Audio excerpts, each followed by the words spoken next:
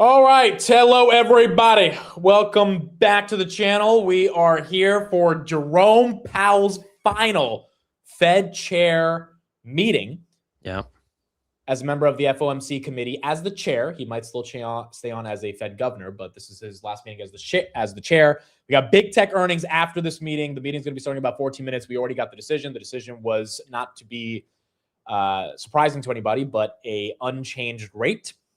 And we'll have big tech in just a little bit. Tanner, did you have any reaction to this? Or this was kind of basically what the market expected, and that's what we got?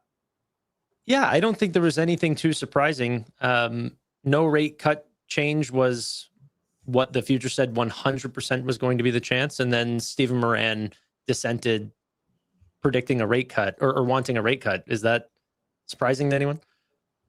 I don't think so. It was literally 100%. Is literally 100% on the probability. There wasn't even like a 0.0 something chance. So, that is what we got. The market doesn't really. I mean, it's down on the decision. I don't think it cares that much, but it's basically flat. So, I mean, obviously, it is what it is. Some big fintech names like Hood and SoFi getting hit today. Your Blooms, your Seagates ramping up. The real question is going to be, no matter what Powell says, what is the market going to be interpreting for the big tech earnings? And that's, I think, going to be a very important story after the bell. The other big thing about this Fed meeting thing is that it was an 8-4 decision, largest dissent since 1992, which is also, I think, very bullish, because basically the fact that you had 4 people say, no, we don't think we should be holding steady here, kind of means that there is a push to at least try to get a little bit more of a cut. Yeah, well, they were dissenting on the easing bias, right? In the commentary in the statement. So I don't think it was that, like, although it was a big dissent. You're saying three people wanted to hike? Not that they wanted to hike. They were just not happy with the commentary in the statement. They said there was a easing bias towards the statement. They did not like that. So it was more on a hike side. Oh, that's actually why we're okay. So that's actually more hawkish than bullish. So Moran wanted to cut, the others wanted to stay, and the other 3 probably didn't want to cut or hike, but they definitely didn't want to make it seem like it would be easy. Exactly. That's my understanding. Bitcoin's getting nuked right now. Well, obviously Bitcoin's getting nuked because PayPal's also up. Bitcoin's getting nuked because if the Fed is more likely to hike, or not hike, but just not likely to ease, then yeah, that's why Bitcoin, which needs liquidity, not the Clarity Act, it needs liquidity to actually go up. That's why that's getting hit. PayPal, I don't know why that's getting a candle. Are they getting bought out? I don't know. Such a weird day, bro. PayPal's going up 5, Bitcoin's going down 3, SoFi and Hood acting like PayPal from 2024. In what world, in the fintech world, does PayPal go up 4 and Robinhood and SoFi are down 13% or something? Wow. PayPal is separating Venmo into a standalone business under the new CEO, a move that can make the app easier to track or potentially sell. The reorganization comes as takeover interest has circled PayPal, with Venmo seen as its most valuable asset. Yeah. And a spinoff like Venmo, I actually think would see a lot of interest. I don't hate that. They could sell Venmo for what, tens of billions? Roundabout? I think they could. I mean, I know the company is only worth 40 billion, but yeah. And then what is PayPal worth without Venmo? Oh, that's a good question. Yeah, I wouldn't buy into the strength right there on PayPal. You got to get a lot more clarity, but that's the knee-jerk reaction right there. Getting some momentum. Trump suggests Ukraine war could end before Iran war. Why not? Trump will be releasing as much as we can on UFOs in the near future. Cactus, where is he talking right now? There's a lot of stuff that he's saying. Traders now see as much as a 25% chance of a Fed rate hike by April 2027, up from 20% before the Fed decision. That's another reason why Bitcoin's down, guys. I'm actually surprised the S&P is not down 2 to 3% today. With oil at 107, are you kidding me? Like, we talked about this in the morning. I thought it might calm down a little bit. It's not. It's getting worse. And Trump saying the Ukraine war could end before the Iran war doesn't help to get oil to relax a little bit. Now you have a 25% chance of a Fed rate hike by April 2027. Like, how the hell is the market actually somewhat green today. Yeah, it's really surprising. Like, my biggest concern, and I was talking about this earlier, is we're talking about how short this war is, potentially a couple weeks, but I'm sure that was similar commentary of what we saw in Iraq, Afghanistan, Vietnam, and then those balloon into very large wars. But I'm sure Vietnam was not expected to be a 7-year war or whatever the actual duration was. They sort of balloon into that. I hope that that's not what Iran turns out to be. Yeah, I would hope not either. Trump is live, Oval Office. Let's go to that for a couple of minutes before we got Powell in about 5. Ceasefire, and we know exactly where it is, so it'll be knocked out within the first 15 minutes. You're about to Mr. President. Thank you very much, Mr. President. I want to go back to the Supreme Court ruling on their Voting Rights Act. I know you said you haven't seen it. When did it come out? Just now? No, I want to read it. What about it? early voting begins Saturday there, for instance. Should they redraw the map He's with the Artemis 2 astronauts right now. in the next couple Well, of I would. I mean, it depends. I mean, some states don't need to redraw, and some do. I mean, I know what the concept of the rule. I just haven't. 2 hours to pass today, and there's still some tension over the farm bill. Do you think that you need to get more involved legislatively on Capitol Hill? Well, we want the farm bill. The Democrats don't. We want security. Okay, we need security. We want security. Okay, we'll try to get the clips of him talking about Iran, but yeah, to make this day even more eventful, you got Trump now live right before J-Powell's about to go live, and then you got big tech. I mean, what are people feeling today? Put it in the chat. It's obviously been wild. Tanner, I mean, just how have you been looking at all this price action throughout the entire day? Well, you know, I was focused on some of the fintech names whenever SoFi reported earnings, and the chance of a rate hike is killing a lot of fintech, especially SoFi. Polymarket's now reducing the chance that the Fed might hike rates in 2026, now down to a 44% chance. Wow. Good. If I was a betting man, I'd say there is going to be a rate cut in 2026, but it's not looking like these are this is in my favor. That being said, the market continues to bet everything on artificial intelligence, and I'm looking forward to exciting earnings from big tech. But, you know, if Microsoft Azure ends up missing on those numbers, or AWS, or, you know, Meta comes out with worse than expected growth in advertising, it could be a not so great day for earnings once again. Semi-Analysis came out with a report this morning. They said we expect CapEx to meaningfully accelerate across the hyperscalers, but they're going to tie it with increases in guidance on cloud. So hopefully if the CapEx does go up, which Mizuho says Amazon's going to be at 250, up from 200 billion, which would be a meaningful amount, the CapEx translates into revenue growth. So yeah, I agree. AI is still the story, but it is, guys, it is quite incredible to see Intel, which I know it's the darling of Wall Street right now, but Intel's going up 11% when oil is spiking at 107. Really? Like Bloom Energy up 20% when oil is spiking. Again, the earnings were amazing, but high beta does not really survive easily when the macro gets hit like this.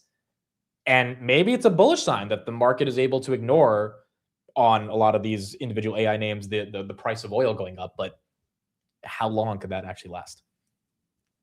I guess. Yeah, meaningful CapEx acceleration is going to mean a lot for some of the more broader semi names. Like, you know, it's an easy bet on TSM, NVIDIA, AMD, potentially Intel, Micron. Some of those I just think are going to be such clear winners if we do see CapEx spend increase across the board today. Qs are green. In the midst of all of this, Qs are green, which is either speaks to the resilience of the bull market or it's a rug pull. It's one or the other. And right now, maybe it's more resiliency, but we'll see what happens when J-Powell goes live and what he has to say. Micron as well, holding on to 1.93. This is down from 530. Amazon did hit all-time highs today. Same thing with Google. Nebby is getting a pump. This thing was almost below 130 in the morning. Now back at 141. So you're seeing some of these names come back. Again, PayPal potentially spinning up Venmo. That's why that stock pumped, and now it's not really pumping as much. But that was your core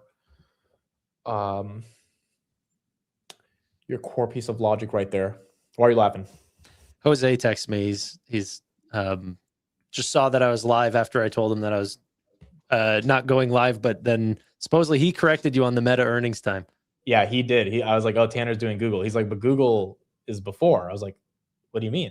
Then he texted, so he got the band back together. It's literally. But they usually do. You're not crazy. They usually do 4:30. Exactly, right? That's Yeah. That's But today it's we're going to be able to do back-to-back earnings. So Google at 4:30 to 5:30, Meta 5:30 to 6:30 Eastern Standard Time. This is the last Powell meeting ever as a Fed chair. Just some commentary. 2020, Jay Powell's Fed took rates down to 0.25. Inflation went up a lot, the highest in 40 years. Then he rose rates the highest in 20 years to 5.5. Now we're at 3.5. Do you think he's been an overall good Fed chair, Tanner? I think people give Jerome more flack than he deserves. They've not been perfect. If you had to give him a report card, I think he did all right. Like a B plus or an A minus. I should have said A minus. God, I missed such a good joke there. That would have been a good opportunity. Oh man. Yeah. I mean, look, I think Powell made some mistakes, but it's also not fully his fault that Congress printed $10 trillion to combat COVID, right? Like, I don't think he unilaterally, like a lot of quantitative easing, sure, but Biden and Trump both printed a lot of money in stimulus. And so that's kind of the situation that he was wrapped up with in terms of the money supply going up. By the way, Pershing Square has come up in terms of its IPO. 50 was the price. It's at 41.75. Put in the chat if you bought this IPO. Again, I'm a little skeptical of it in general, but obviously not a successful IPO at the open. If there was a $50 listing price, that means they could not get enough demand to keep it above 50. And now it's going to be up to Ackman to get people to continue buying into Pershing Square here. Here is Trump on Putin just a couple of minutes ago.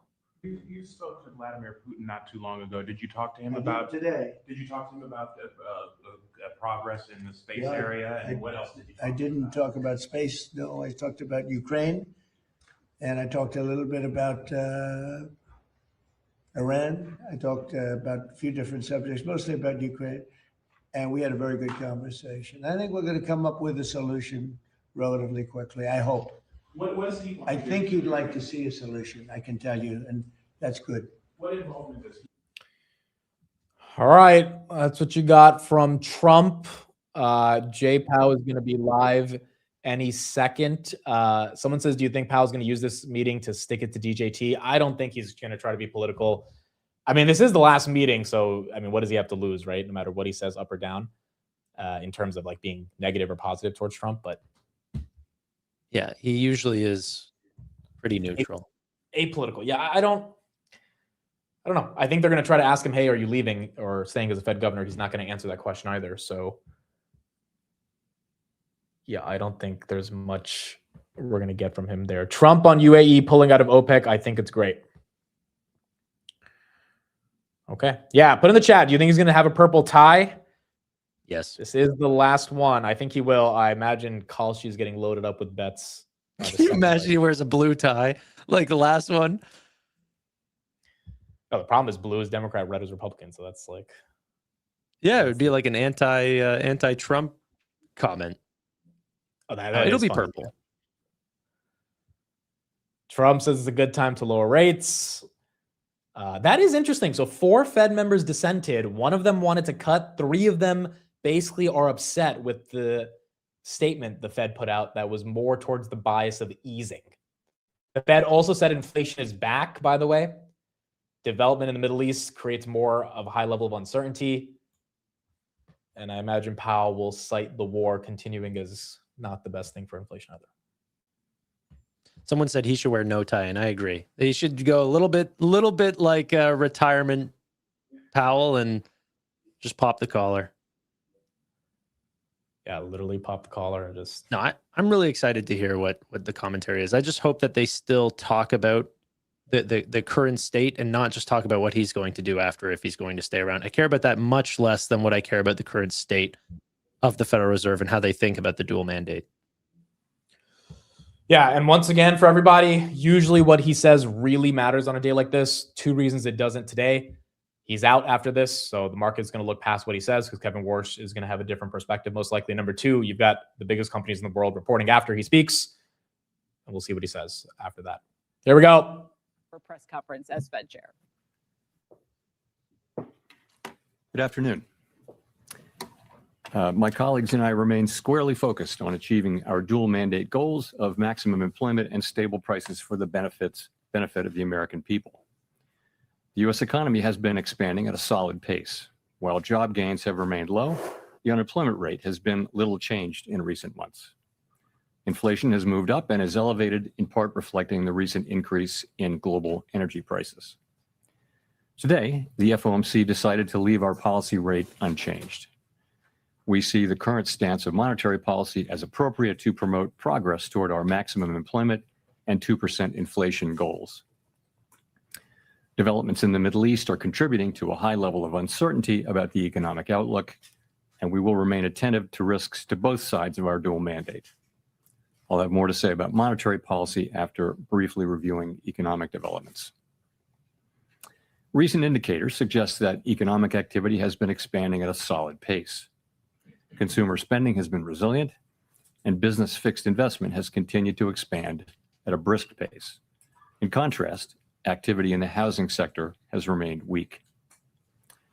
In the labor market, the unemployment rate was 4.3% in March and has changed little in recent months. Job gains have remained low.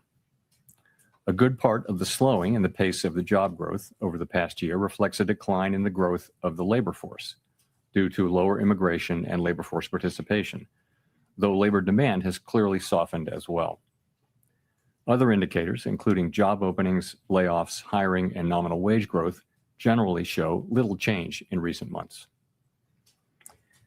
Inflation has moved up recently and is elevated relative to our 2% longer run goal. Estimates based on the Consumer Price Index and other data indicate that total PCE prices rose 3.5% over the 12 months ending in March, boosted by the significant rise in global oil prices that has resulted from the conflict in the Middle East. Excluding the volatile food and energy categories, core PCE prices rose 3.2% over the 12 months ending in March. This relatively high rate largely reflects the effects of tariffs on prices in the goods sector. Near-term measures of inflation expectations have risen this year, likely because of the substantial rise in oil prices. Most measures of longer-term expectations remain consistent with our 2% inflation goal. Our monetary policy actions are guided by our dual mandate to promote maximum employment and stable prices for the American people.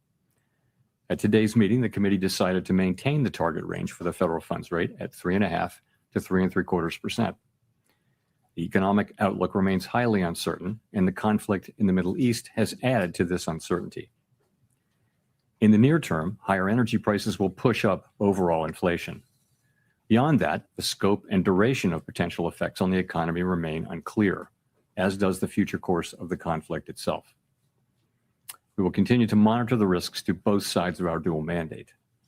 We are well positioned to determine the extent and timing of additional adjustments to our policy rate based on the incoming data, the evolving outlook, and the balance of risks. Monetary policy is not on a preset course, and we will make our decisions on a meeting-by-meeting basis. This is my last press conference as chair, and I will close with a few thoughts. First, I want to congratulate Kevin Warsh on his advancement out of the Senate Banking Committee this morning. This is an important step forward, and I wish him well as that process continues. The Federal Reserve exists for one fundamental purpose: to foster the economic conditions in which American families and businesses can thrive. Stable prices, a strong job market, and a financial system they can depend on. Every decision we make, whether about interest rates or regulatory and supervisory matters or other issues, is made in service of that purpose. Our decisions reflect the collective judgment of the Board of Governors and the Federal Open Market Committee, colleagues who demonstrate analytical rigor, principled judgment, and a genuine commitment to the public interest.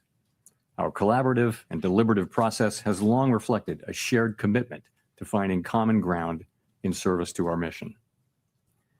This institution is resilient, capable, and staffed by professionals of extraordinary talent and exceptional dedication.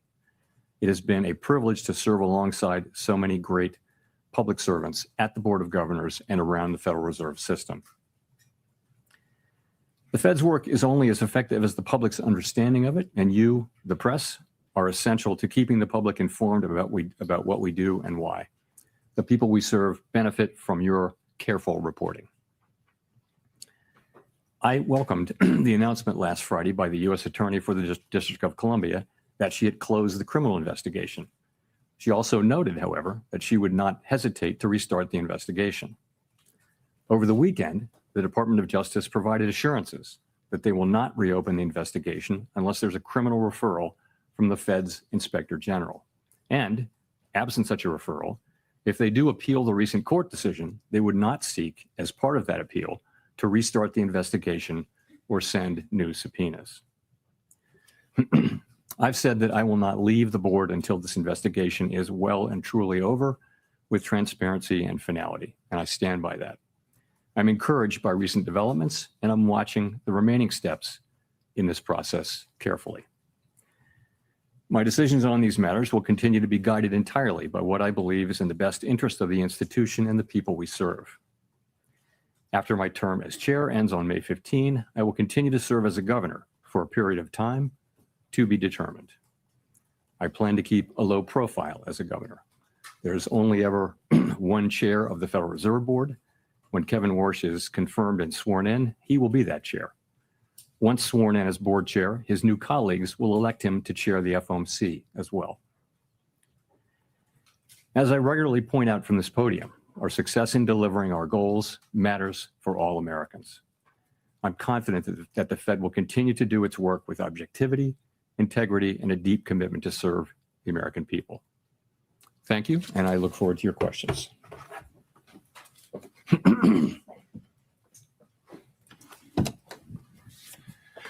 Thank you, Mr. Chair. Appreciate the kind words about the press. Often doesn't come from the podium in different places, but appreciate that.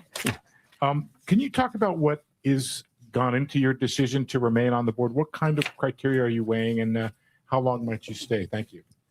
Sure. So, my concern is really about the series of legal attacks on the Fed, which threaten our ability to conduct monetary policy without considering political factors. And I want to note here, this has nothing whatever to do with verbal criticism by elected officials. I've never suggested that such verbal criticism is a problem, and neither has anyone else here. But these legal actions by the administration are unprecedented in our 113-year history, and there are ongoing threats of additional such actions. I worry that these attacks are battering the institution and putting at risk the thing that really matters to the public, which is the ability to conduct monetary policy without taking into consideration political factors. It is so important for our economy, for the people that we serve, that they can depend over time on a central bank that operates that way, free of political influence. It's part of the absolute foundation of this amazing economy that we have. It's just one of the many reasons why the U.S. economy is the envy of the world. That piece of an institutional architecture separates successful countries from unsuccessful countries. It is extremely important, not for the people who work at the Fed at any given time, but for the people that we serve, that the Fed remain able to conduct monetary policy in a way that doesn't get pulled into politics, trying to help or hurt any particular politician or political party. It's critical for the people that we serve. In terms of when I would leave, I will leave when I think it's appropriate to do so. Was that all your questions, or was that? Well, I just have a follow-up, which is, what would you say to the criticism that by remaining on the board, you're actually taking a political act and denying President Trump the majority of the board, which as president he would have if you left? I don't see that at all. And as I mentioned, I'm literally staying because of the actions that have been taken. I had long planned to be retiring, and the things that have happened in the last 3 months have I think left me no choice but to stay until I see them through at least that long. In addition, I don't see how this will interfere. My intention is not to interfere. I was a governor for almost 6 years, and the tradition is at the Fed that governors who understand how difficult the role of chair is. And as a soon-to-be former chair, I do understand how hard it is to get consensus with 19 strong-minded people. You work with the chair. You try to be heard, but also collaborate with the chair and try to support the chair when you can. When you can't, you can't. And I think that's the attitude that people generally take, and that's the attitude that I'll take. Nick. Chair Powell, if I could ask about the inflation outlook. In March, you described the standard practice of looking through energy shocks as conditional on inflation expectations staying anchored. Since that meeting, there has been very little progress reopening key energy trade corridors. Can you help us understand how the inflation outlook has changed in the intermeeting period, beginning with the prospects for tariff pass-through resolving on the timeline that you had outlined in March before getting to the energy shock that is now on top? So, I would look at it this way. For a long time, we've been working on the hypothesis, really, that tariffs would lead to a one-time price increase and that would go away over time. In other words, that there would be no further change. So measured inflation wouldn't reflect that higher level going up more and more. And it's time for that to happen. We really do expect that to be happening in the next 2 quarters. So we'll be watching very carefully to see that what we've thought all along would happen. That's the kind of critical part of the forecast. We need to really see that. With energy, it's so hard to say. I mentioned, in sort of the textbook, you would look through an oil shock because they tend to be short-lived and they tend to revert. And monetary policy works with long and variable lags, so you wouldn't necessarily react right away. I think that is all the more true given that we're several years above 2% inflation and that we're already looking through the tariff shock. So I think we're going to be very cautious about that. But the question about looking through energy really is not in front of us right now. It hasn't even peaked yet. And I think we'd want to see the backside of that and progress on tariffs before we even thought about reducing rates. So if I could follow up, the statement today preserves language that has taken on some meaning as it was socialized when the committee was actively lowering rates. Why is that easing bias still ripe, given how different the inflation outlook is now versus a meeting or two ago? And what more would have to happen for it to get evicted? So that was, as you will recall, we had a discussion about that at the last meeting, and we talked about it in the press conference after the March meeting. We had the same today. We had quite a vigorous discussion about that very issue and the guidance, and is it still appropriate and that kind of thing. And I would say that the number of people on the committee who either could support that language changing to a more neutral stance so that a hike is as likely as a cut. That number has increased over the intermeeting period, and it's easy to see why. I mean, it's a good question, right? You see, inflation has moved up over the interim a bit. Core inflation is 3.2 now, moving, albeit just a little bit, in the wrong direction. And we know that there will be, that there's headline inflation coming out of the Gulf, and we don't know how much that will be. We're going to need to see. So it makes all the sense in the world that people would look at that and we'd have a vigorous discussion about that. You saw that 3 people dissented over the language. I think all of those people agreed with the rate decision. So the majority of the committee did not want to do that, and I didn't think we needed to do it at this meeting. It really was just a question of why do we need to do that now? We have so much to learn. There's so much uncertainty about the path ahead. There doesn't need to be any rush to make that decision now, because what happens in the next 30, 60 days, even by the next meeting, could really change the picture around that language. So, it's a much closer thing on the committee than it was in March. And, that makes all the sense in the world, it seems to me. Claire. So Claire Jones, Financial Times. Just going back to this issue of the easing bias. We've now got oil approaching $120 a barrel when it comes to the benchmark Brent crude. If it stays around those levels 6 weeks from now, what would be your best guess as to whether the easing bias will still be in the statement? Thank you.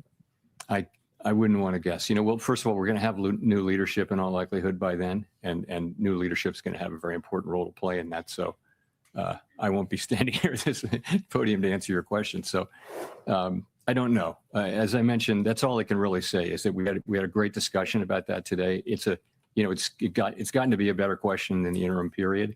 We had the discussion. A majority are still on the page of not feeling the need to move to that level, and I that's where I am. I get it though. At a certain point you would move, and that conceivably could come as soon as the next meeting.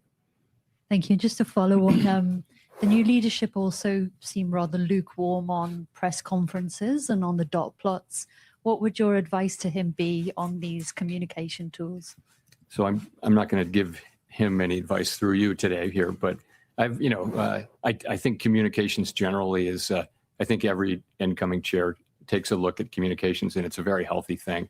I mean, communications it's very complex, and you can always be looking at new things. And if that happens, feels like it's going to happen, that's a completely appropriate thing. Neil. Hi, Chair Powell, Neil Owen with Axios. Can you tell us if you've been in touch with incoming Chairman Warsh? To what extent is this a normal transition process versus all the things swirling around? Something unusual, and what can we expect when he takes that podium in a few weeks? I haven't seen him since seeing him at a dinner in January where I congratulated him and had a nice chat with him. Haven't seen him. I don't know what a normal process is. The last process was with Janet Yellen, with whom I had worked for 6 years, and so it was. We were sitting down the hall from each other, so it was a very different thing. I think this is and will be a very normal, standard kind of a transition process. So that's what I expect. I have every reason to think it will be. Quick follow-up: is the Supreme Court ruling on Governor Cook a factor in when you may leave as a governor? I wasn't thinking of it as such, but no, not really. I mean, I'm thinking more of the other things I mentioned. Chris. Hi, thanks for taking our question.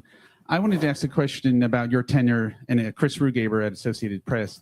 During your tenure as chair, you often spoke about how disadvantaged Americans benefited from extended periods of low unemployment. In the new framework the Fed adopted in 2020, some economists say elevated the Fed's employment mandate. Are you worried that the pandemic inflation spike that followed will make future Fed chairs more reluctant to pursue a hot jobs market? And should they be? I don't know the answer to that. I mean, what we experienced in the teens, the mid-teens, was really low levels of unemployment for a long period of time and no reaction from inflation. And we all very much took notice of that. We also noticed that the biggest wage gains were going to people at the bottom end of the income spectrum. And we had many reports of, it felt like a fairly stable equilibrium, and a lot of benefits were flowing to people at the bottom end of the income spectrum, including companies were, setting up in people who were confined and like training them before they got out. And it was a very healthy sort of set of societal dynamics. So of course, I think anybody would love to get back to that. I don't think that anything that happened to create the global pandemic inflation was in any way related to overweighting the employment market. I mean, it was a global shock that happened essentially very similarly all over the world. That had to do with closing, reopening, stimulus, and all that. And I mean, you could look at a graph of 10 big economies on the page and not know which was the U.S. and which was Germany, France, and things like that. So I don't think that insight was in any way responsible for the high inflation that we experienced.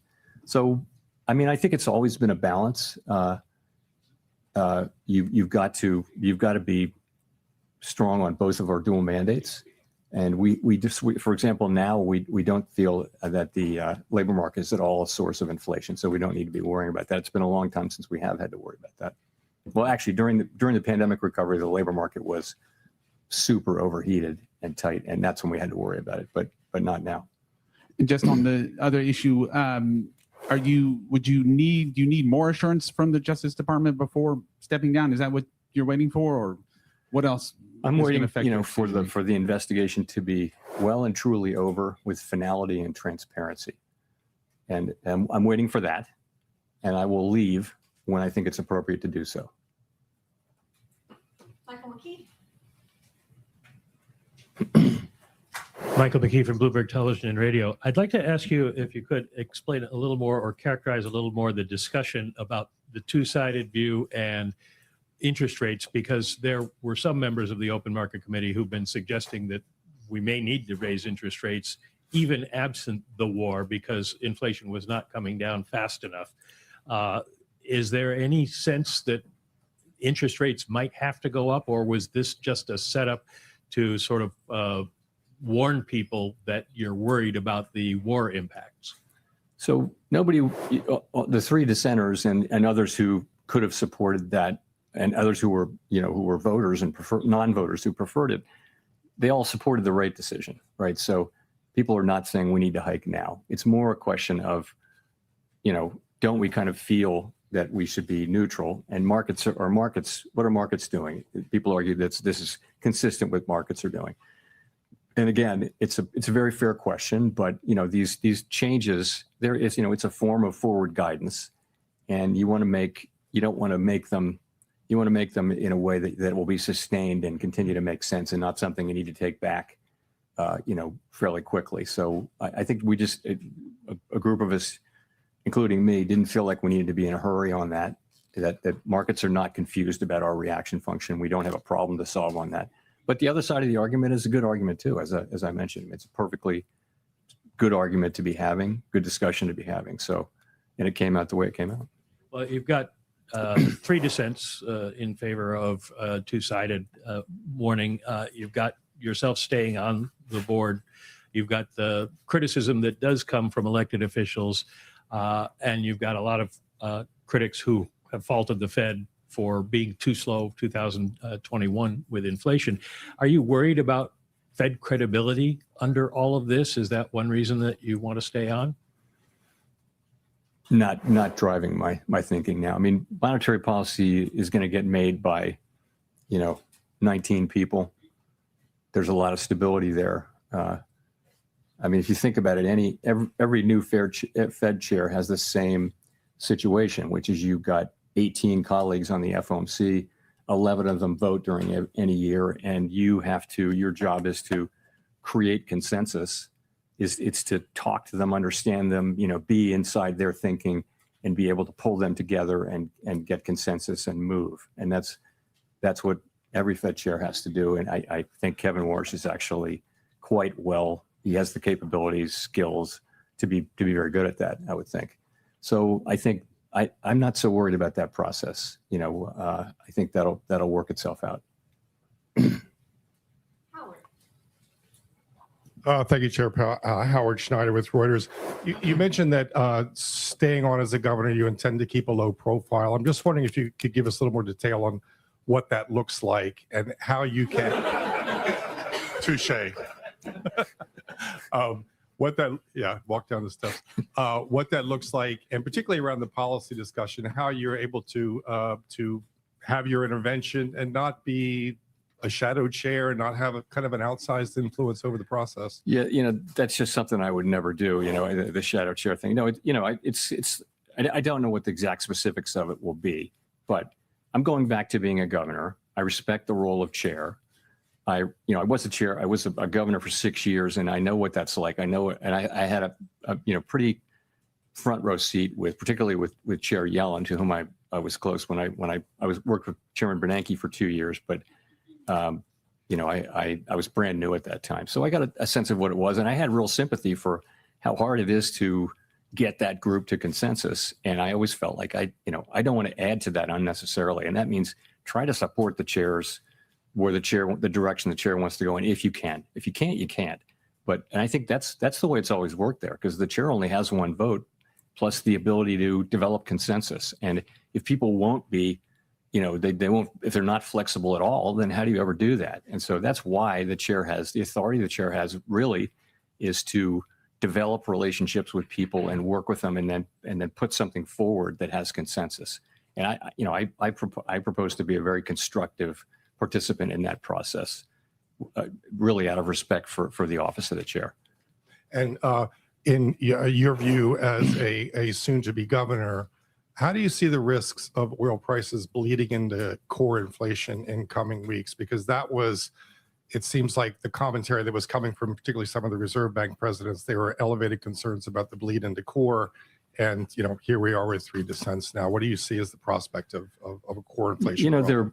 Those prospects are real. Remember, though, and the real thing is we're going to have to wait and see.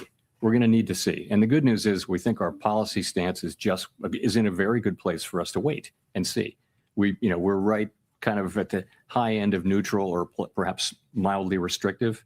The labor market shows more and more signs of stability, whereas inflation is kind of misbehaving. And so maybe a little bit of restriction or the high end of neutral is just the right place to be. So we can wait here and see how things work out before we act. And we'll see how much how much does come through into core. You see it already in airfares, of course, but you may see it in many other places. We just don't know yet. And it's so unknowable because how long will the strait be closed? You can develop any number of scenarios that you want, but we really won't know till we know. So fortunately, we're in a good place to wait and let things develop.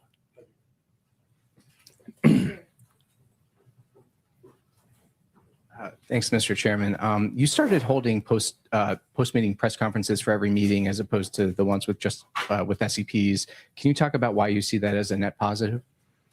So we always said when we were doing quarterly press conferences, we always said we can move at any meeting, but we only ever moved at the quarterly SEP meetings where we had the press conference. So if you think about it, during the pandemic, we were moving like a lot at every meeting and sometimes between meetings. And doing that without a press conference, I think would have been quite challenging. It's become the industry norm. It's the standard. I don't know whether that has to remain that way. I don't know. I mean, it's just something people have become used to. And I do think it's quite helpful to I try to deliver a message on behalf of the committee rather than 18 other people going out and delivering their message. And it's going to be all over the place because we do thankfully have widely disparate views. Okay, thanks. The other thing I wanted to ask about was the communications review from last year. Could you describe the debate last year, what changes were considered, what you wanted, and what prevented any action on those changes? So I'm not going to go into the real small specifics, but what we found very quickly was that making really large changes, for example, to the dot plot or the SEP, it didn't have. We couldn't come up with anything that had really broad support on the committee, and so we just didn't. We didn't really do as much on that as we might have. And I was never the world's biggest fan of the dot plot, but you can't beat something with nothing. And we've looked at a bunch of things, and it's something. Like I said, I think every new chair is going to look at our suite of communications, and think about what would be changes. We are the only major central bank that doesn't publish a forecast, and that's because we have a 19-person committee, and you try to do it. You try to do that at the board. That's hard. At the committee, that's hard. It's hard if you do it at the staff. So it works. I think our communications are fine, but looking at doing it in a different and better way is the most natural thing in the world.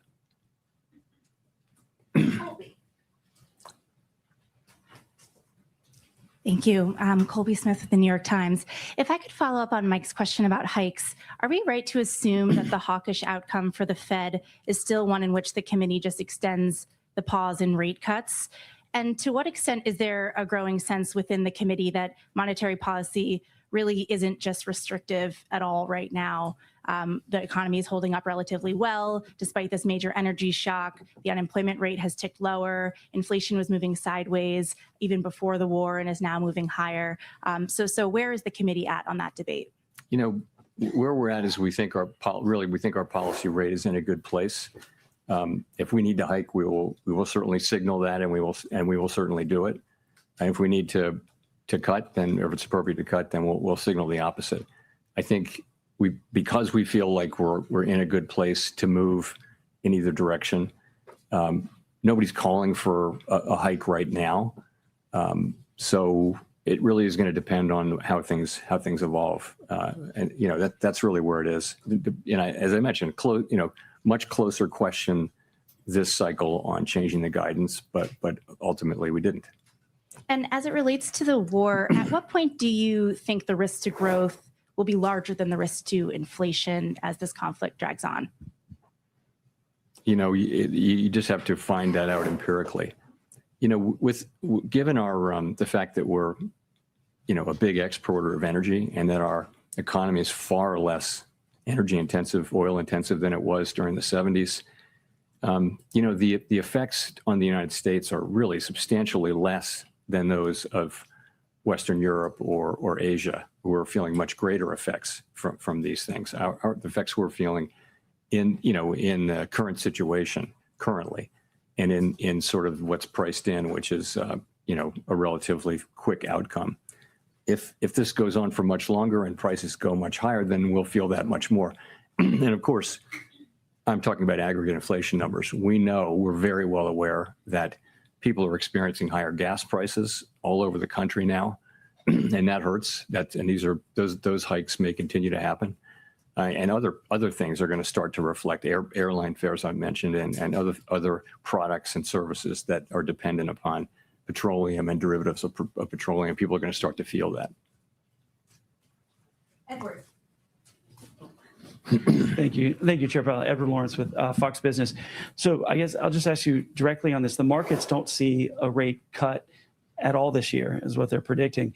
Do you think that we are at the neutral rate? Why or why not? You know, the neutral rate is we cannot know it with certainty. I think pretty close to the neutral rate. Yeah, I always had it, you know, between 3% and 4%. We're a little north of 3.5%. So that's well in the range of what I would consider a reasonable, but at the higher end of the range of what I would consider reasonable neutral rate. You know, I think the labor market is still probably cooling off just a little bit. And I don't think there's much of a case for any case really for policy looking, you know, meaningfully restrictive, maybe mildly restrictive or neutral, I would say. And I want to follow up on some of the other questions about your future a little bit. The first time we've seen 4 dissents now since October of 1992. Are you handing off a divided Fed?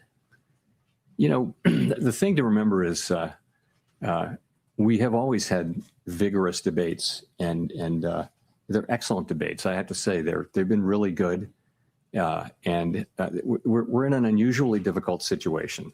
So we've really had 4 supply shocks. You can say more than 4, but at a minimum, we had the pandemic, we had the invasion of Ukraine, we had tariffs, and now we have Iran and the oil, you know, the oil spike. So every supply shock has the capability of driving inflation up and unemployment up. And what do? You know, the central bank has a really hard time knowing what to do. So the right thing to do is to try to balance the achievement of those 2 goals. And that's what our framework calls for us to do. But these are really tough, difficult judgments. You've got to have a forecast for each variable. You've got to think how long it's going to take to get back to target. You got to think how restrictive or not is policy. So it's only natural that you have a range of views on the committee. You know, people are going to see it different ways. They're going to have different risk tolerances and that kind of thing. I mean, if everybody agreed, that would be surprising. And I think it's partly a function of the extraordinarily challenging set of supply shocks that we've been dealing with now for 5-6 years.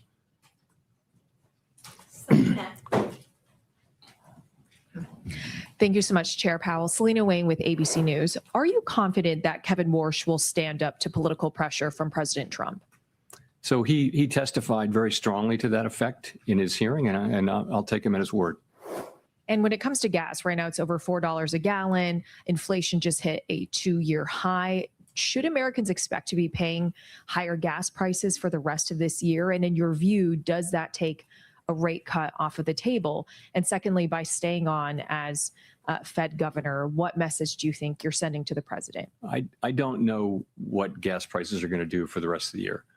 And It will depend on how long the strait remains closed and how quickly it can be reopened and that kind of thing. But remember, when gas prices go up, that's disposable income coming out of people's pockets. So they're going to spend less on other things. So there will be a hit to GDP. So it's a, it's a question whether spending, goes down to offset the inflationary effects. So it's not, the answer isn't obvious ex ante whether you should move your rate over because of that. We'll have to see how it evolves. By staying on. I'll stand on what I said earlier. Victoria. Hi, Victoria Guido with Politico. During your tenure, Fed independence has come under pressure in a lot of different ways. And I was just wondering, practically speaking, where do you see Fed independence as coming from? Is it the law? Is it political support from Congress? Is it the actions of the Fed? What sustains Fed independence? Well, it's to a significant extent, it is the law. And, we've had to go to court to successfully so far to defend it. But, the law does create a setting in which the Fed can and is directed to make monetary policy without consideration of political factors. And so part of it is the law, but it goes beyond that, though. There's a set of customs. There's a boundary line between the Fed and the administration, between the Fed and the Treasury Department. And we need to continue to respect those boundaries about what the Fed is responsible for and what the Treasury is responsible for and what the rest of the administration is responsible for. So some of it is legal. In fact, it's all legal at the end of the day, but it's more than just monetary policy. We don't want to use our tools we haven't wanted to use our tools to achieve goals that are really clearly outside our mandate. Every administration looks at our tools and thinks that would be good to repurpose those to serve other purposes, but that's dragging us into politics and into fiscal policy. So we've resisted that. Well, and maybe another way of asking it too is, do you think that Fed independence is as strong now as when you became chair? And if so, why?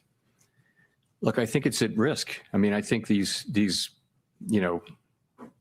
legal assaults, if you will, as I mentioned, the institution is being battered over these things. We're having to resort to, the courts to enforce our legal, it's not so much independence. It's really the ability to make monetary policy without political considerations. That's what we're talking about. And, we've had to do that, and we've been successful so far, but that's not over. None of that is concluded yet. And it's really important. It's not about people who work at the Fed or the institution. It's about the benefits of a central bank that makes decisions based on analysis and our best thinking, rather than trying to help or hurt politicians. It's that there's a bright line between central banks who do one and do the other, and successful countries have uniformly, successful advanced economy countries have a really strong set of protections around their central bank just for that reason. So that's what it's all about. I think I am confident, as I said in my remarks, that the Fed will continue to make its decision based on analysis, rigorous analysis, and not on political considerations. But we've had to fight for it. And I'd like to think that, we can get out of that era and go back to respecting what the law says and what custom has been, which is to, let the Fed do our thing. It's an institution full of human beings who work super hard to get things right for the benefit of the public. We're all human. Don't expect for perfection, but do expect us to make, decisions without political considerations and the very best analysis we can bring.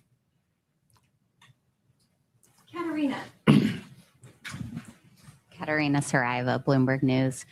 How would you characterize what you've heard from your colleagues on your decision to stay? Do you have their support?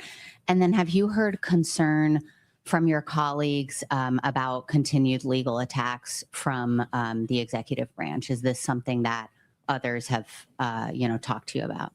So I think that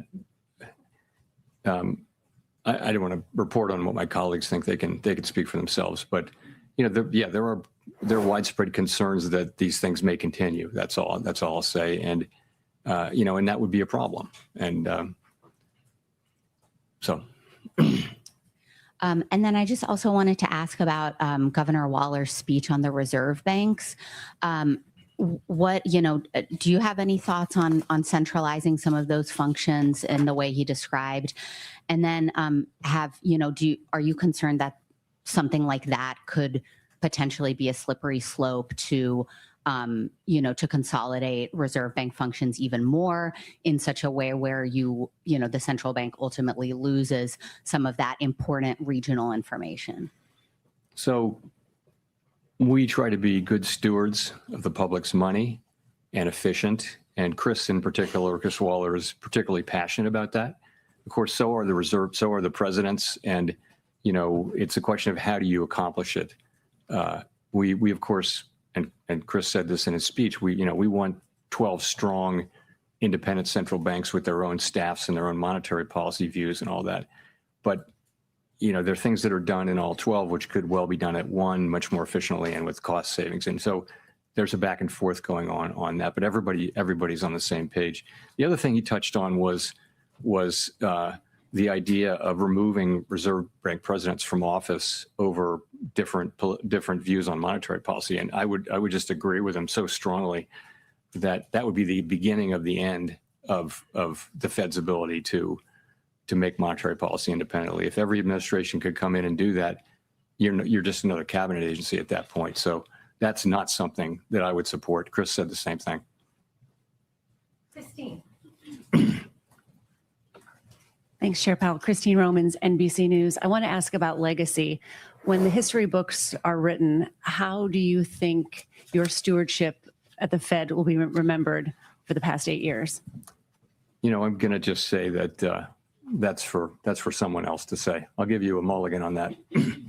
All right. I'm going to ask you about misbehaving inflation then. You talked about those 4 big shocks, supply shocks over the past 5 years, and inflation still misbehaving. What's your message to American families who feel like inflation has not been under control for them really since the COVID reopening?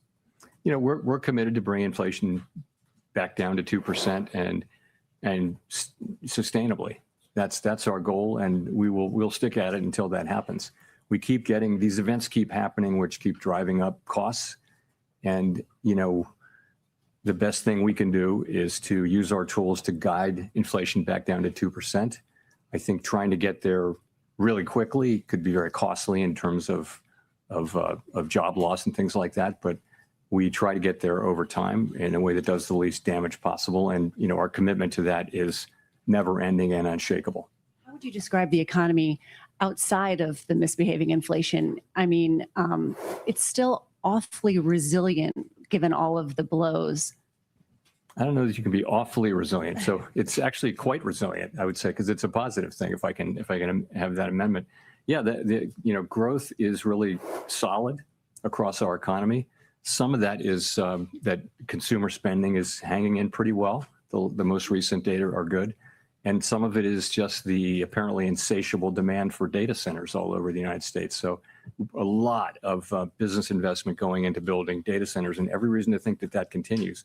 So you've got an economy that's growing at 2% or better. PDFP, which is private domestic final purchases, which is really a better signal of a momentum in the economy, is actually higher than that. So that's a positive thing. If you look at the unemployment rate, it's 4.3%. So that's a low rate. That's pretty close to mainstream estimates of the natural rate. We've been there for a long time.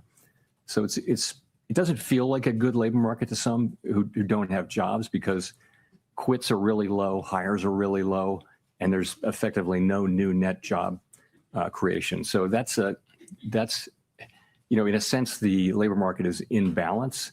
But it's an unusual and uncomfortable kind of a balance where people who don't have jobs will have a hard time breaking in unless somebody quits their job.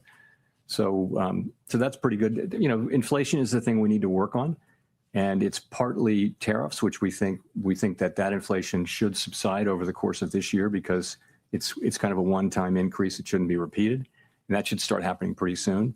The energy inflation that we're getting should go through fairly quickly. And we'll just have to see how that works out. In the meantime, we think our policy stance is in a good place for us to hold and wait developments.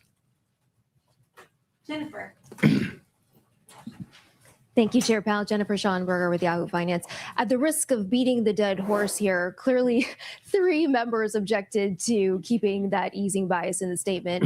And you said that the majority still didn't need to move to new language at this point.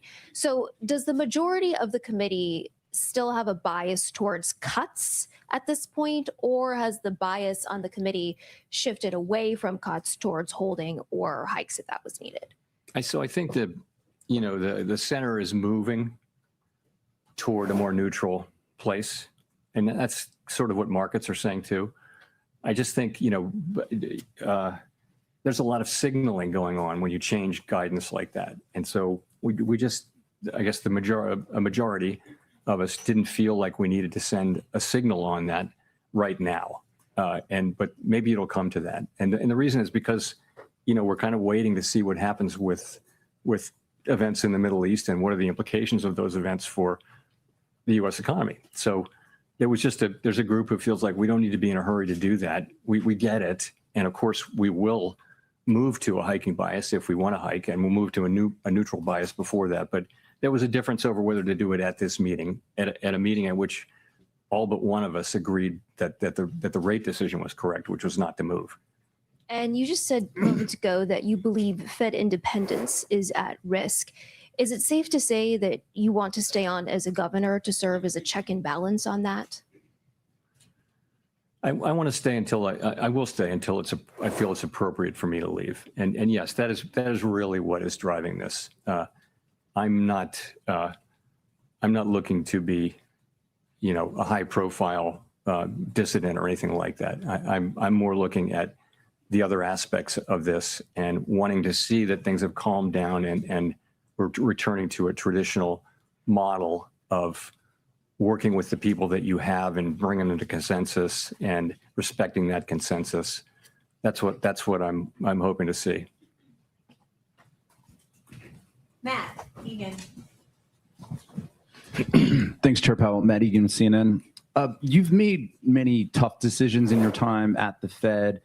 And as your time as chair comes to a close and you think about your tenure and perhaps your legacy, are there any decisions that stand out as ones that you're particularly proud of? And are there any that, with the benefit of hindsight, you would take a mulligan on?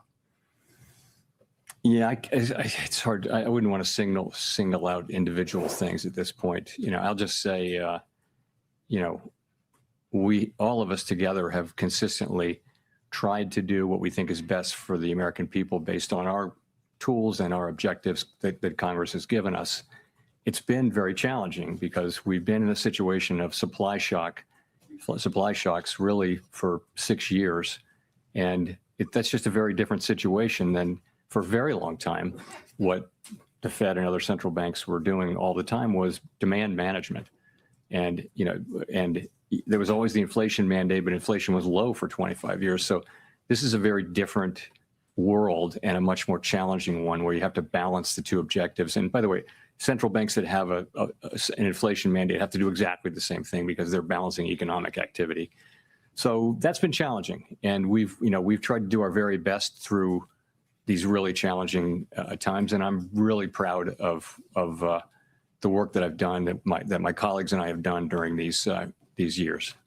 Now, to follow up on some of the discussion around Fed independence, can you explain to the public why this notion of Fed independence, which might sound kind of wonky to some, is so critical? I mean, what are the consequences if either the Supreme Court rules against Lisa Cook or the Fed in the future decides to make decisions more around the political calendar instead of the economic data?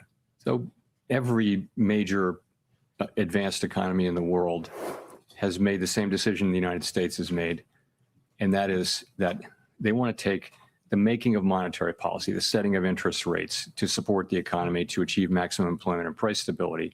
They want to take that out of the direct control of elected politicians. And the reason is elected politicians are always running for election, and they'll always want low rates, and that will lead to inflation over time.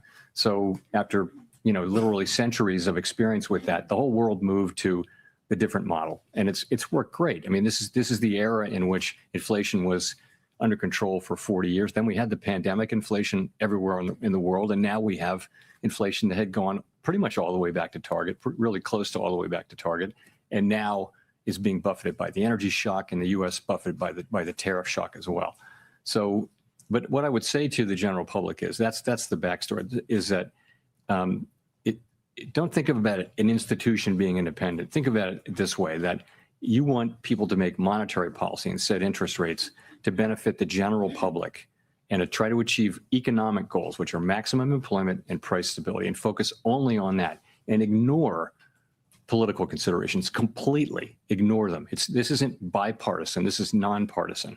So we want to just work directly for the American people doing these things.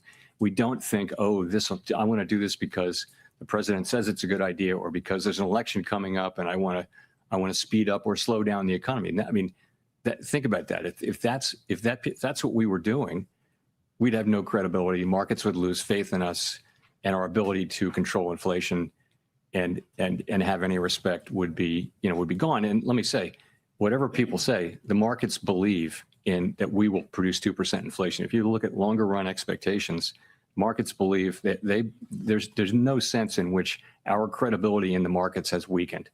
It's just not the case. It's people do get it, that this is our commitment and that we will achieve it, and it's priced in. If you disagree with that, then you can go ahead and bet against the markets, but the markets are pricing in Fed credibility. Okay, we'll go to Richard for the last question.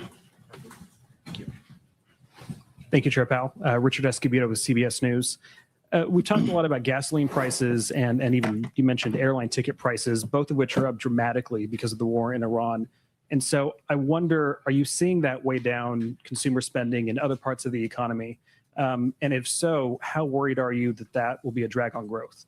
You don't see it in spending yet. You really don't. I mean, as one of your colleagues said, the economy has been resilient. It really has. Not just this time, but it's been remarkably resilient for some years now. The U.S. economy has just powered through shock after shock, and consumers are still spending, and that's what the banks will tell you, credit card companies will tell you, the retail sales numbers that we got most recently. People are still spending, and how long can that go on in a world where if gas prices were to go up a bunch more, that's taking otherwise spendable money out of people's pockets. But right now, we don't actually see much slowdown yet, and certainly none from this. But you think logically you will, because people have a certain amount of money to spend. If they're spending 25% more on gas or something like that, then that's going to come out of other spending. But we don't see it yet. One last thing. You mentioned those economies in Southeast Asia that are particularly dependent on petroleum. They make a lot of the stuff that American consumers buy. So was there any discussion today about whether or not those costs getting passed along to consumers is a real concern, and whether or not that might push up inflation? So all of those things are in the models that we use to calculate inflation. So they're just parts. You can ask about anything like that, and they have a place. The staff has a place where they're looking at that and pricing in what will happen with higher prices and that kind of thing. So it's there. The effects are not that big yet. We're a huge economy. The import sector is only 10% of the economy. So we're not like a European country where 50% of the GDP is in the external sector.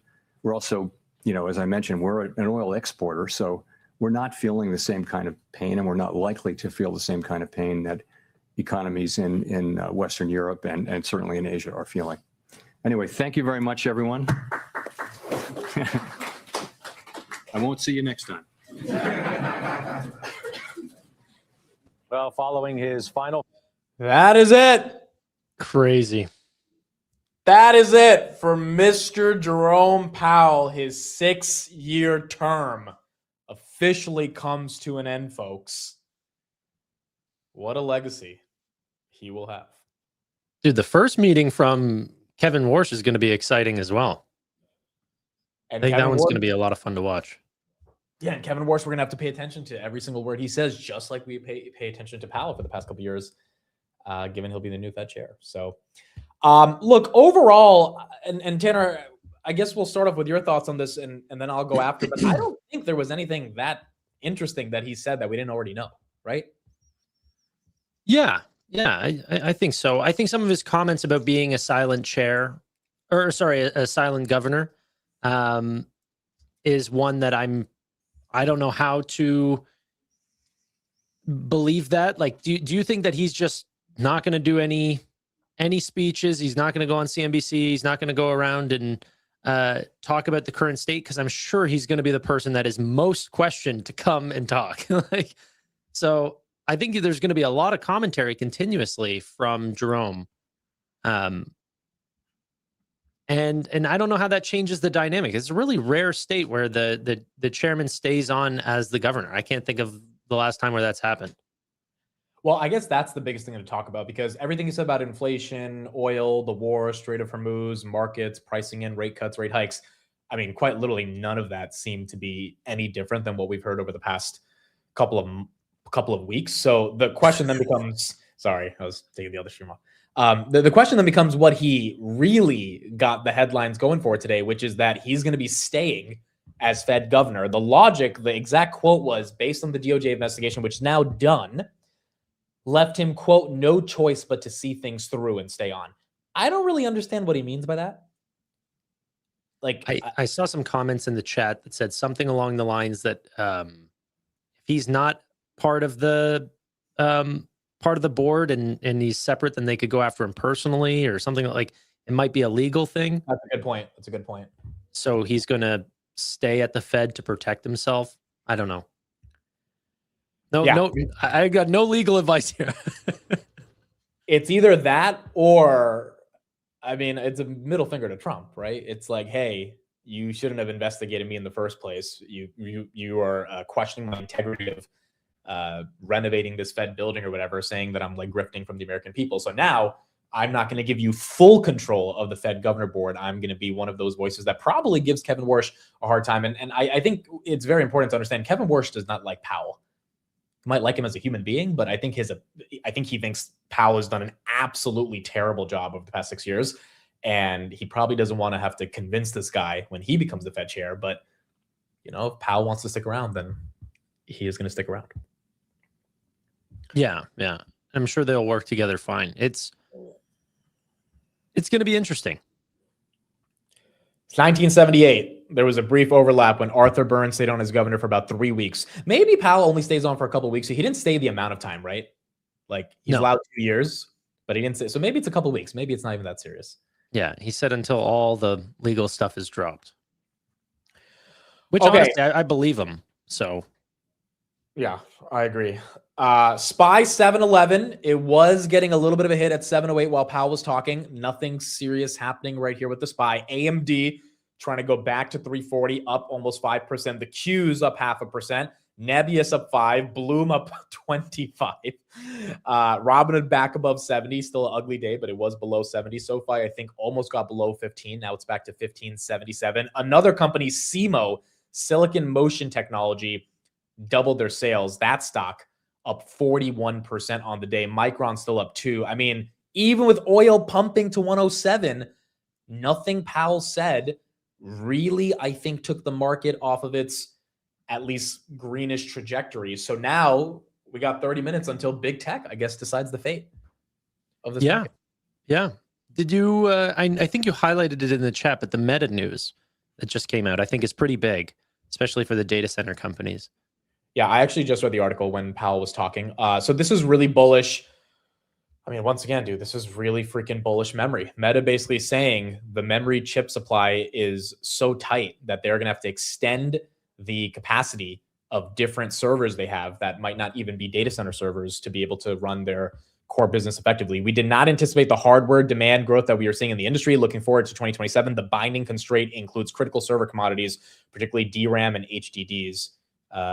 DRAM more in the context of, I believe, HDD is for Seagate. I don't think DRAM is for, I think DRAM and NAND are for SanDisk.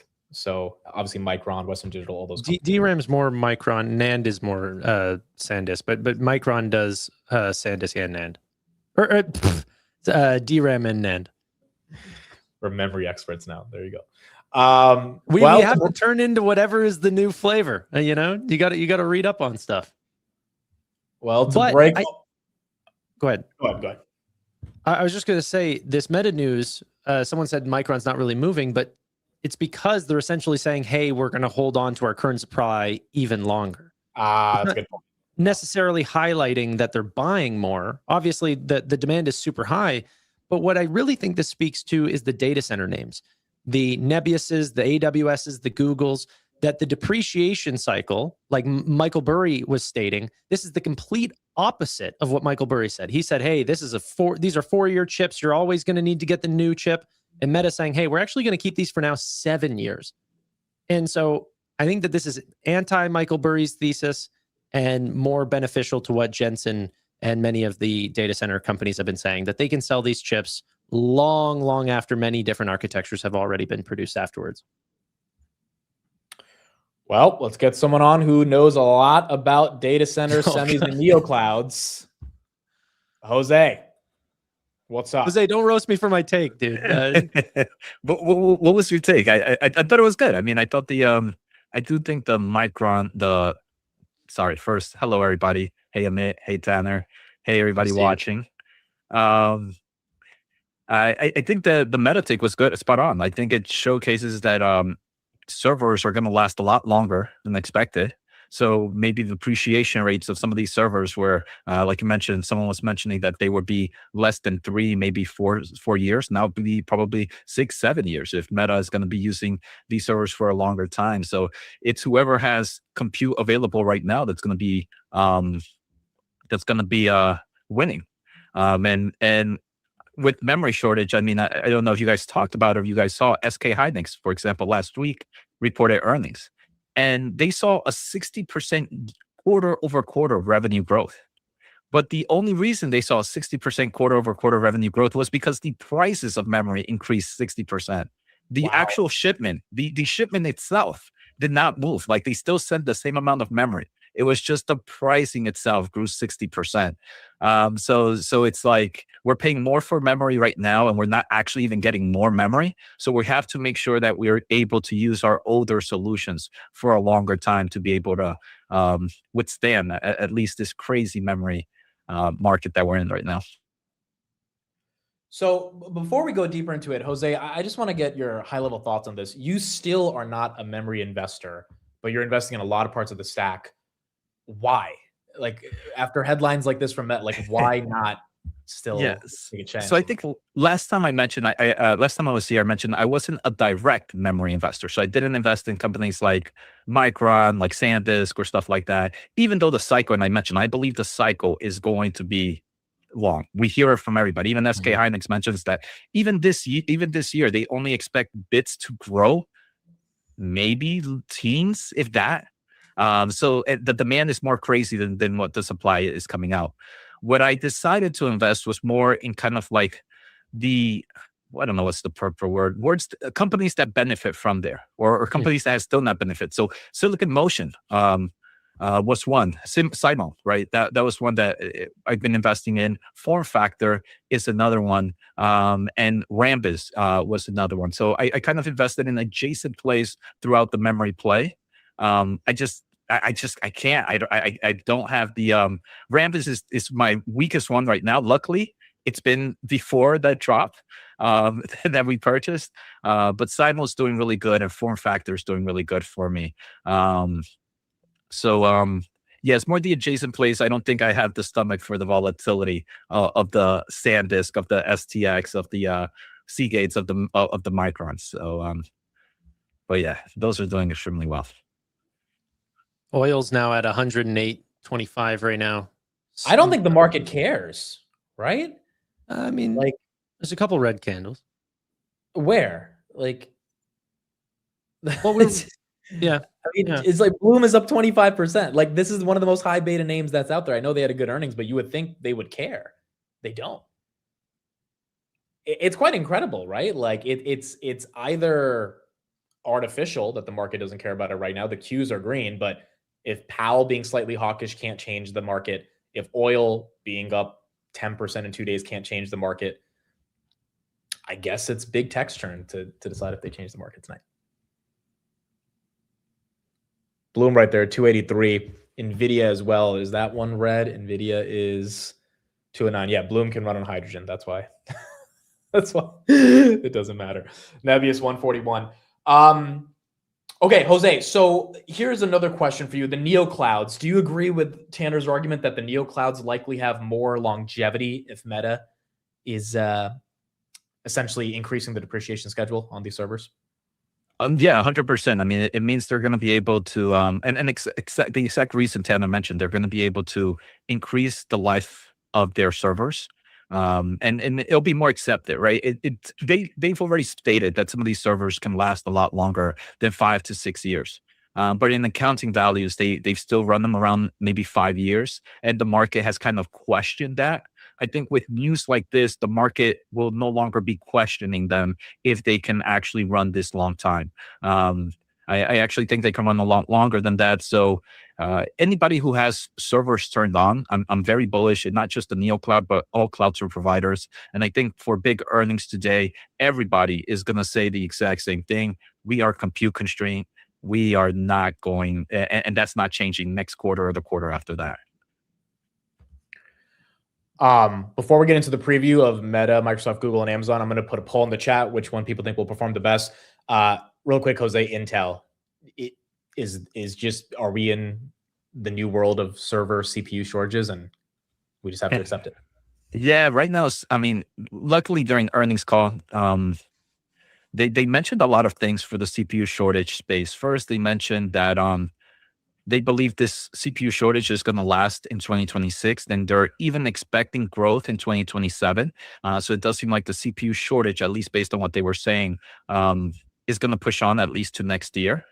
So that's extremely bullish. The other thing is for Intel, they are seeing a lot of great traction on their manufacturing business, right? When we did Tesla's earnings call, Tesla kind of called out, Elon called out 14A for production. It kind of reduces some of the risk behind Intel. The other thing is during the earnings call, Intel also mentioned that the advanced packaging business, the CFO even said that he himself only thought it was going to be like $100 or a few $100 million business. And with the revenue visibility that they're seeing, that part of the business of manufacturing is getting closer to the billions already. So it's for them, it's a double whammy right now, and it's the excitement of the CPU shortage and the excitement that the manufacturing business is no longer as questionable as maybe it was a year ago. I put a poll in my chat just to see which company people think might outperform. Meta's leading the charge at almost 40% of people saying Meta's going to do the best. 30% say Google. Very interesting.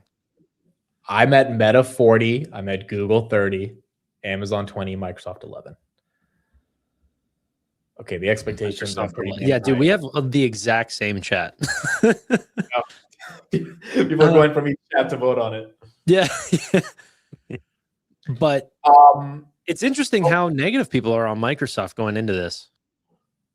Okay, so Tanner, we'll start with you. I mean, which one do you think outperforms? And if you had to pick one to hold throughout the print, I know you own multiple of these, but which one would you pick? Yeah, I own all of these. So I'm gonna feel it regardless. But I think Microsoft, similarly to ServiceNow, has the potential to really surprise, but that also means that it has the possibility to have the worst. I just think because it's going in so sold off, but yet they still have the data center plays that they could greatly surprise to the upside. But I also think that with Meta, just because, you know, we're expecting what, like 31% year over year growth, and yet the market still hasn't recovered back to where they were since last earnings, since it sold, or maybe 2 earnings ago, since it sold off. So Microsoft or Meta, I would put my vote there. Jose, which one do you think catches the bid? If Microsoft is not as compute constrained as they were last quarter, I think Microsoft last quarter they got punished a lot because Azure growth is still kind of just staying at that 37, 38, 39% growth for them. And the main reason is they're just compute constrained. If they had more capacity, they would have been able to grow faster. So if maybe Jensen threw them a bone and was able to give them a lot more chips this quarter, I think we can see surprise there. So I want Microsoft. I own all four, very similar to Tanner here, that we're gonna see. So with whatever happens, I'll feel it one way. So Microsoft would be my first. The other one, I think Amazon. I think Amazon's cloud solution, even though we're already expecting strong growth in AWS, I actually think it's going to be even stronger than what we expect. The CEO has been extremely active on X. He's been extremely proactive on this OpenAI stuff with Amazon and OpenAI. So his excitement, I think we're either going to see with the AWS numbers today or with guidance or commentary for AWS in the next quarter. Yeah, I What's agree. your vote on? I think Meta. I think they're gonna have the best, but I feel like now Meta is becoming so consensus that it might not. But I just think they're gonna show the most amount of actual top line revenue growth. And I mean, this stock should be closer to $800. Like I think the average price on the street is like $850. So I think it's Meta, but we're gonna find out. But I agree with you, Jose. All the cloud CEOs, Thomas Kurian of Google, which I have a clip of, we'll look at in a second, Jassy, they've all been saying the same thing. If we had more compute, cloud would be growing faster. And so maybe they end up all raising CapEx. Neil, Mr. Couch Investor, has joined us. Which one of these Max 7 do you think outperforms today? First of all, first time I'm seeing you like this. Handsome young lad with a nice haircut and no You cap. are not going to help beat the allegations with that compliment, my good sir. But continue. Yeah, I think Meta, because I think for me it's Meta, Amazon, Google, Microsoft. Although Microsoft is just last place, not because it's going to be bad, it's just not going to be as good as the others. But Amazon I think AWS kills it, but they will talk about maybe higher energy pricing impacting their logistics business, plus also their data centers getting hit in the Middle East probably is going to cost them a bit. But yeah, to me, it's Meta, then Amazon and Google quite close to each other, then Microsoft. Yeah, because Amazon is going to win big, especially now that there's this new sort of agreement with OpenAI and Microsoft. And like Jose said, I mean, Amazon just jumped on it like Margot Robbie is just single, and you're like, whoop, mine. Okay. I think Neil came back from Vegas a different person, dude. Yeah, seriously. I've never heard Neil this unfiltered, dude. I love it. It's a beautiful, beautiful day today when you don't look at your portfolio. Yeah, we just did a stream together for SoFi. It didn't feel like this. He's in a different mood. He wasn't talking about Margot Robbie with SoFi. Yeah. Oh my gosh. But you know what? Google Cloud is going to show off potentially more than 50+% growth and potentially expected all the way through 2026. But last quarter, we saw a major step up. If we just see 50%, that's one thing. But if we see like high 50%, like 56% growth year over year, I'm going to flip my desk. Like, it's going to be very exciting. Will you actually flip your desk? I don't think I have the pure strength to flip. I've never shown my setup on stream, but my desk is probably a little too heavy for me. Yeah, I'll flip something. I'll throw my cell phone. To your point, this was the Google Cloud CEO around how large demand is becoming around cloud. Been talking about how Google is in such a unique position. They have the cash cows, they have chips, they have the models. Does your Gemini team ever come to you and say like, we don't have enough? Or I know I'm really sticking on this point. It's just so wild for me to hear where these other companies are just not able to keep up. There's always demand for these things, and I think for the next 10 years, there will always be more demand than supply. And that's a good place to be in if you have your own chip. If you don't, you're reselling other people's stuff. And in a capacity constrained environment, your unit economics get more expensive. And in our case, because we control the chip, the unit economics remain attractive. So that is going to be an advantage for us because we own the silicon. 10 years. I mean, Jensen talked about a couple trillion of CapEx by the end of the decade. Jose, if they all increase CapEx guidance again, what's the bear and the bull case? If they increase CapEx, how do you think the stocks fall, and how do you think the stocks react positively towards it? Oh man, that's a crazy question. First, I'm expecting, at least for this quarter, maybe more tightening than actual CapEx increase, because I think last quarter they gave us a very long range of CapEx. Like I think Meta did 115 to 135 for CapEx. I think what we're going to see this quarter is more of just like increasing the lower range to make the range tighter. So maybe from 115 jumping to 120. Then maybe later throughout the second half of this year is when we actually see the CapEx grow on the top end. But for me, what I'm expecting this quarter is more just a tightening in range from the lower end actually going up. How the market projects, I think, is different for every player. I think for Meta, people always wonder what they're going to do with all this CapEx. For Google, sometimes it's like, hey, you have your own chip, so you're doing good. For Amazon, they'll be a little bit iffy. It's like, you're really going to go free cash flow negative this year, right? So it's like, I think for each of them, there's a different story. So even if they all increase CapEx, they're all going to react differently based on the commentary they share.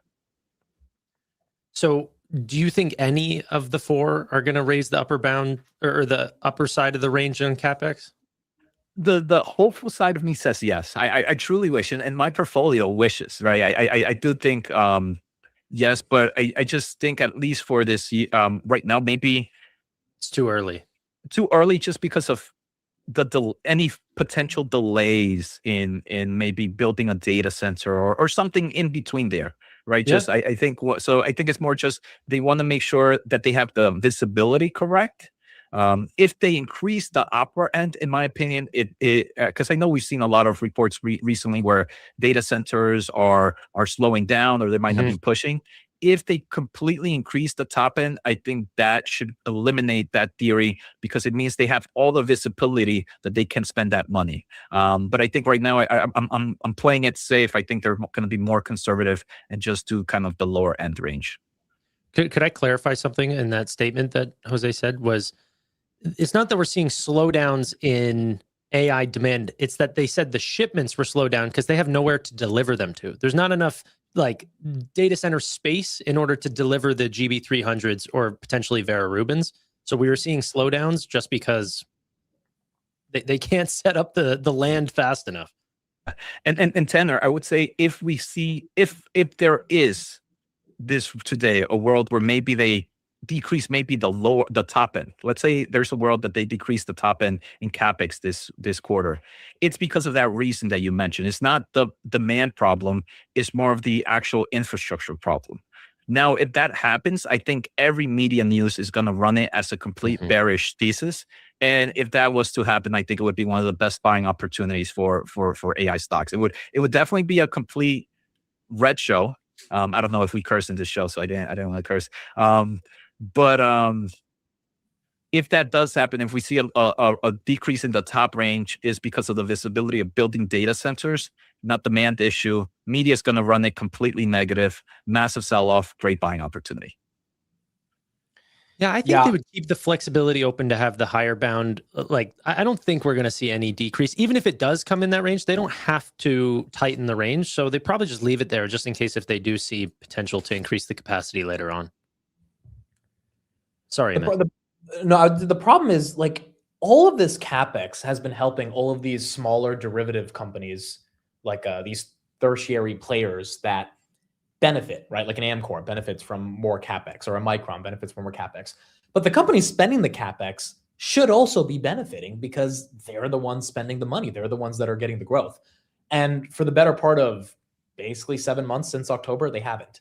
I mean, maybe excluding Google and Amazon recently on the breakout.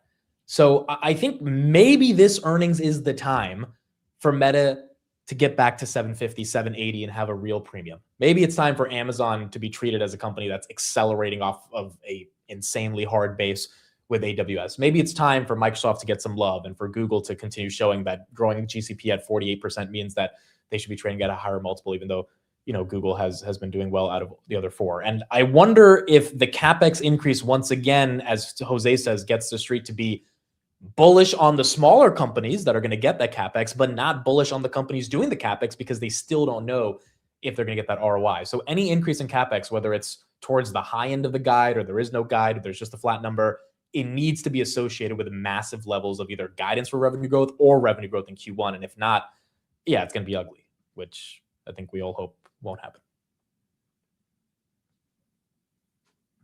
Meta. On the Google Cloud,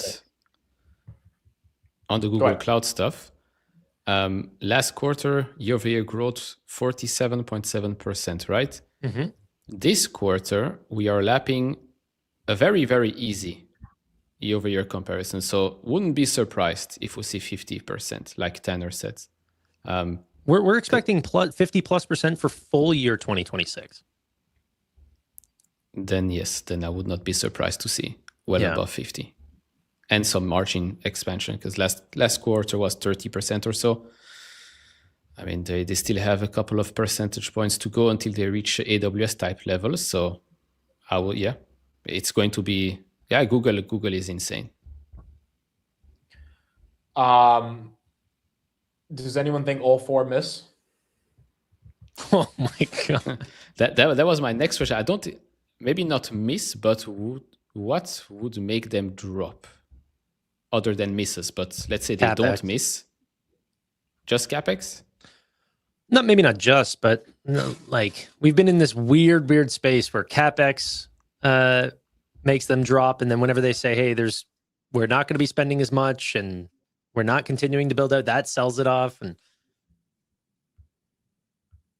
But yeah, I think CapEx. The implied move is around 7 to 8% on all of them today. Wow, that's crazy. What about like advertising spend for Q1? That's really good. I read a couple equity reports last night. Basically, all the sell side said in their industry checks with advertisers, Meta and Google are like phenomenal. Like nothing in the Middle East actually stopped ad spend. Good. I would imagine that doesn't change in the guide, but like, dude, last time Meta beat by a couple billion. They beat by a couple dollars on EPS. Google never has those types of crazy beats because Google just has much because they're doing like 100 billion, Meta's doing 50. But if all four of them can have something to the essence of that type of a beat as this big of a company, at some point the street's got to be like, look, yeah, we're buying Intel at 100 times forward, but like Meta at 20 can't be that scary. Google at 30 can't be that. Microsoft at 23 can't be that scary. Yeah, and I'm going to be curious a lot for Meta. I mean, they released a new model, right? This quarter, this past few months, they released a new model with the new super intelligence lab that they have.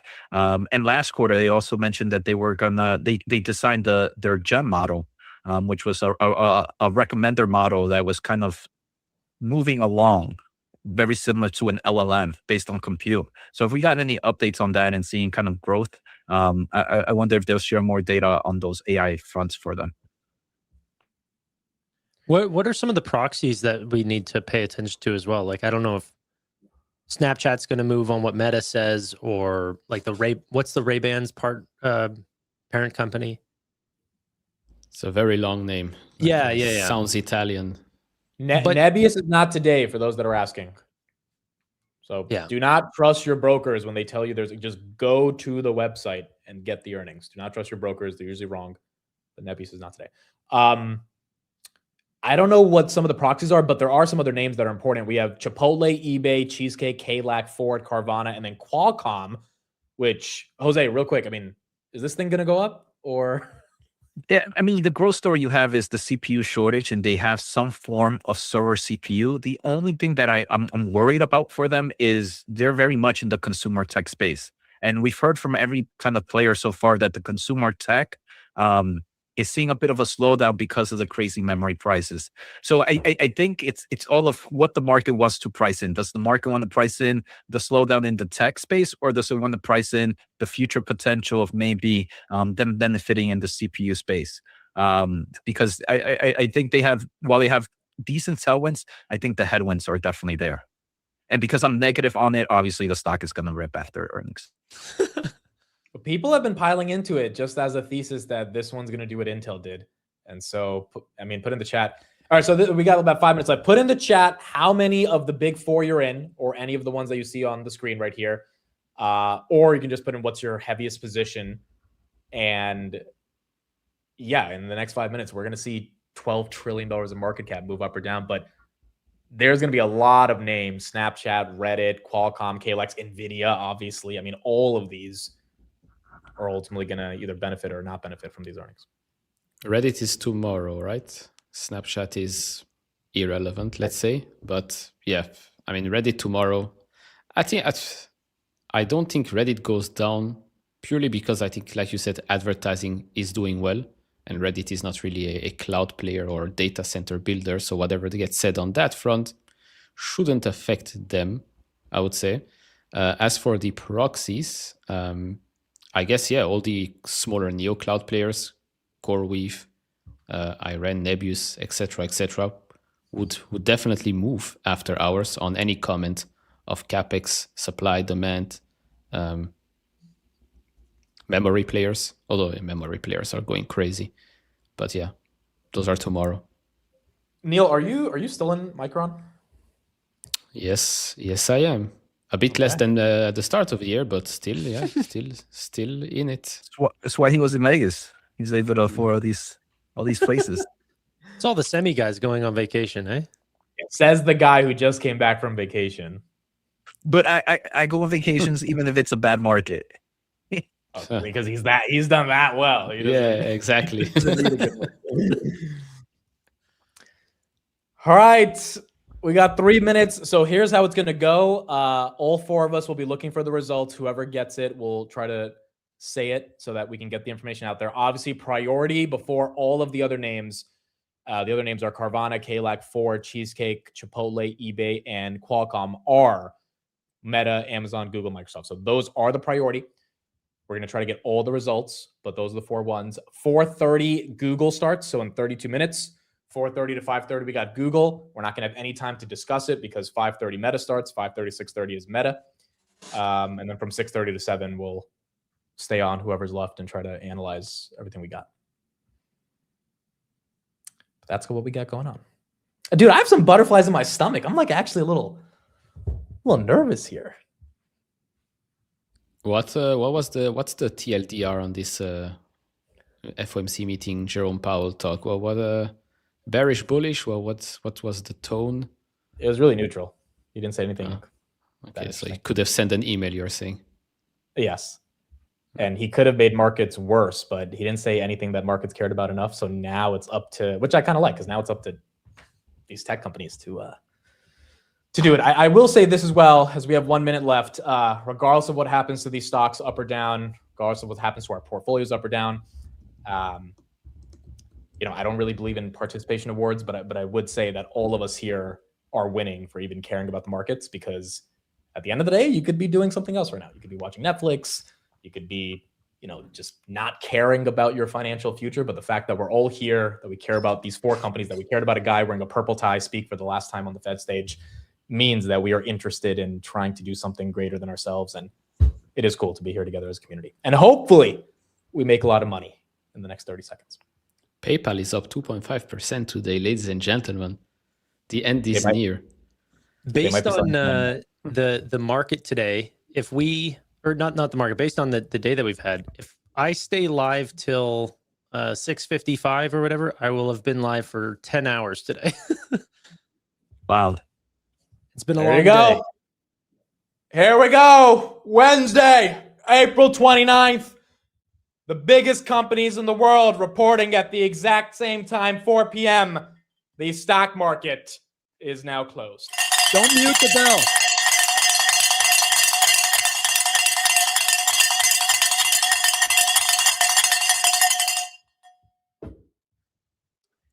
You can't mute the bell. The bell's awesome.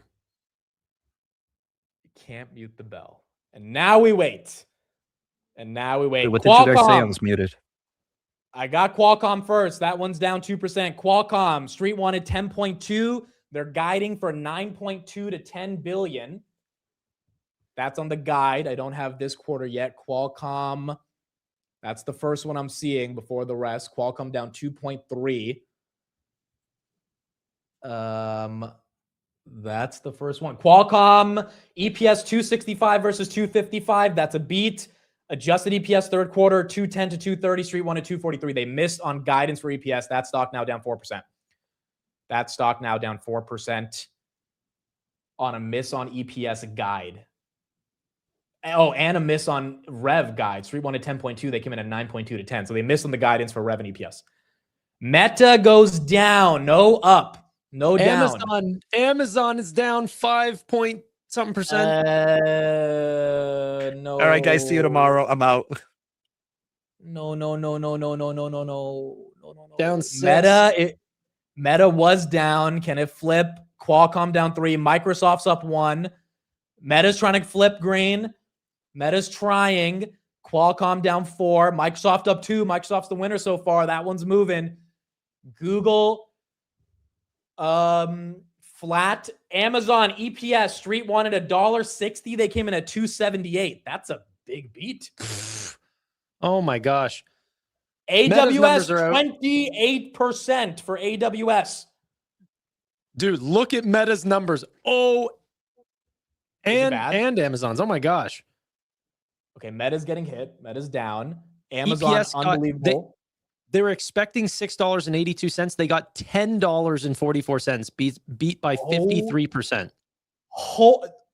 You're lying. No, they beat by 53%. EPS is up 62% year over year, and revenue's up 33% year over year to $56.3 billion. Some of these things don't make any sense. Like for Amazon, it's definitely a one-time tax benefits, and for Meta, it has to be the same thing. Because how can you beat like this? I mean, maybe it is taxes, but if it's not 53%, they did erase CapEx, unfortunately. But again, with these types of beats, maybe they're allowed to. Meta CapEx is up to $145 billion, not 135. Nice. 125 to 145 instead of 115 to 135. Google CapEx 35 billion versus 36. Google revenue 109 versus 107. That's a beat. EPS beat 283 versus 263. Cloud revenue 20 versus 18. That's a beat. Okay, Meta has a $8 billion income tax benefit that was recognized in the first quarter. Okay, there you go. Meta? Yes, sir. So they actually missed. Well, we don't know yet fully. We'll have to do the numbers. $8 billion tax benefit. That's so they should have gotten $2 billion. Oh no. Sorry. I was getting my numbers mixed up. Google is the one that's winning. Meta down 5. Google again, revenue, that's a beat on first quarter revenue, 109, 107. They beat by 2 billion. Cloud 20 versus 18. EPS 282 versus 263. The Googs is at 367. Qualcomm's down 4. There was another memory name that just reported after hours, Form Factor. Google beat EPS by 94%. But did Google have a benefit or anything? Is like SpaceX? I assume so. It's they either all are having benefits insane or beat. Anthropic stuff, no? Investments in other companies, whatever they do. But yeah, could be long-term investments. Yeah, guys, the 511 versus 2. The street doesn't get it that wrong. That's got to be again. Yeah. But still, though, look at revenue. Revenue beat by 3%, 22% revenue year over year. That's amazing. Meta makes no sense to me. I don't understand why that's dumping, but there's got to be something the street doesn't like. Are you playing earnings? No, I'm not playing it. I mean, technically, I'm in all of these, so yeah. Okay. All right. No. All good. But this is unbelievable. Amazon, why is that one also? I mean, I know the move was priced, but 5% on, or actually 2% on Amazon here was 5%. 259. Meta increased CapEx, by the way. It's now in the range of 125 to 145 billion dollars, up from 115, 135. Yeah, I like it better when you say it opposed to when Amit said it 5 minutes ago. Yeah, Amit said unfortunately, and me and Jose were like, "What do you mean unfortunately?" It made the stock go down. That's why it was unfortunate. Yeah. Here's Amazon. Pretty much flat. It dipped a little bit, but it is a beat on the top and the bottom line. Earnings per share coming in at $2.78 versus $1.64 the street was expecting. There is a $16.8 billion gain on its Anthropic stake, though. Revenue coming in at $181.52 billion versus $177.3 billion expected.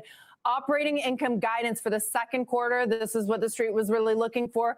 Amazon is guiding for between 20 to 24 billion. The street was expecting 22.65 billion. So that's sort of the midpoint of what they gave out. The stock, though, has now lower by about 3%. So we're going to continue to dig into these numbers and find out what the culprit is for the stock moving lower, although expectations had moved down on the quarter. Did you guys see Google's cloud revenue growth? No, what do we have? What do we got? 63%. Oh my goodness. Dude, look at this. This is ridiculous. Even search is growing at 19%. Tokens per minute are up 60% quarter over quarter. Paid subscriptions up. Waymo's doing well. 63. The table. $460 billion backlog. Oh my God, that's like double what it was last quarter. Yeah, that was like 250 or something last time, right? Oh my God, bro. Cloud revenue 20 versus 18, YouTube 9.8 versus 9.9. They missed on YouTube. CapEx 35 versus, they actually missed on CapEx, which is good. They were a little bit shy for Q1. I'm telling you, Google is going to be such a giant. Like, they already are, but like, they are so well positioned to dominate in artificial intelligence. Amazon. One good thing about Amazon, as Google keeps pumping, is operating margins are up 2%.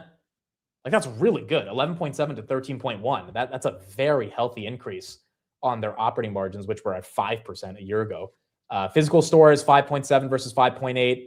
Operating income 20 to 24 for Q2. Street wanted 22, so that's on the high end. It looks like they benefited from Anthropic as well because they beat EPS by like 80%. So all these companies getting some type of a pre-tax gain there. Yeah, I wonder if that RPO was because of Anthropic, right? They announced the Anthropic could be expansion this quarter, and I was reading it said RPO doubled quarter over quarter, almost doubling, and I think that was the only big contract they had, unless they secretly are working with OpenAI, and we might hear about it soon. This is what we have for Googs. Versus the $107.2 billion estimate. EPS coming in at $5.11. At this point, we are not comparing that to the street estimate of $2.63. We've also got to read on Q1 cloud revenue. This is really a tell on whether that massive AI infrastructure push, especially on their in-house chips, the TPU, is paying off. That's coming in at $20.03 billion versus the $18.05 billion estimate. That is up 63% year over year, beating even the whisper number of 50% growth. Last thing I want to point out at this point, dividend, it's 5% increase to dividends, resulting in a 22-cent dividend for the quarter. Mel, I'm still digging into this for now. Shares up around 3.5%. All right, Mac, thank you.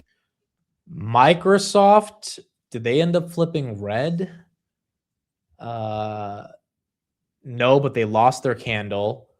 Amazon ended up flipping a little green. Sam joining us. Any reaction to these numbers? Man, at AWS 28%, I'm still looking through the numbers, but Google Cloud is insane. I was going to say 28%. I mean, that pales in comparison to 63%. Somebody's taking market share here. I mean, isn't AWS twice as big as Google? I mean, still, Yeah. that's pretty tremendous. But sorry, can I bring up another little thing here? Meta dropped in terms of total members for the first time in I don't know how long. That might. Do you have it right now? Yeah, I can. There is an explanation. Okay, all right. There is an explanation. They said it dropped slightly because of internet disruptions in Iran, as well as restrictions on access to WhatsApp in Russia. That said, ad impressions are up 19%. Average price per ad is up 12% year over year. Can I just ask about the WhatsApp thing? That happened this quarter? That didn't happen over the like the Ukraine-Russia thing's been going on for a while. They're saying the WhatsApp thing happened right now. I mean, if you want me to call Zuck and ask, I don't know. Please.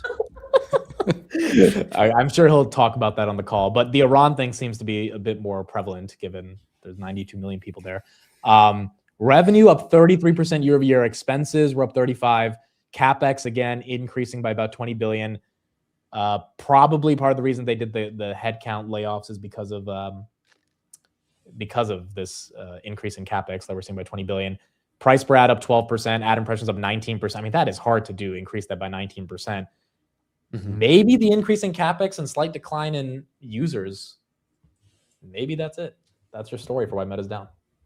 Sorry, did you cover Carvana and Ford yet? No, we'll do that right now.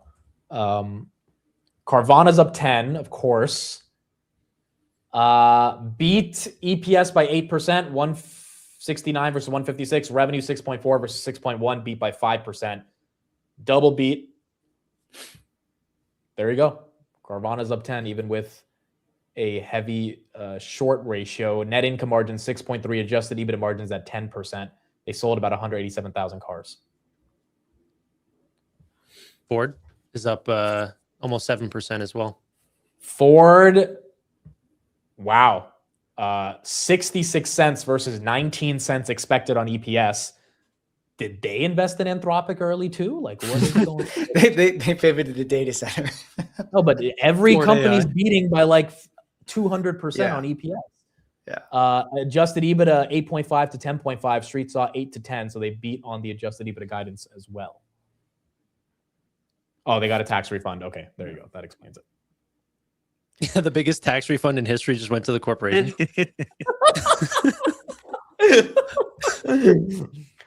Microsoft down 3. Oh, did we even look at Microsoft's numbers? Is anyone? What did they do on revenue? Not yet. Oh, so none of us cared about Microsoft. The freaking Dude, what are we doing here? Google Cloud operating income grew 154%. Okay, Microsoft beat on EPS by 5%. Beat on revenue by 2%. Street doesn't care that much. What was their cloud? That's a great question. 40%. Was it actually 40 with a 4? Yeah, Azure and other cloud services revenue increased 40%, 39% on constant currency. Okay, so they met their cloud numbers. They didn't accelerate like AWS, but that's not bad, right? Yeah, it's not bad, but they're all paling in comparison to Google Cloud right now. Yeah. And the operating margin that Google Cloud is actually seeing on their cloud too is also very impressive. Yeah. It's amazing. They're massively growing their operating income compared to the other two. Yeah.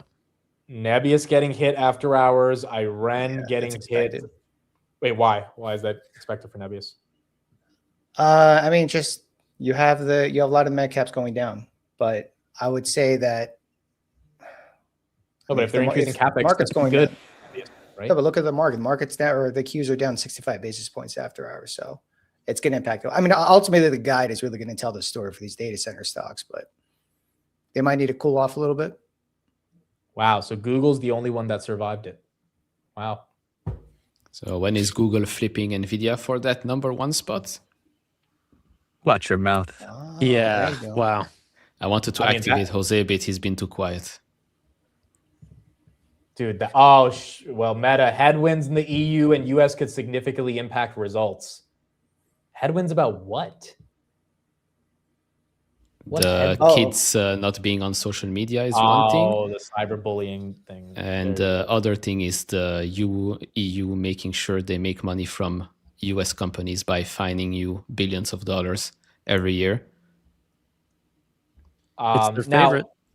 Now, they're saying significantly impact results, but I think they also have to disclose that. This is a company that just grew at 33%. Unless that goes down to 25% next quarter. I don't know how significant. Google's giving up some of those gains, folks. Yeah. Google's joining the red party. Oh, boy. Amazon down 3. So this kind of makes sense why Nebius is down a lot more from it is because they have the Microsoft deal and they have the Meta deal. Now, I'm just basing it on how those earnings are performing versus Google. So the fact that Google, Meta, and Amazon are down significantly. I mean, Amazon not really as much, but that explains why Nebius is down the most out of all of them. TeraWolf is only down 50 basis points, and they have the Google backstop. IREN is down 1%. So just a guess. No, But the Qs are down 80 very- basis points after hours.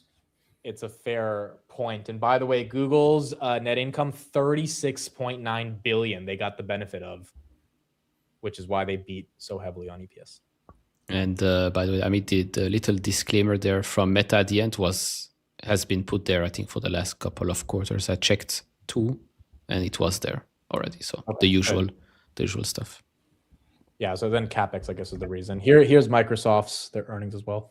For Microsoft for the quarter, $627 billion. That is 99% year over year. So that's a big number. But I would point out it's a slower pace than the prior quarter, which RPO came in up 110% year over year. So something to take into account. And once again, as we look at those CapEx numbers, now the street was looking for $35 billion on CapEx in the third quarter.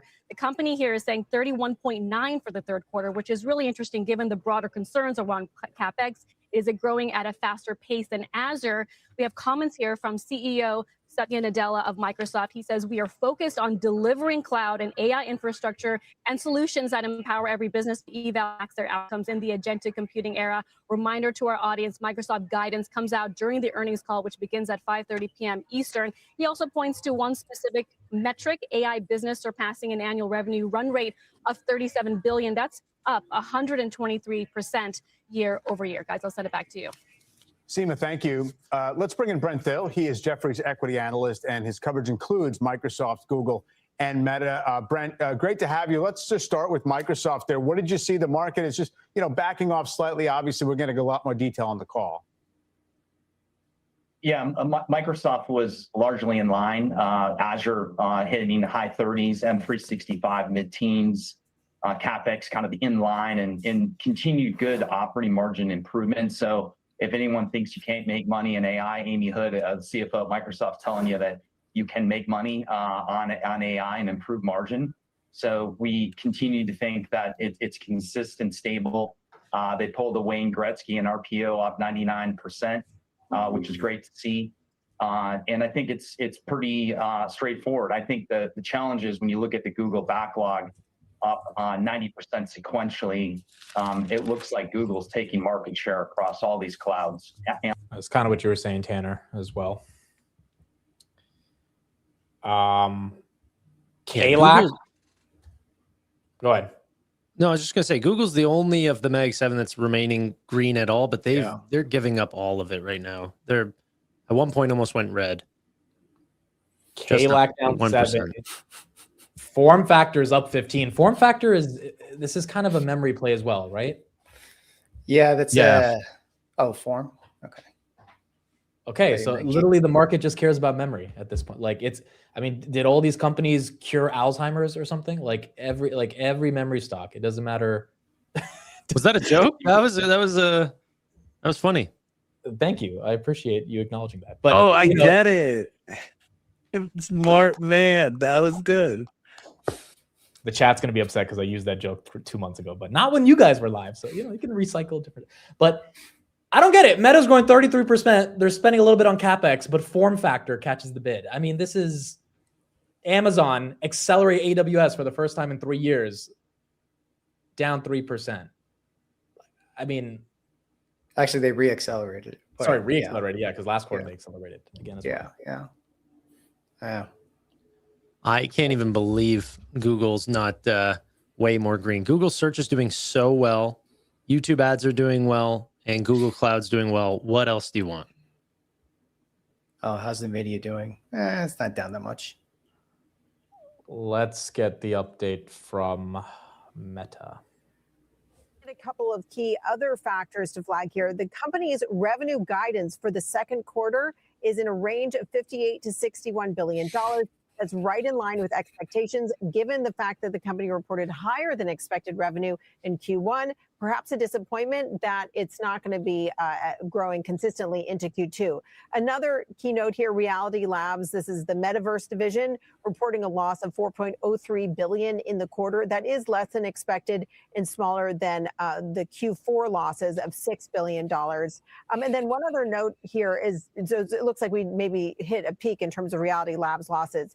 Daily active people actually decreased on a quarter-over-quarter basis and fell short of expectations. The company saying that was driven by internet disruptions in Iran, as well as a restriction on access to WhatsApp in Russia. So the company ending with 3.56 billion daily active people for the family of apps. Shares down about 6.5%. Melissa? Julia, thanks. Julia Board. Really quick, can I relay a message from Stephen Fiorillo? Go ahead. Because he's just texting me right now. He said, I just wanted to call to say Meta's price action is criminal. Zuck destroyed earnings. Oh no, they're spending an extra 10 billion on CapEx.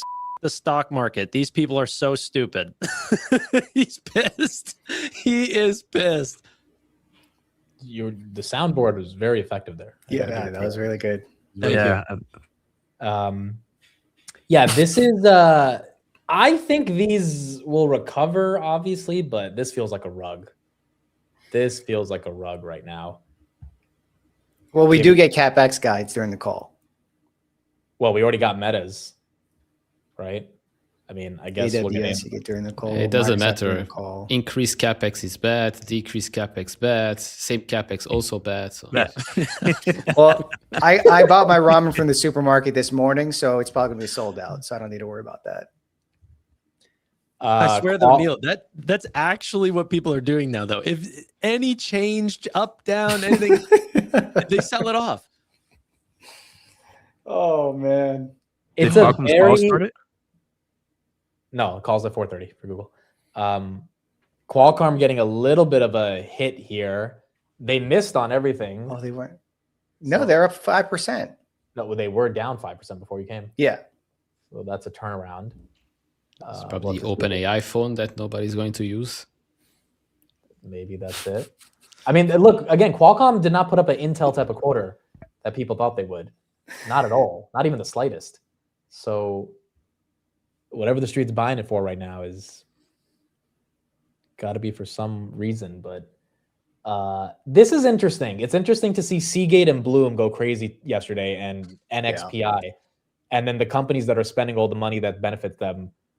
It's almost like Google, Meta, and Microsoft are piggy banks for these smaller companies. And these smaller companies are the ones that actually get their stocks to go up. And the bigger companies spending the CapEx don't get anything. It's want to share my screen? I'm just showing Google's long-term investments, which just went up an additional $40 billion quarter over quarter. $40 billion. Is that mainly SpaceX and Anthropic?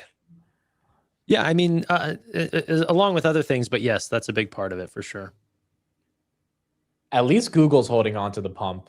Like that cloud growth can't be denied, I would imagine. I would like to eat steak tonight. I don't want to eat ramen. Dude, the only steakhouse you're going to tonight is Texas Roadhouse. You're not going anywhere else. That's a pretty good steakhouse. Yeah, the bread is nice. An affordable steak. That's good. Amazon is only down 1.5%. So now it's, is this baby going to go green? Let's go. Sundar Pichai, 2026 is off to a terrific start. Our AI investments and full stack approach are lighting up every part of the business. Search, a strong quarter with AI experiences driving usage, queries at an all-time high, 19% revenue growth. Google Cloud revenue grew 63% to $460 billion. Backlogs. This was our strongest quarter ever for our consumer AI plans driven by the Gemini app. Overall, the number of paid subscriptions has now reached 350 million. With YouTube and Google One being the key drivers, Gemini Enterprise has great momentum with 40% quarter-over-quarter growth. And finally, I'm pleased to announce we have 500,000 rides a week on Waymo. Mm-hmm. Gemini is now 16 billion tokens per minute. They didn't put how many users they have for Gemini in terms of monthlies. Which kind of leads me to think the number is not that compelling because usually they say that. Right? Like last time they said 650 million. Yeah, they said Gemini Enterprise paid monthly active users is up 40% quarter over quarter. I'm talking about the ChatGPT competitor. How many people are using that? I thought they would be closer to 800 million. So I don't know. I recently just switched from Gemini back to ChatGPT. So, our man. They all have their strengths. ChatGPT is so good now. Honestly, people clown on Codex, but with ChatGPT 5.5, it's amazing. Even the image generation? It's unbelievable. It The got new so much version of the better. image generator, it's the best. I gotta Ridiculous. check Yeah. that one out. Yeah, I used to use Gemini a lot for image generation. Yeah. Okay. Wow. Qualcomm. Qualcomm 10%. If you put in the chat, if you actually picked this one up, but this is the winner today. Let's see. I Arm is can't see the down. quote on what they said that's getting the street to be this excited. I'm going to try to find the quote. But the numbers, we already read them, were misses on every metric. Street likes it, 9%.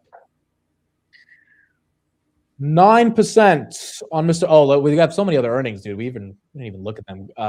Ford's up 2, Cheesecake's down 1, Chipotle's up 1, eBay's down 2. eBay. We looked at Carvana.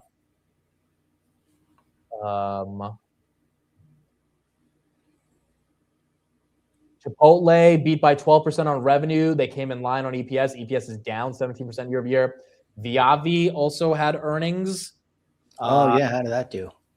That stock up 14. Revenue beat by 5%.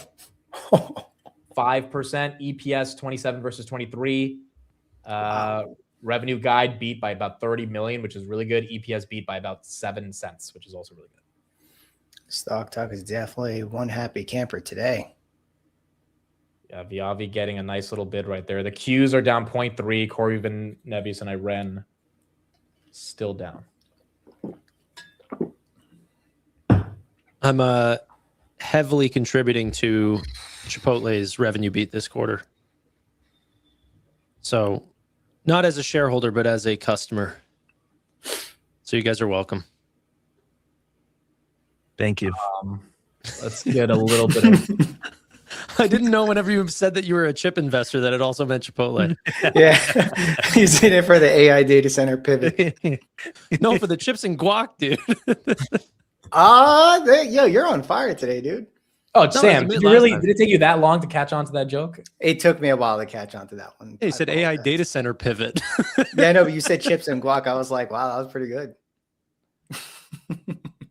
I mean, I think it's across the board. There's a skepticism that all this CapEx dollars is going to pay off in an ROI, and it's a greater focus on Meta. To your point, they're not among the top 3 hyperscalers running corporate workloads. So what are they using it for? They're using it for their ad business. They're using it for the future of their platform. When you think about interactive content, when you think about what they're going to do with the glasses. And I think the first wave of AI has paid off for Meta, and you've seen this, and you're not going to, you're seeing close to 30% revenue growth because that first wave of AI paid off with really good margin. I think the second wave of AI investment, everyone is freaked out. Is this just going to be wasted on new things that don't have the same magnitude of return as the core platform? And so I think that one still remains. There's a cloud over the stock. And ultimately, what's going to happen in the next gen of this AI build out is a bigger concern. And then the lawsuit. Clearly, we're seeing the lawsuit as an issue, and the user number I think is also somewhat of a red flag tactically. But again, I point to Q1s are never like insanely good for Meta. Only soft quarter for advertisers. They didn't seem like they put up a seasonally soft quarter in advertising. In Google beat by 2% in their ads business. So right. It wasn't that bad, but it was, I think, again, just the magnitude of the cap. I agree. If this is a CapEx story, these stocks are going to recover. I wonder when, but this can't be something where Meta's going to drop below 600 tomorrow. Microsoft's going back below 400. What waves is he talking about? To me, it's just been one constant blast of CapEx, but I don't know what waves he's referring to. Yeah. Has there been waves of investment in data center spend? No, it's a fair point. But the problem here is that the CapEx is up, but so is the revenue growth. So if the street's going to pick on, at least for Meta, users or like the lawsuits, which I mean, people cared about on March 30th. No one seemed to care about it when the stock went up after that. I think that's a silly reason to get upset. I mean, they grew 33%. What are we talking about? $2 trillion company doing that. Yeah. And what does this mean for NVIDIA if all these guys stay down? Is NVIDIA's down after hours, but are they just going to go to the moon because they get all the capex and the other Max 7s get nothing? Like, Curious to see what Broadcom is doing. Is that one moving? Broadcom is up. Well, Yeah, it's Google's up. up, so Broadcom should be up, right? Marvell's down 1%. Qualcomm's still climbing, 13% right now. Yeah, if anyone has the quote on Qualcomm, let me know, because Someone posted that they mentioned. Hold on, I have it really quick here. I have something too. Yeah, the leading hyperscaler custom engagement. Yeah, Qualcomm is now up 10% after saying its lead hyperscale custom silicon engagement remains on track for initial shipments later this year. CEO said he is confident smartphones rebound after fiscal 3. We can now call the bottom. So it's up 10% because they're saying smartphones will rebound after this quarter, basically. I mean, I guess that is a reason, but you're going to need a lot of smartphones to be sold, right? And their guidance is not implying a lot of smartphones are going to be. They missed on guidance. But I guess it's enough.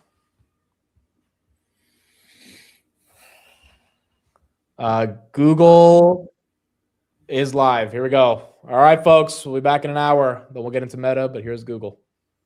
Good luck. Jim Friedland, Head of Investor Relations. Please go ahead. Thank you.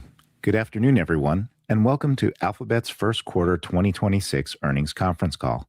With us today are Sundar Pichai, Philip Schindler, and Anat Ashkenazi. Now, I'll quickly cover the safe harbor. Some of the statements that we make today regarding our business, operations, and financial performance may be considered forward-looking. Such statements are based on current expectations and assumptions that are subject to a number of risks and uncertainties. Actual results could differ materially. Please refer to our Forms 10-K and 10-Q, including the risk factors. We undertake no obligation to update any forward-looking statement. During this call, we will present both GAAP and non-GAAP financial measures. A reconciliation of non-GAAP to GAAP measures is included in today's earnings press release, which is distributed and available to the public through our investor relations website located at abc.xyz/investor. Our comments will be on year-over-year comparisons unless we state otherwise. And now, I'll turn the call over to Sundar. Thanks, Jim. Hi, everyone, and thanks for joining us today. It was a terrific quarter for Alphabet.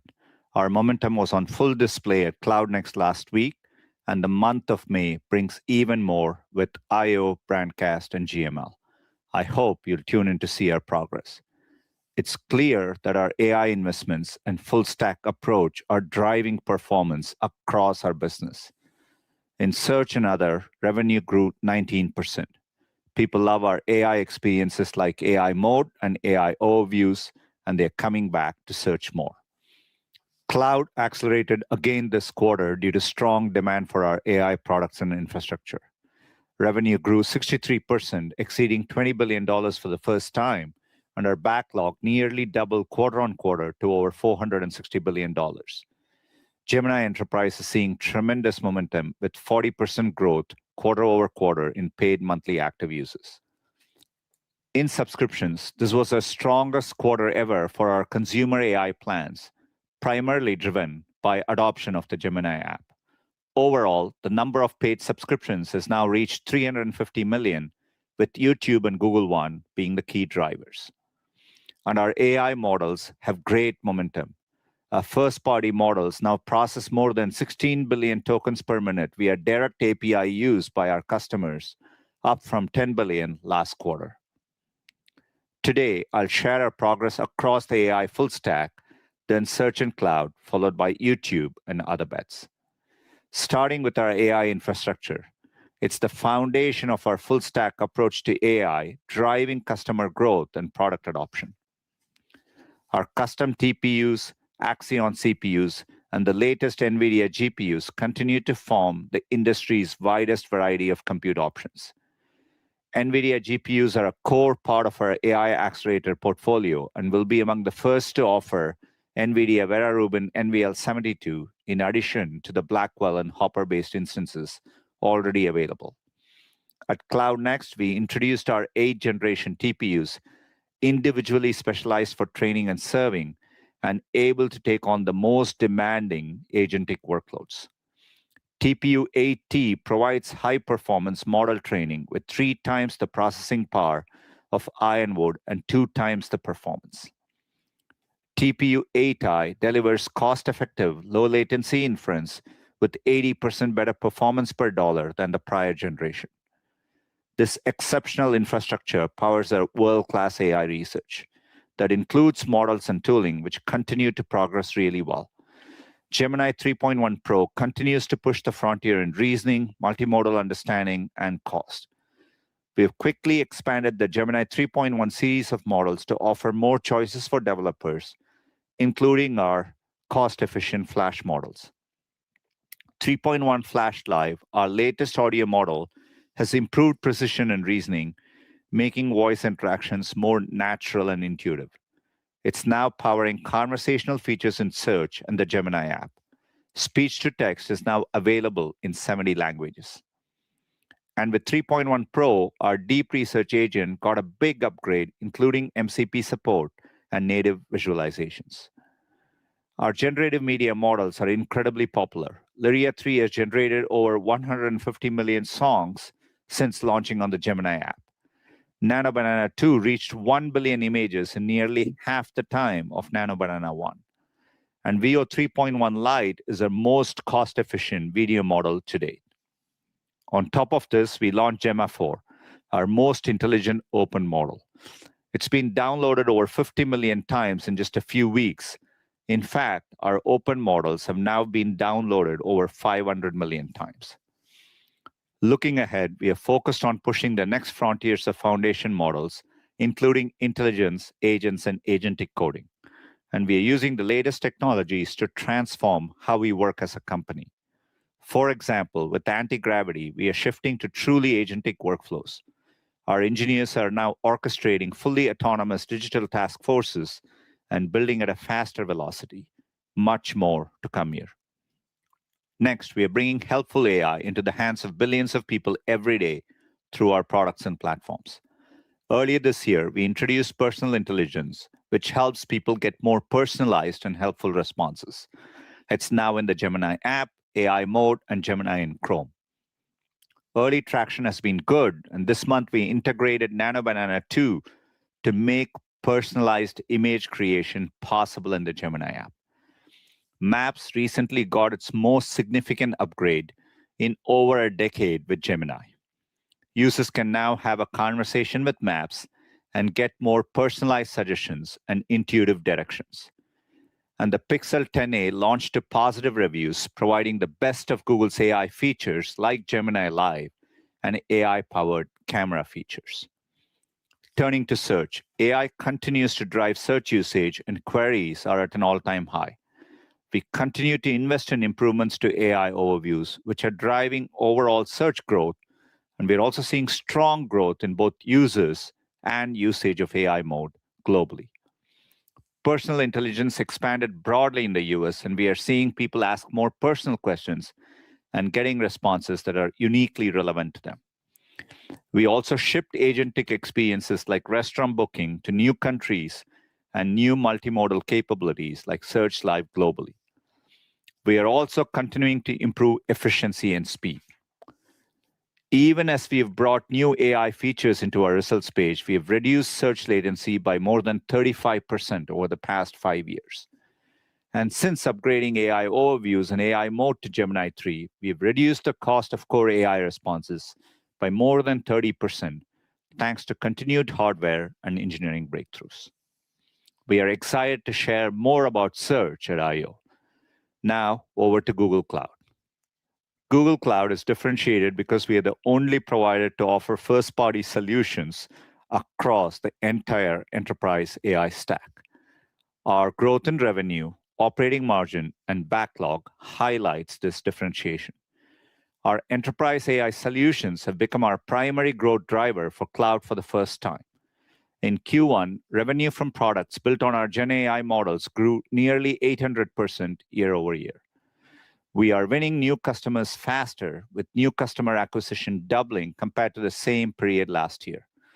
We are seeing strong deal momentum, doubling the number of $100 million to $1 billion deals year on year, and signing multiple billion-dollar plus deals. And we are deepening relationships with existing customers. Customers outpaced their initial commitments by 45%, accelerating over last quarter.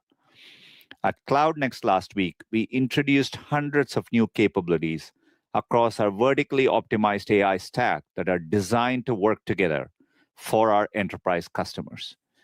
We introduced a new Gemini Enterprise Agent platform that empowers users to build, orchestrate, govern, and optimize agents with the controls that enterprise customers need. Along with new capabilities in Gemini Enterprise app like projects, Canvas, long-running agents, and skills, every employee can build agents. In Q1, Gemini Enterprise paid monthly active users grew 40% quarter over quarter. That includes major global brands like Bosch, CityWelt, Merck, and Mars Incorporated. Our partner ecosystem plays an increasingly critical role in driving Gemini Enterprise adoption. We saw 9x year-over-year growth, both in seats sold with partners and in the number of partners adopting it for internal use.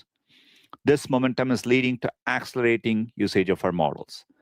Over the past 12 months, 330 Google Cloud customers each processed over 1 trillion tokens. 35 reached the 10 trillion token milestone. To give agents business context from enterprise data to help them reason intelligently, we introduced a new agentic data cloud. It includes a cross-cloud lakehouse, knowledge catalog, and deep research agents, which combine research and analytical skills. As an example, using our data cloud, American Express is enabling agentic commerce at scale by moving an enterprise data platform along with hundreds of production applications to BigQuery. Vodafone is proactively resolving outages, automating network planning, and precisely targeting capacity. Enterprise data has become critical for agents to reason. Our strength with BigQuery and Gemini Enterprise has led Gemini-powered workflows in BigQuery to grow over 30x year over year. As cybersecurity threats from the use of AI models accelerate, our expertise in AI and cybersecurity is driving strong demand for our agentic defense offerings. In March, we closed the acquisition of Wiz, a leading cloud and security AI platform, which is an incredible fit for the moment we are in. We have seen tremendous interest from customers in our unique cybersecurity and AI products and services to protect their IT estate. The performance of Wiz so far has exceeded our expectations.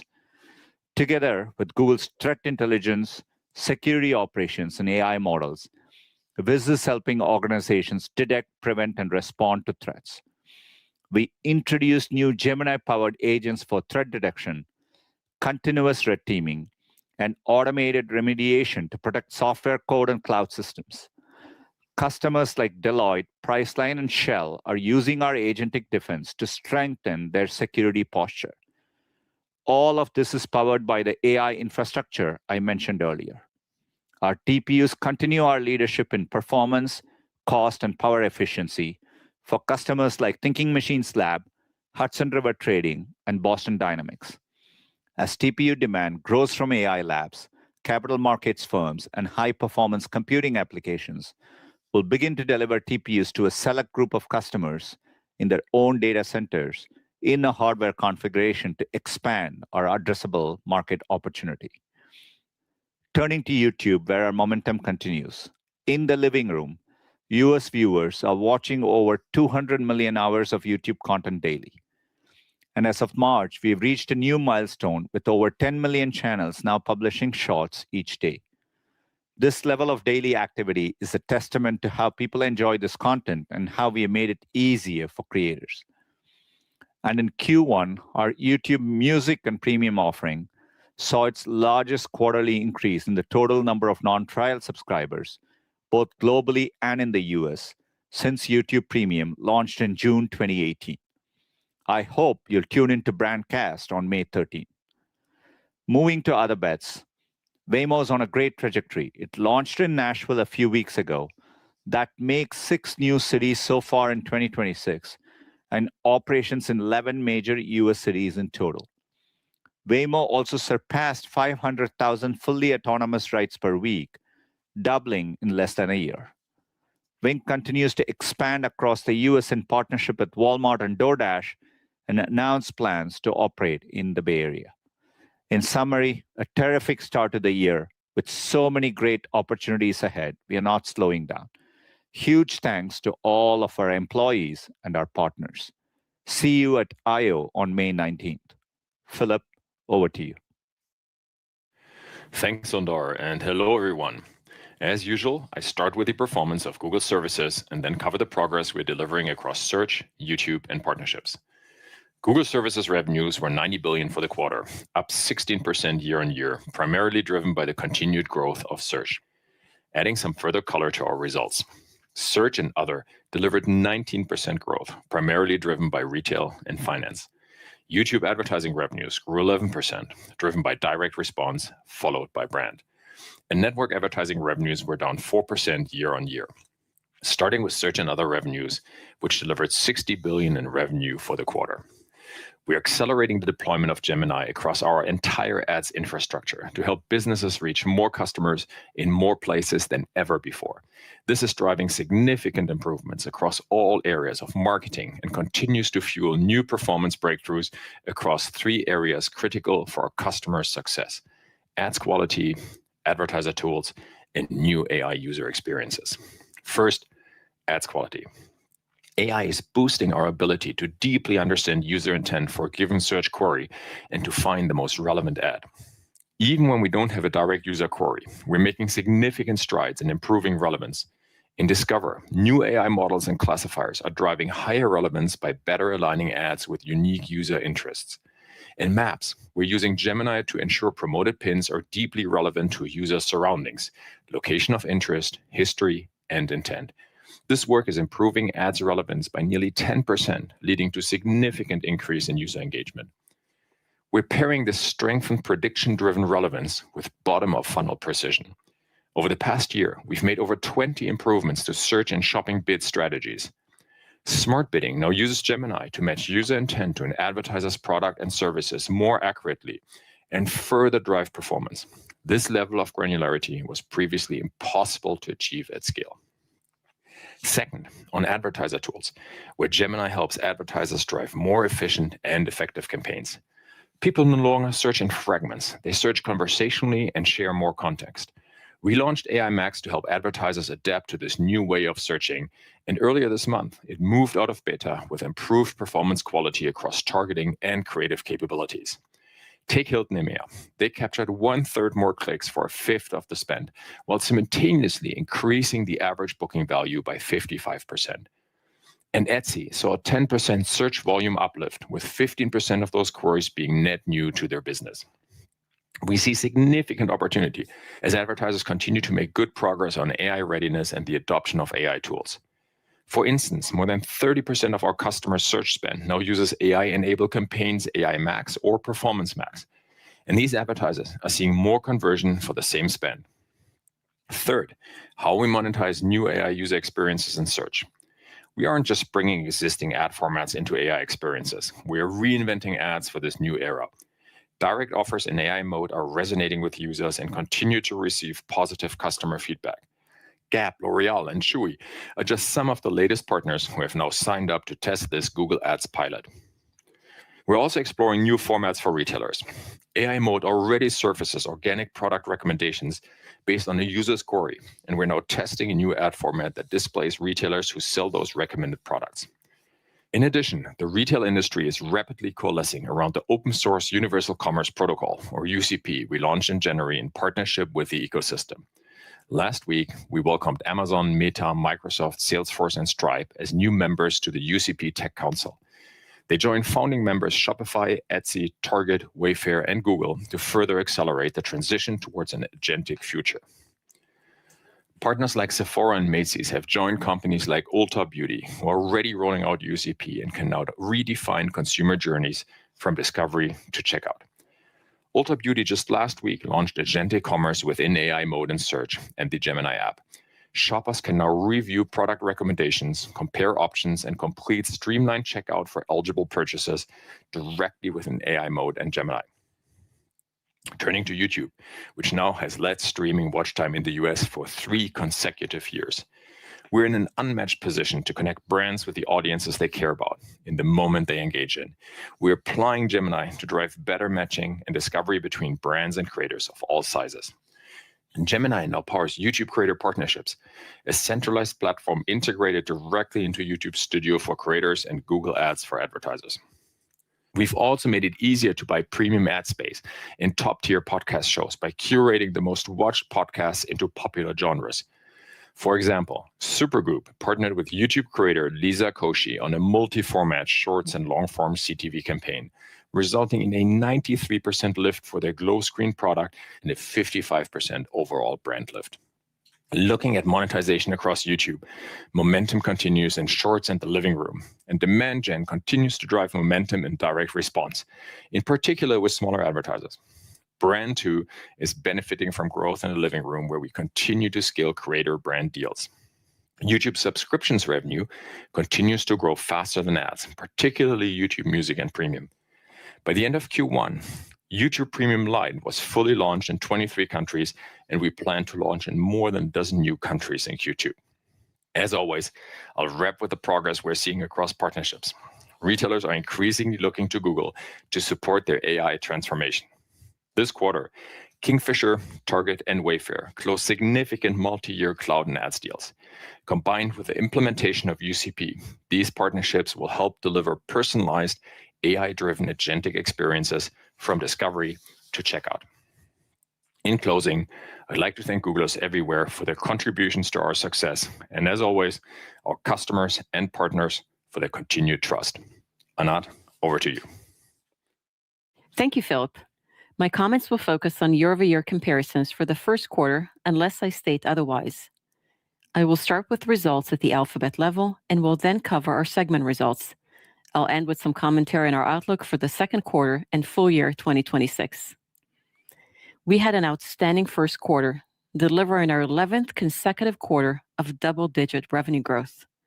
Consolidated revenue reached $109.9 billion, up 22%, or 19% in constant currency. Total cost of revenue was $41.3 billion, up 14%. Tech was $15.2 billion, up 11%. Other cost of revenues was $26 billion, up 15%, primarily driven by increases in depreciation, content acquisition costs largely for YouTube, and compensation. Total operating expenses were up 24% to $28.9 billion.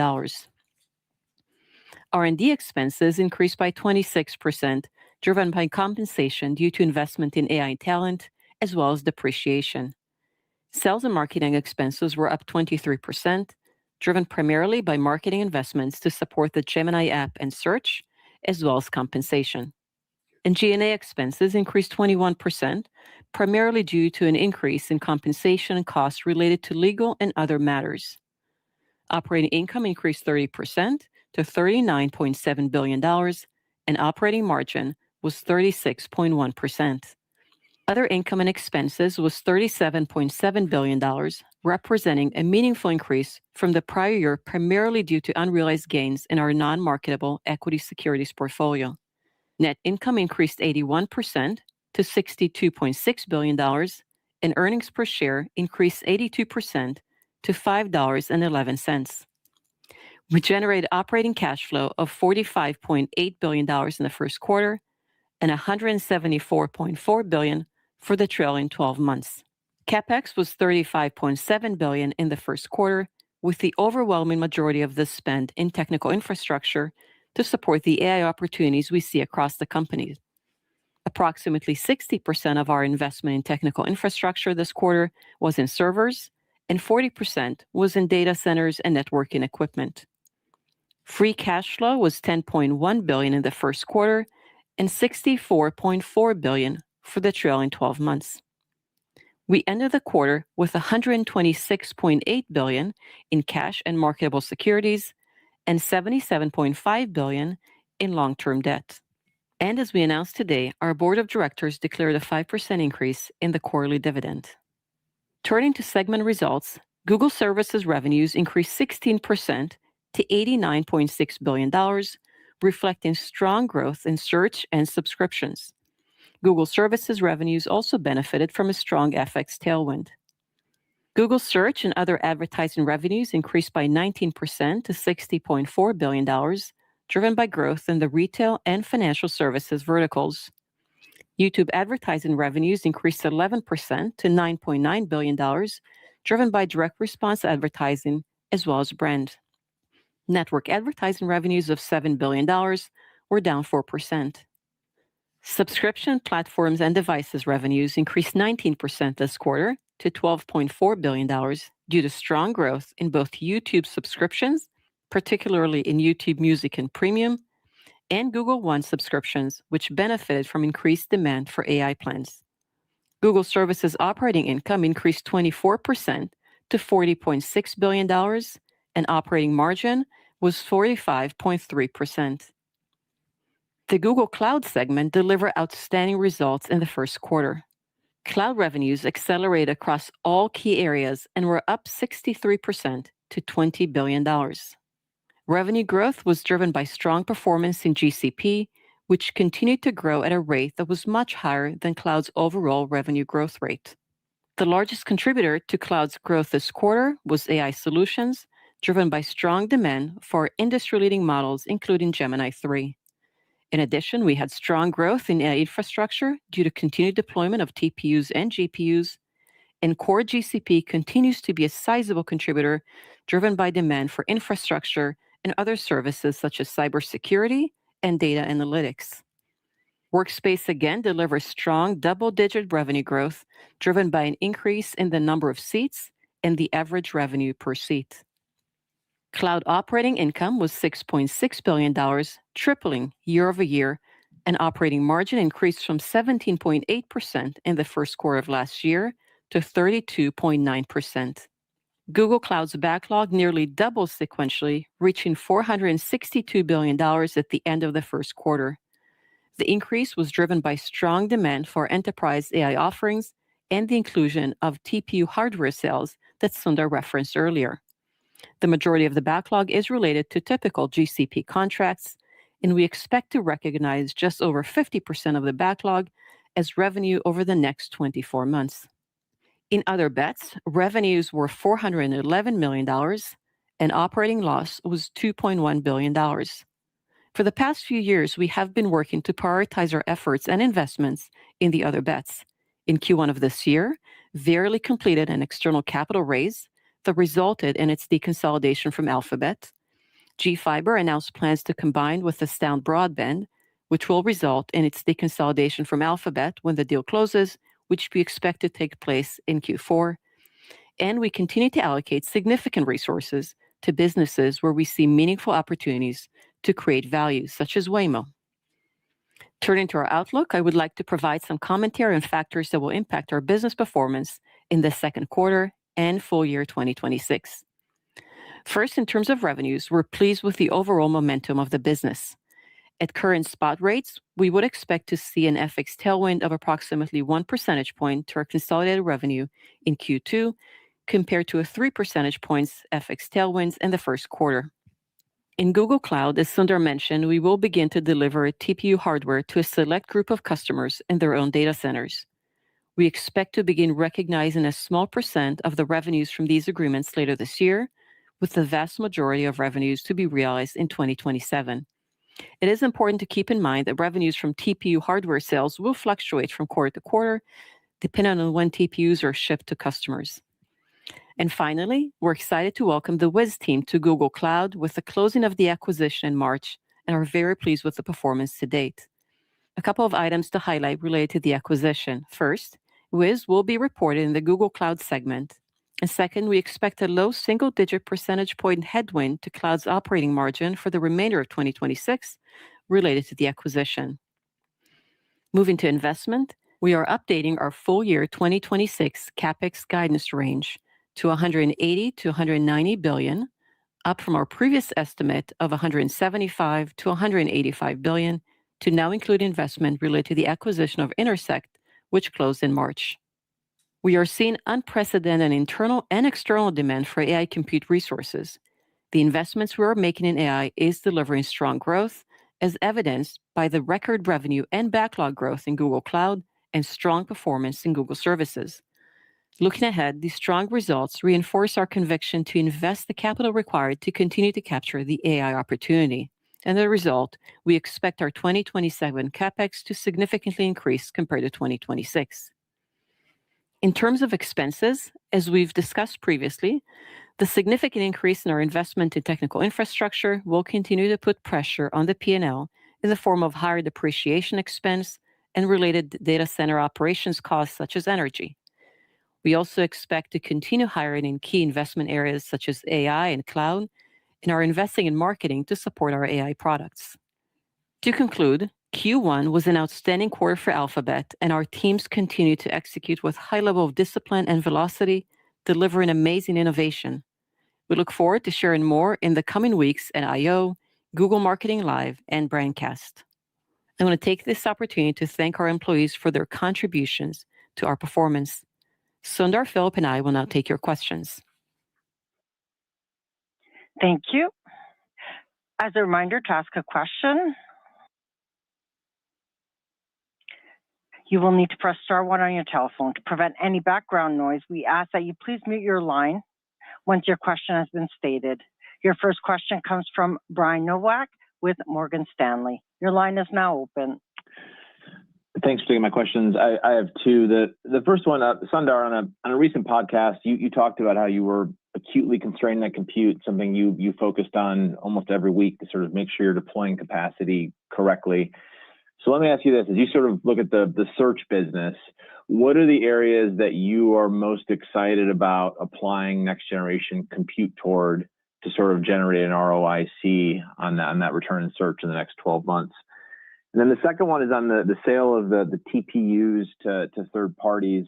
Just can you help us philosophically understand the strategy around pricing them, given the high ROIC of using TPUs to power multi-year Google Cloud workloads a little bit? Thanks. Thanks, Brian. I'll take the search one first. Obviously, you've seen we are taking advantage of all our investments in building the Gemini models, and both obviously applying it in search and the Gemini app, driving innovations in AI overviews and AI mode, and they're all contributing to the increased usage of the product.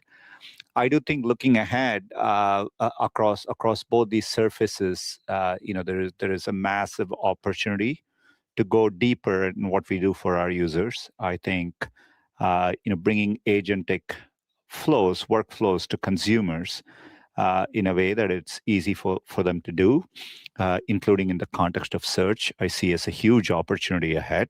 And obviously, we are in very, very early innings of all that. And but our investments in our full stack of AI approach, I think, puts us in a good position to bring those experiences to search, and I'm pretty excited about it.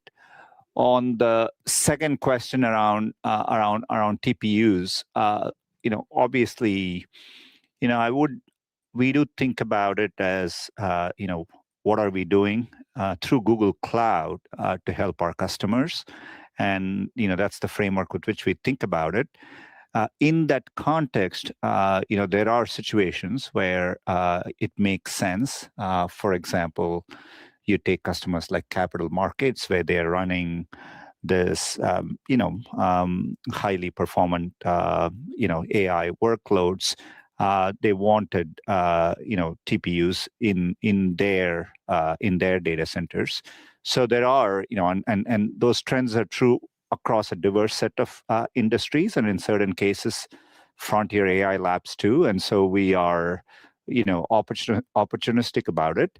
But I do think we step back and think about it overall as the opportunity for Google Cloud. A lot of it is providing infrastructure through cloud. At times, it is direct sales of TPU hardwares to a select group of customers.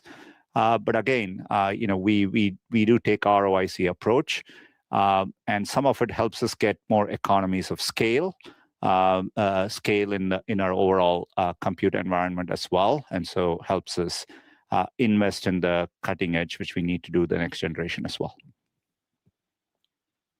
Thanks, Sundar. Your next question comes from Doug Anmuth with JP Morgan. Your line is now open.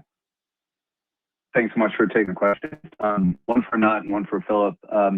Anat, you talked about 2027 CapEx, that it'll increase significantly, and I know you didn't quantify, but how do you think about the current CapEx trajectory's ability to service this massive backlog that you've built up in just the last quarter and what will no doubt increase going forward? And then, Philip, can you just talk more about the drivers of search queries at an all-time high, and then how you're thinking about how much room there may be to increase coverage of search queries, just ability to show ads against a higher percentage of queries than the 20% you've been at historically? Thanks. Thanks, Doug, for the question. Let me start with your first question on the CapEx and how we think about CapEx increase going into 2027. So you've seen us over the past several years increase CapEx every year, and we have done it very thoughtfully to meet the demand that we are seeing both from external customers as well as demands across the organization. And you're seeing the proof point, the ROIC on that in terms of just the growth rate we're seeing, whether it's growth rate within search or certainly the cloud business and the opportunity we have within the cloud backlog. So as we're seeing that robust demand across the business, we are looking at what can we do to support that growing demand and the opportunity ahead of us. And increasing CapEx to meet that demand will provide more clarity in future earnings call about what that number will be. But that's the opportunity we're seeing ahead of us. It's quite meaningful, and we want to make sure we capitalize that and we do it in a way that's responsible, as we've done to date. So on the second part of your question, first of all, just to zoom out for a second, I mean, we're very pleased with the performance of our ads business here. And as Anat shared, Google services benefited from a strong FX tailwind. That's important to keep in mind. The strength we saw in search was not due to a single driver, but was really the result of many parts of our business showing strength and working very well together. If I just deep dive for a second into the vertical perspective, retail, finance, I talked about it, and health drove the greatest contribution. Although all major verticals actually contributed, and we make hundreds of changes every quarter to improve the user experience, the advertiser experience, and so that's really contributing to our performance here. And we've also been able to generate very strong ads performance while significantly involving the search results page here. The queries continue to grow, and as Sundar mentioned, they are at an all-time high. We see AI overviews and AI mode continue to drive greater search usage and growth in overall queries, including in commercial queries.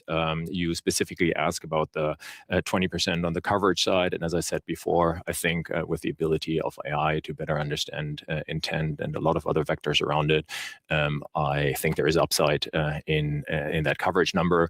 And overall, just the understanding that we have with Gemini on intent has just significantly expanded our ability to deliver ads on longer, more complex searches that were previously really difficult to monetize. And I shared earlier, we're deploying our Gemini models now across all of our ads infrastructure, and it's really driving improvements across the big three areas that I highlighted in my prepared remarks. Thank you both. Our next question comes from Eric Sheridan with Goldman Sachs. Your line is now open.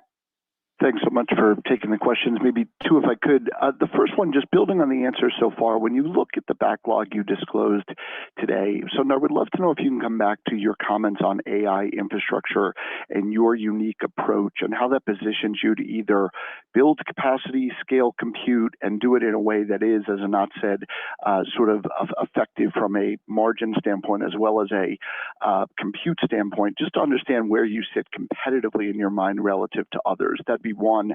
And then, Philip, to bring you into the conversation, you referenced UCP, and there's been a lot of industry inertia around UCP very quickly.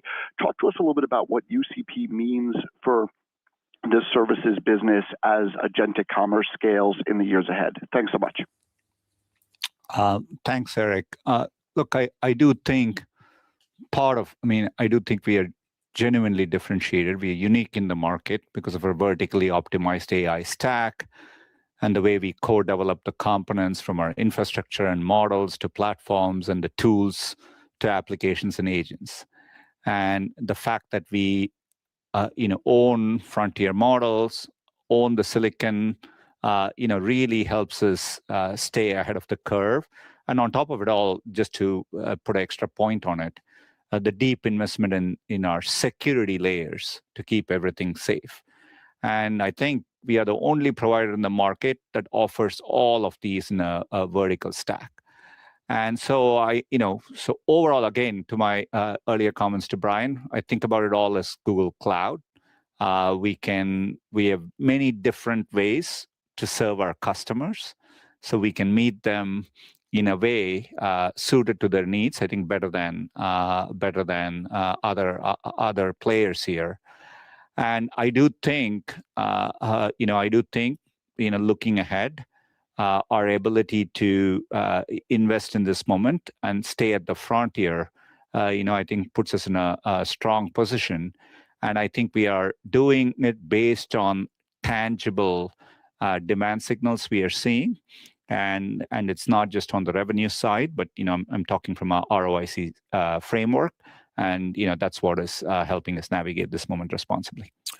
And to the second part of your question, look, we're in the early stages of the agentic era. Agentic is more than just completing transactions. We all know this. We see agentic experiences as additive, and it will really transform how we shop from discovery to decisions, while helping, obviously, brands differentiate themselves.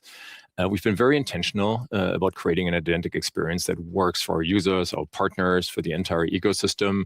And our goal is really to remove the grunt work of shopping so consumers can focus on the enjoyable parts. For decades, you could either shop fast or smart. And I think with agentic commerce, you no longer have to actually choose between speed and certainty here. And the vision is to make commercial experiences across the board assistive, more personal, more fluid. And we're carefully designing space and agentic workflows for users to really see valuable components of their shopping journey beyond just price, such as customer service, brand loyalty, and more, while removing the friction of the process that I just talked about. And this is exactly where the part of your question kicks in, the Universal Commerce Protocol, a new open standard for agentic commerce that works actually across the entire shopping journey, from the discovery to the buying and the post-purchase support that we just talked about.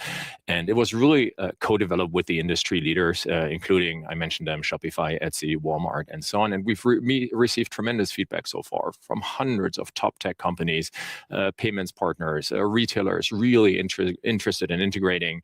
And it will help power a new checkout experience in AI mode, in search, in the Gemini app, and allowing shoppers to actually check out from select merchants right as they're researching on Google and going through this journey. So we're very, very excited about it. Our next question comes from Ross Sandler with Barclays. Your line is now open. Yeah, just following up on the last question on agentic shopping. So it seems like we're at the point in time where this is actually going to start happening finally. So Philip, just to elaborate a little bit, as you look at carrying the AdWords business from kind of the old way of doing things to this new agentic frictionless shopping way, how do you see the price and volume kind of growth trends for core AdWords evolving as you start implementing more agentic workflows in search?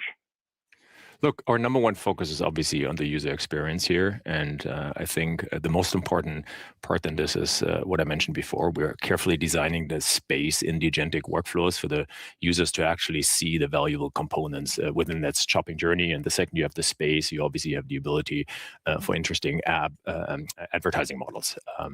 I think it's also worthwhile noting that beyond just the traditional agents, there's a lot of additional ways we can actually use AI to improve the shopping experience. And you can think about it like our apparel try-on tools that is now available in the US. You can think about Google Lens. So there's a lot more to do here, but I think the key part is actually what I said before.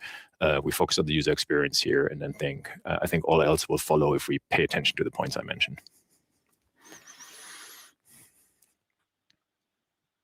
Your next question comes from Michael Nathanson with Moffett-Nathanson. Your line is now open. Thanks. One for Sundar, one for Philip. Sundar, if I can connect Brian's question, Eric's question, and go a little bit higher, I wanted to understand how are you deciding, how are you allocating which divisions and projects get excess capacity given that you're constrained, right? So how do you decide between all the internal projects you have and the external projects, right? So what types of screens are you running to decide, who gets the incremental capacity? And then for Philip, I've noticed, and you said this on the Gemini app, there's more and more images that come to you in the shopping journey.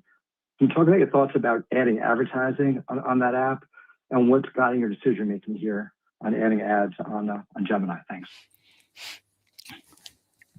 Thanks, Michael. I think great question, and on an ongoing basis, I'm looking forward to Gemini helping me more and more as I'm thinking that through.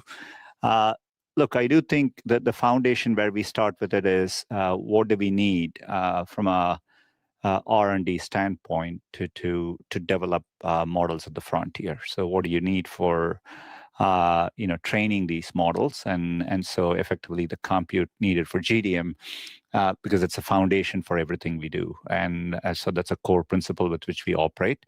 And then obviously, we with the ability to plan ahead, we do long range plans on our core areas, be it search, be it YouTube, and so on, as well as what we see in Google Cloud.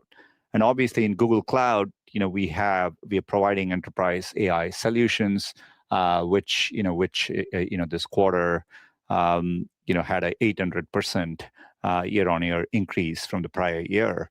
So we are seeing strong demand for Gemini Enterprise, our AI solutions there. We see strong demand for infrastructure in Google Cloud. And as I said earlier, in select cases, we are seeing demand for TPU hardware in others data centers as well. So we are modeling these out and working to allocate across these areas. Obviously, we are compute constrained in the near term, and as an example, our cloud revenue would have been higher if we were able to meet the demand.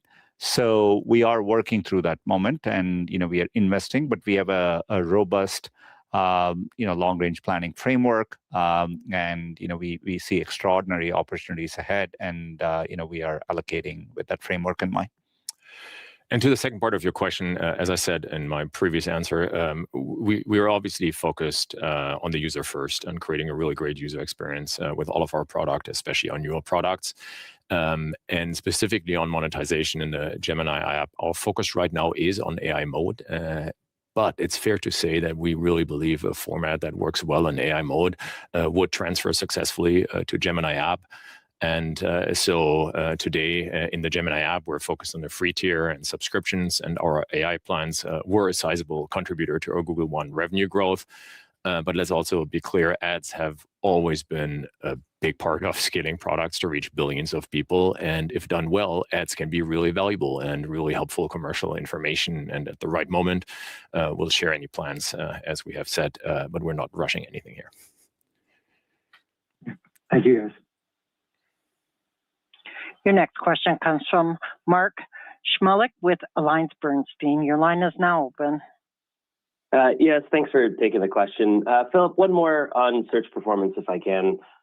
You talked a few times about kind of optimizing for the consumer experience. And I guess besides higher query volume, is it fair to conclude that consumers are using these AI tools, Google's or otherwise, and it's shrinking their purchasing journeys, converting at higher rates? And if so, is there a way to dimensionalize how much of the strength in search is being driven by that behavioral change against perhaps some of the newer advertiser AI tools that you've been launching and rolling out? Thank you. I think the way to think about it is really to think about the expansionary moment we see here for search. This is the key part. AI is fundamentally changing how the world searches for and how it accesses information.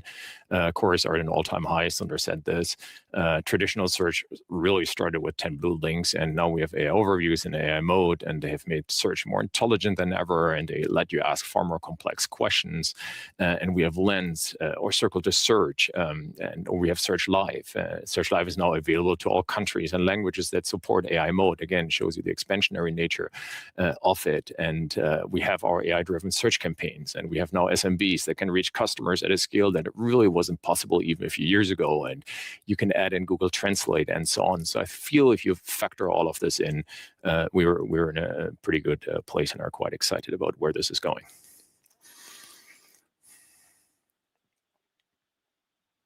Your next question comes from Ron Josey with Citi. Your line is now open.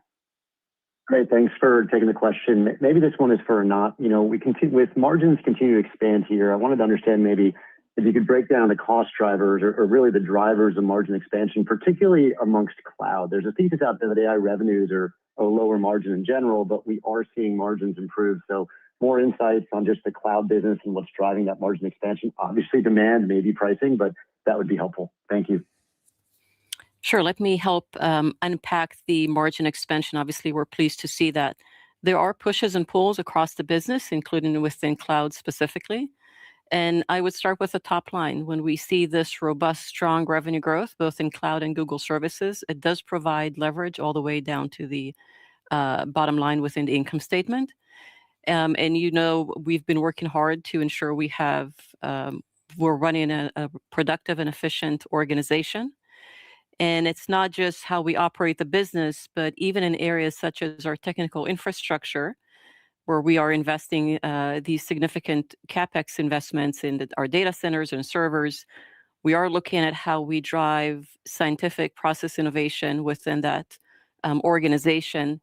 And that is reflected both in cloud and Google services as we allocate cost based on consumption.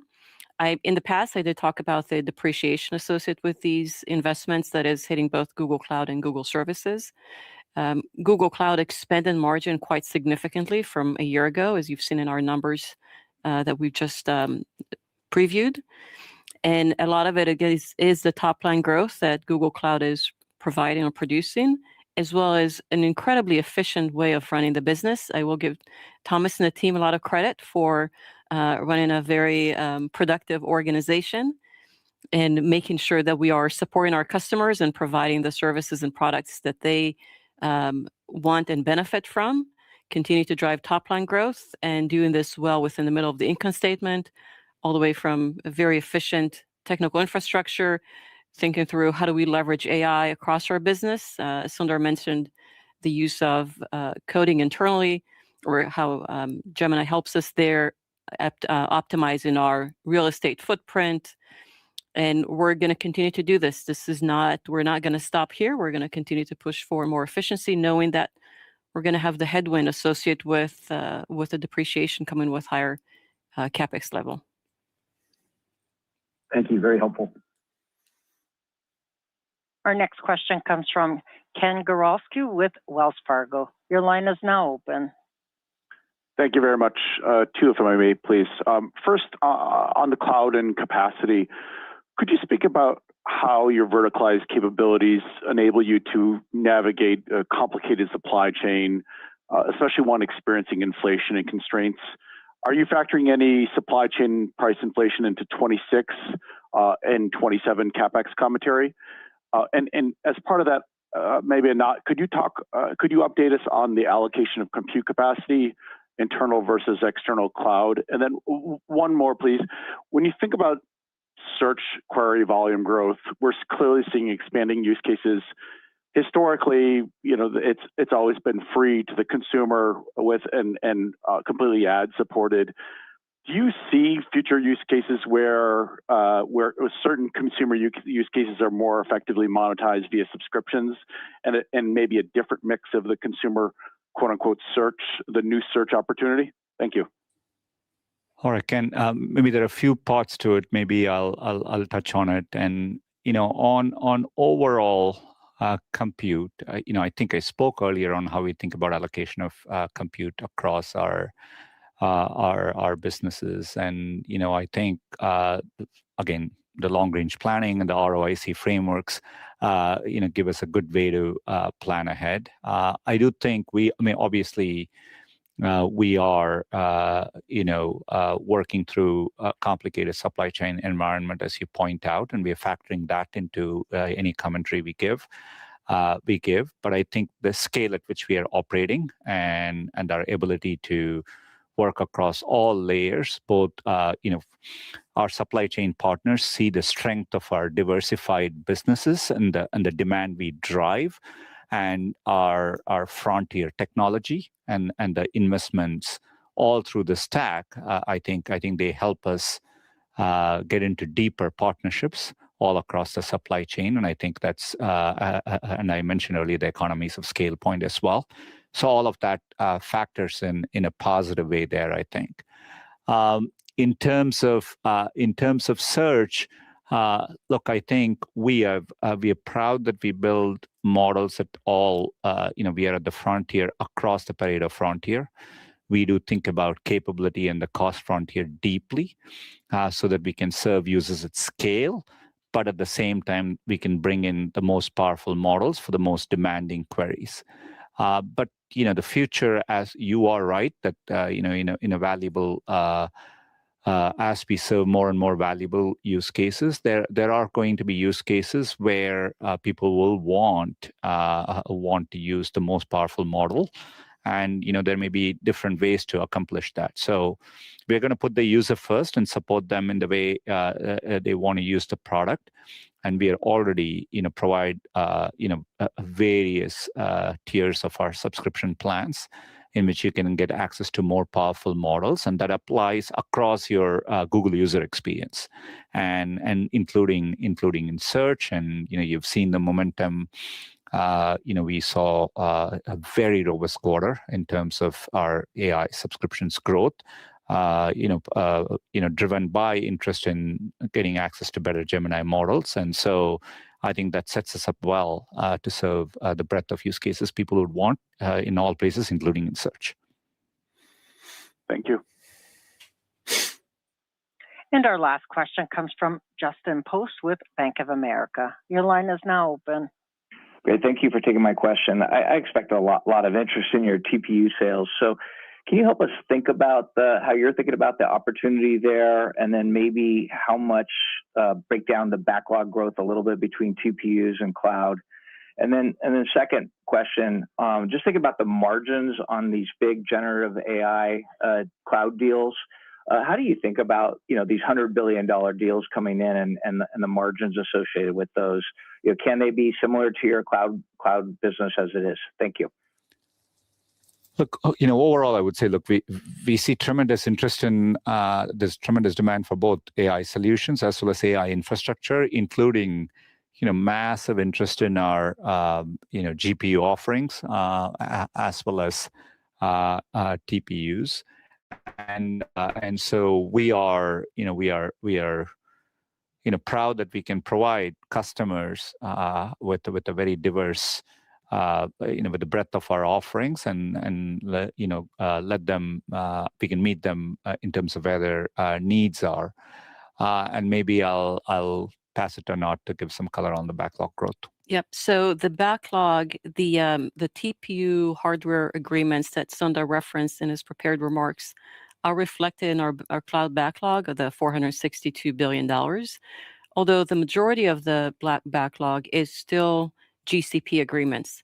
Now, as you think about the total backlog, just over half of it will convert to revenue in the next 24 months. And the TPU hardware sales, more specifically, we expect a small percent of them to see coming through as revenue later this year, and then the majority to be realized as revenue in 2027. And then anything on the big AI deal margins with the generative AI companies? Look, I think nothing to comment on any specific contracts, but overall, earlier there was a lot of questions about how do we allocate. And remember, in a constrained environment, when we are choosing to allocate across all these opportunities, we are working off a robust ROIC framework.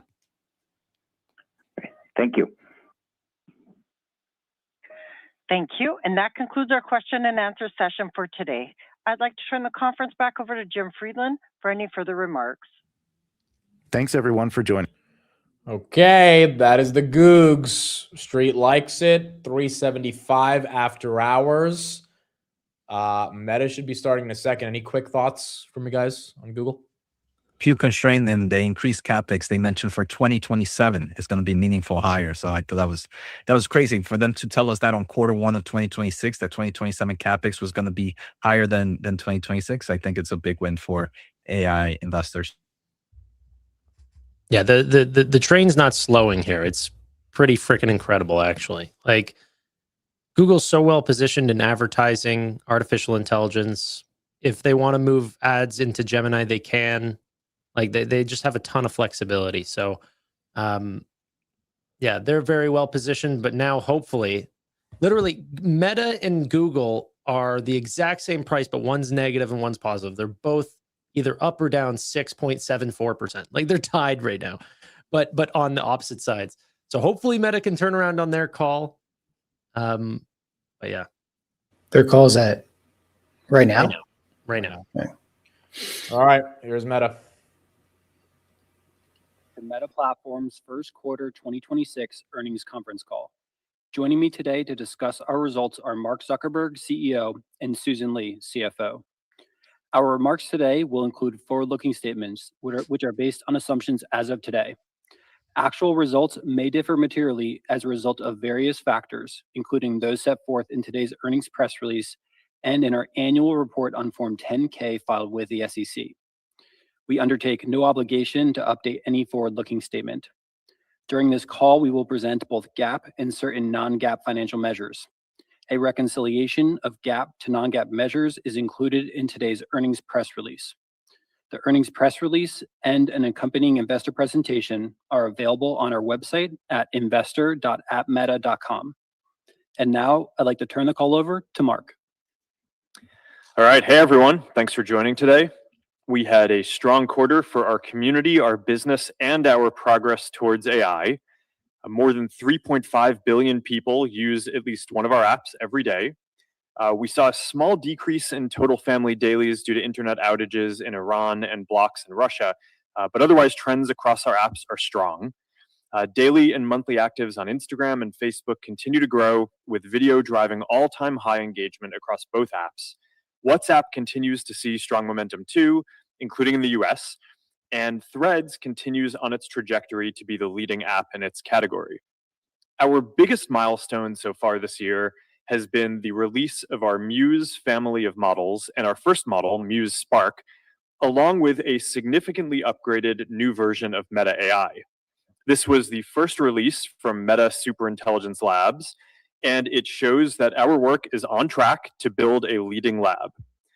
Over the past 10 months, we have built the strongest research team in the industry and established the scientific and technical foundations to scale very advanced models. Spark is just one step on that scaling ladder, and we are already training even more advanced models. But Spark has already made Meta AI a world-class assistant that leads in several areas related to our vision of personal superintelligence, including visual understanding, health, shopping, social content, local, creating games, and more. We're hearing very positive feedback on it so far. We've seen large increases in Meta AI use since releasing the updates, and the Meta AI app has consistently been near the top of the app stores as well. Now that we have a strong model, we can develop more novel products as well. Since I first wrote about our vision for personal superintelligence last year, we've been focused on delivering personal and business agents to billions of people around the world. Our goal is not just to deliver Meta AI as an assistant, but to deliver agents that can understand your goals and then work day and night to help you achieve them. My view of AI is very different from many others in the industry. I hear a lot of people out there talk about how AI is going to replace people. Instead, I think that AI is going to amplify people's ability to do what you want, whether that's to improve your health, your learning, your relationships, your ability to achieve your personal career goals, and more. My view is that human progress has always been driven by people pursuing their individual aspirations, and I believe that this will continue to be true in the future. People will be more important in the future, not less. Meta believes in empowering individuals, and those are the kinds of products that we're going to build, and I believe that they're going to be some of the most important and valuable products of all time. We are building a personal agent focused on helping people achieve the diverse goals in their lives. We're also building a business agent focused on helping entrepreneurs and businesses across the world use our tools and others to grow their efforts, reach new customers, and serve existing customers better. These agents will work together to form an ecosystem. And whether you use our personal or business agents to achieve your goals, I believe that the future will see a massive increase in entrepreneurship from people creating new things that they've always wanted to exist, but previously didn't have the tools to bring into the world.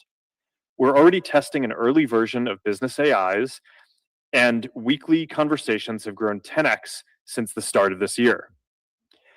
We're also working on using Spark in our upcoming models to improve our recommendation systems and core business in Facebook, Instagram, and ads. Right now, our apps primarily help people accomplish 3 important goals: connecting with people, learning about the world, and entertainment. But we've always wanted our apps to understand more of people's goals so we can help improve their lives in all of the ways that they want. These new AI models will let us understand this in more detail.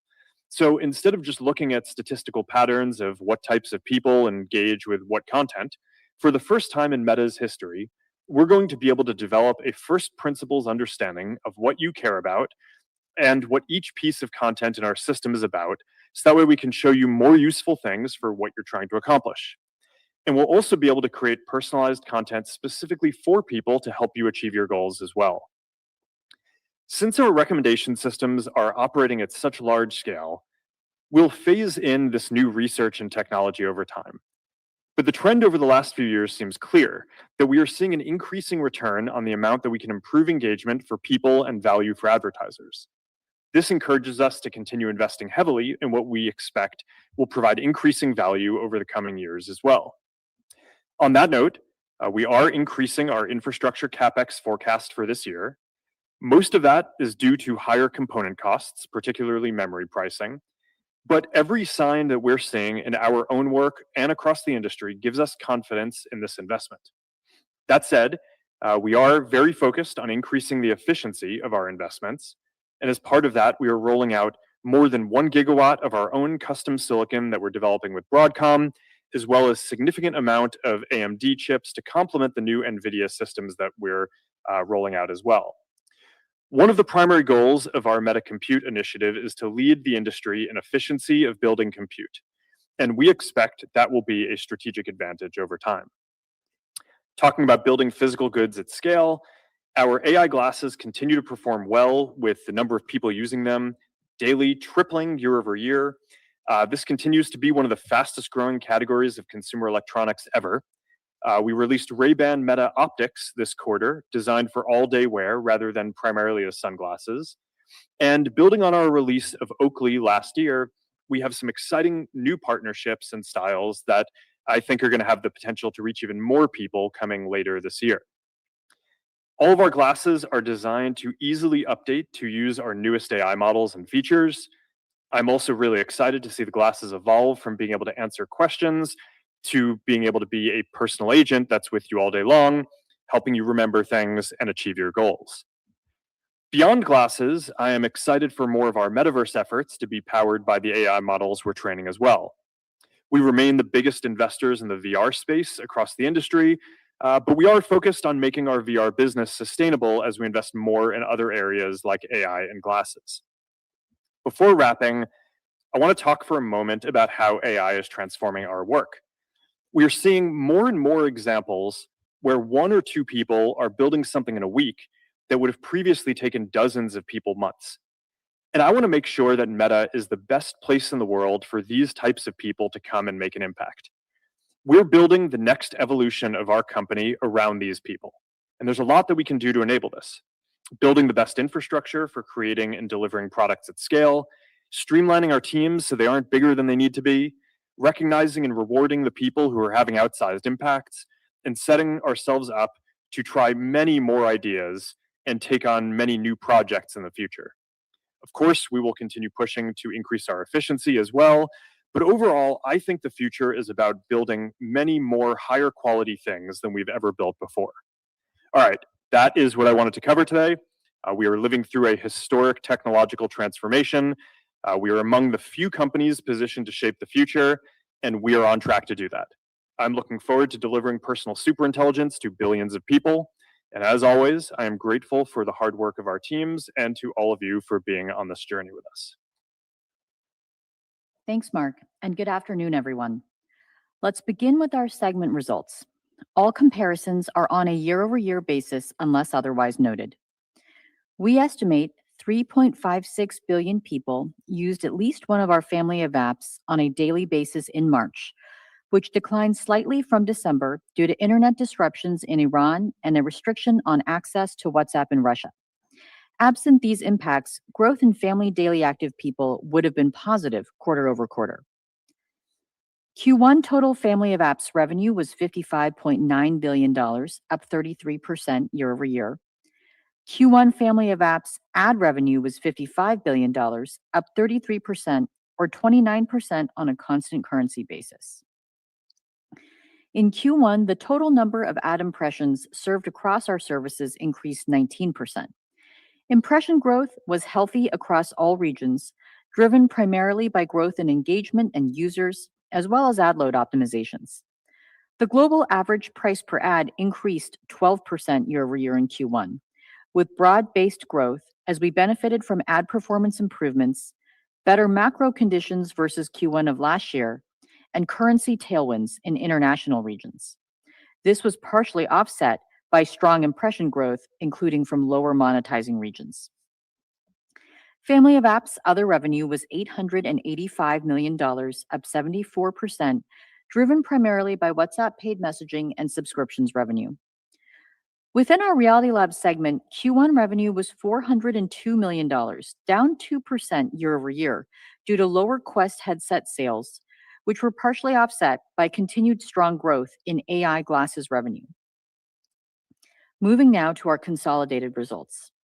Q1 total revenue was $56.3 billion, up 33% or 29% on a constant currency basis. Q1 total expenses were $33.4 billion, up 35% compared to last year. Year-over-year growth was driven mainly by infrastructure costs and employee compensation. The growth in infrastructure costs was due to higher depreciation, data center operating costs, and third-party cloud spend. The growth in employee compensation was driven by technical hires we've added over the past year, particularly AI talent. We ended Q1 with over 77,900 employees, down 1% from Q4, as the impact of headcount optimization efforts in certain functions was partially offset by hiring in priority areas of monetization and infrastructure.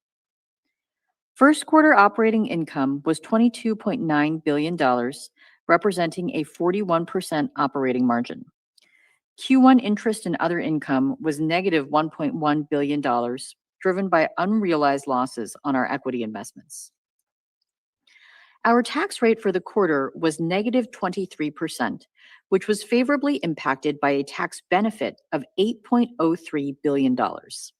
This benefit partially relieves the $15.93 billion non-cash tax charge we recorded in the third quarter of 2025, which reflects updated guidance from the U.S. Treasury issued in February 2026 regarding the tax treatment of previously capitalized R&D expenditures in the United States. Absent the tax benefit, our Q1 tax rate would have been 14%. Net income was $26.8 billion, or $10.44 per share. Absent the tax benefit, our net income and EPS would have been $18.7 billion and $7.31, respectively. Capital expenditures, including principal payments on finance leases, were $19.8 billion, driven by investments in servers, data centers, and network infrastructure. Free cash flow was $12.4 billion. We ended the quarter with $81.2 billion in cash and marketable securities and $58.7 billion in debt. Turning now to the business performance. There are two primary factors that drive our revenue performance: our ability to deliver engaging experiences for our community and our effectiveness at monetizing that engagement over time. On the first, we're continuing to see significant gains from our content recommendation initiatives. On Instagram, the ranking improvements that we made in Q1 drove a 10% lift in Reels time spent. On Facebook, total video time increased more than 8% globally in Q1, the largest quarter-over-quarter gain in 4 years. Within the US and Canada, ranking improvements we made drove a 9% increase in video watch time on Facebook in Q1. These gains are benefiting from advances we're making across the full stack. Starting with data, we doubled the length of user interaction sequences we use for training on Instagram in Q1 and increased the richness of how each user interaction is described, enabling our systems to develop a deeper understanding of user interests. Within our models, we've significantly increased the speed with which our ranking models index new posts, which is enabling us to recommend them sooner after they are published. We're also applying more advanced content understanding techniques, which is enabling us to quickly identify posts that may be interesting to someone, even if they haven't engaged with a lot of similar content. These and other improvements have enabled us to increase the diversity and recency of recommended content, with same-day posts now representing more than 30% of recommended Reels on both Instagram and Facebook, more than double the levels 1 year ago. We're also using AI to unlock more inventory by auto-translating and dubbing videos into a viewer's local language, enabling us to recommend a more diverse set of content. Over 500 million users on each of Facebook and Instagram are now watching AI-translated videos weekly. Looking forward, we're making several investments we expect will deliver more valuable recommendations. This year, we will continue scaling up our models in several dimensions, including their size and complexity, while incorporating LLMs to deepen content understanding across our platform. This will enable us to better match people to a wider variety of content aligned to their interests. At the same time, we are executing on our longer-term efforts to develop the next generation of our recommendation systems. This includes building foundation models that power organic content and ads recommendations, as well as developing LLM-based recommender systems. Our focus this year is validating the model architectures and techniques in these domains before we scale them out in future years. Aside from our recommendations work, we are focused on deploying the models from Meta Superintelligence Labs to enable a new set of product experiences. We're seeing encouraging results within Meta AI since we began powering responses with the first model from MSL, MuseSpark. In tests we ran leading up to the launch, we saw meaningful engagement gains that accelerated week over week with each new iteration of the model. We're seeing similar gains within Meta AI following the broad rollout of our new model, with double-digit % increases in Meta AI sessions per user. MuseSpark is now powering Meta AI in direct chat threads across our family of apps, as well as the standalone Meta AI app and website, giving billions of people globally access to our latest model. Overall, we're very encouraged by the momentum within our research and product roadmap, and look forward to sharing more detail on what we're building over the course of the year. Turning to the second driver of our revenue performance, increasing monetization efficiency. The first part of this work is optimizing the level of ads within organic engagement. Here we continue to enhance our systems to show ads at the optimal time and location. In Q1, we also expanded availability of ads on our newer surfaces, including bringing ads on Threads to people in more markets. On WhatsApp, we're making good progress with the rollout of ads in status, with hundreds of millions of people now viewing them daily. Moving to the second part of increasing monetization efficiency, improving performance for the businesses who use our services. To do so, we're deploying AI more deeply across each layer of our systems and tools. Within our ad systems, we're delivering performance gains as we deploy more complex and predictive models. In Q1, enhancements we made to Lattice's modeling and learning techniques, along with advances in our GEM model architecture, drove a more than 6% increase in conversion rate for landing page view ads. In addition, we've been investing in more performant inference models for when we're serving ads. In the second half of last year, we began rolling out our new adaptive ranking model, which is an LLM scale ads recommender model that we use for inference. This model improves our inference ROI by routing requests to more compute-intensive inference models when it determines there is a higher probability of conversion. In Q1, we expanded coverage of our adaptive ranking model to support offsite conversions, which drove a 1.6% increase in conversion rates across the major surfaces on Facebook and Instagram. We're also leveraging AI to make it easier for businesses to manage their customers, develop ad creative, and engage with customers. The Meta AI Business Assistant has now been fully rolled out to all eligible advertisers on supported Meta buying surfaces, providing personalized recommendations to advertisers, resolving account issues, and surfacing campaign insights to help optimize results. Performance has been strong since we began testing the assistant in Q4, with common account issues being resolved at a 20% higher rate. This week, we're also introducing Meta Ads AI connectors in open beta, providing advertisers the ability to connect their Meta ad account directly to an AI agent. We've always supported advertisers both on our platform and through tools like the Marketing API. And now we're extending that to AI so businesses and agencies can analyze and optimize campaigns with the tools they're already using. Usage of our ad creative tools is also scaling, with more than 8 million advertisers using at least one of our Gen AI ad creative tools, and particularly strong adoption among small and medium-sized advertisers. These tools are benefiting performance as well, with advertisers using our video generation feature seeing more than 3% higher conversion rates in tests. We're also seeing good traction in using AI to facilitate customer engagement. In Q1, we expanded business AIs on WhatsApp to SMBs across Latin America and Indonesia, as well as on Messenger in Asia Pacific.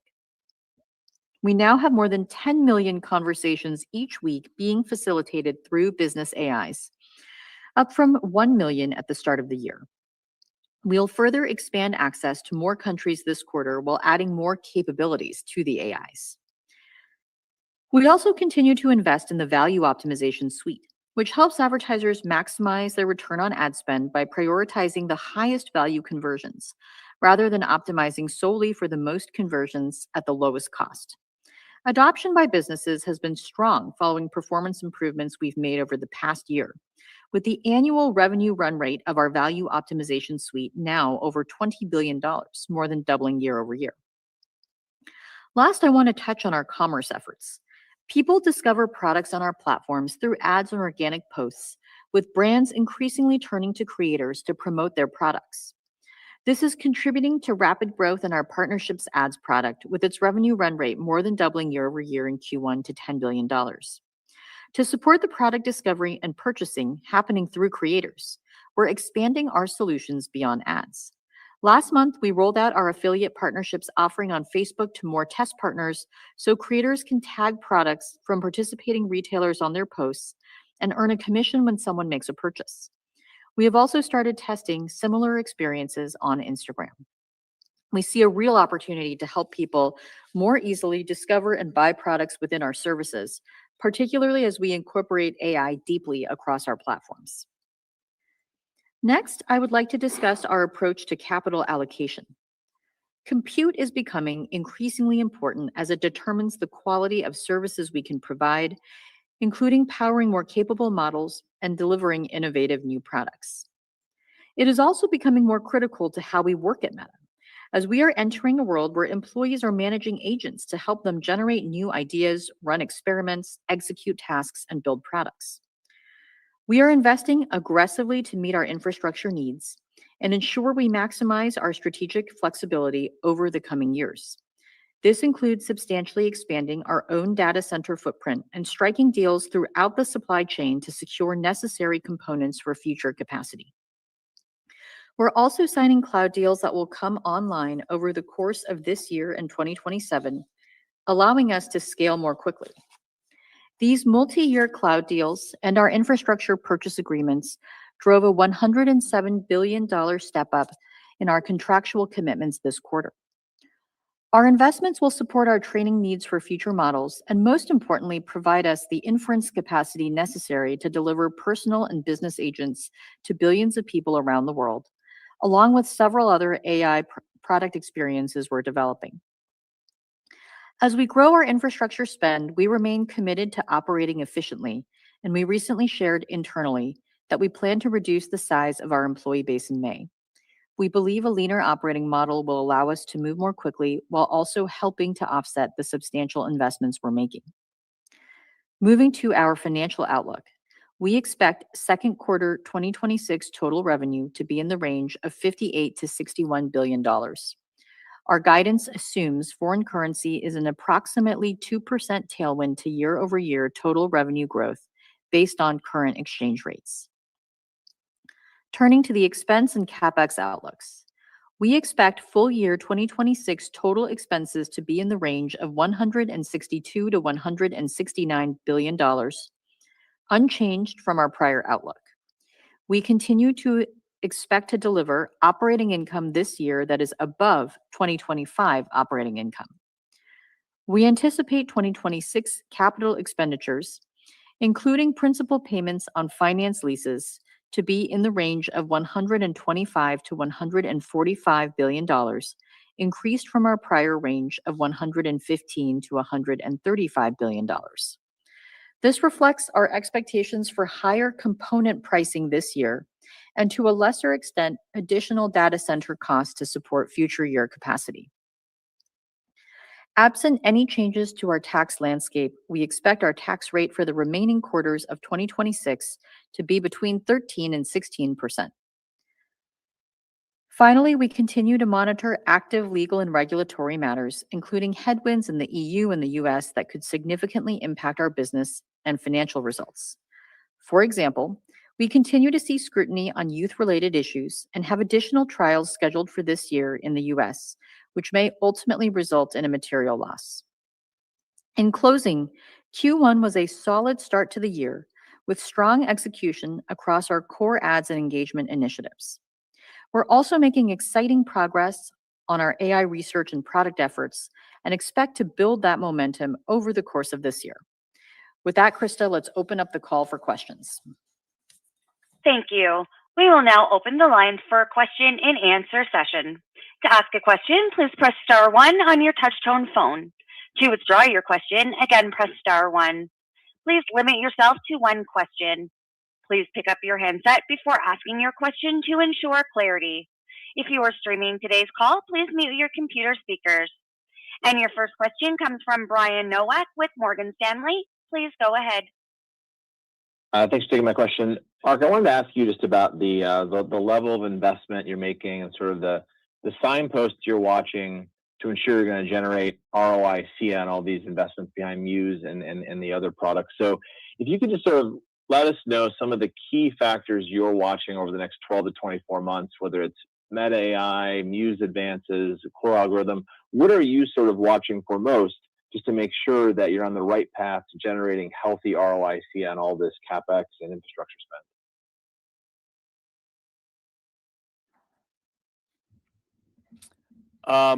That's a very technical question for, basically where the things that we're watching are to make sure that we're on track building leading models and leading products. The formula for our company has always been build experiences that can get to billions of people and focus on monetizing them once you get to scale.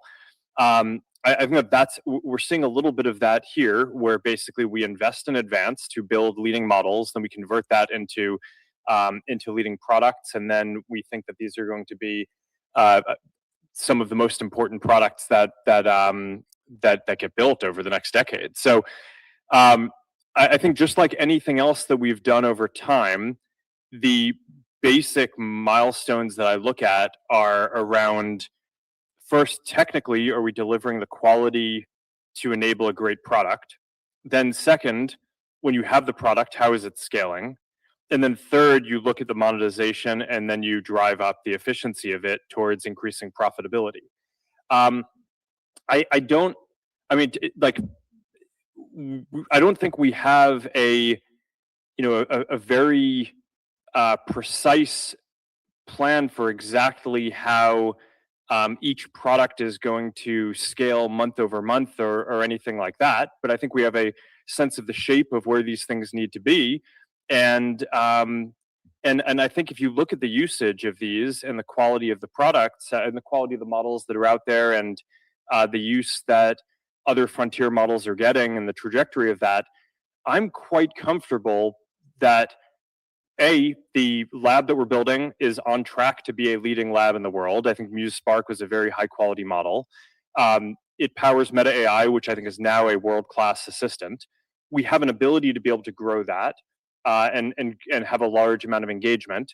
And over the coming quarters, we're just going to be tracking how do our next set of training runs go, how do our products scale, how excited are we about the products in the pipeline, where right now we're very excited. And then we'll also ramp up monetization over that period of time as well. So I think that those are the set of things that I look at. I think for the kind of specific financial questions, I think Susan can jump in if there's anything more to add.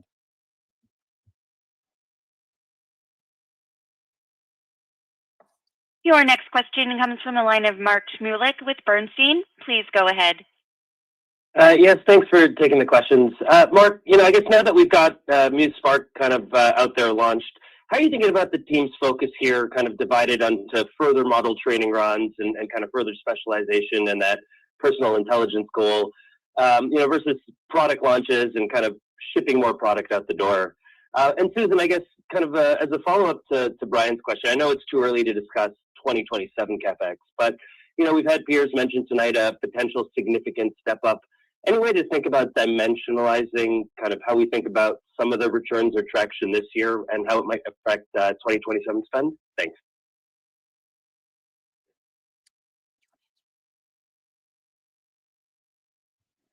I mean, I think the roadmap from the team has been pretty consistent. So we have the research team, which is focused on scaling increasingly intelligent models with capabilities for the specific things that we're focused on, which are business and personal agents.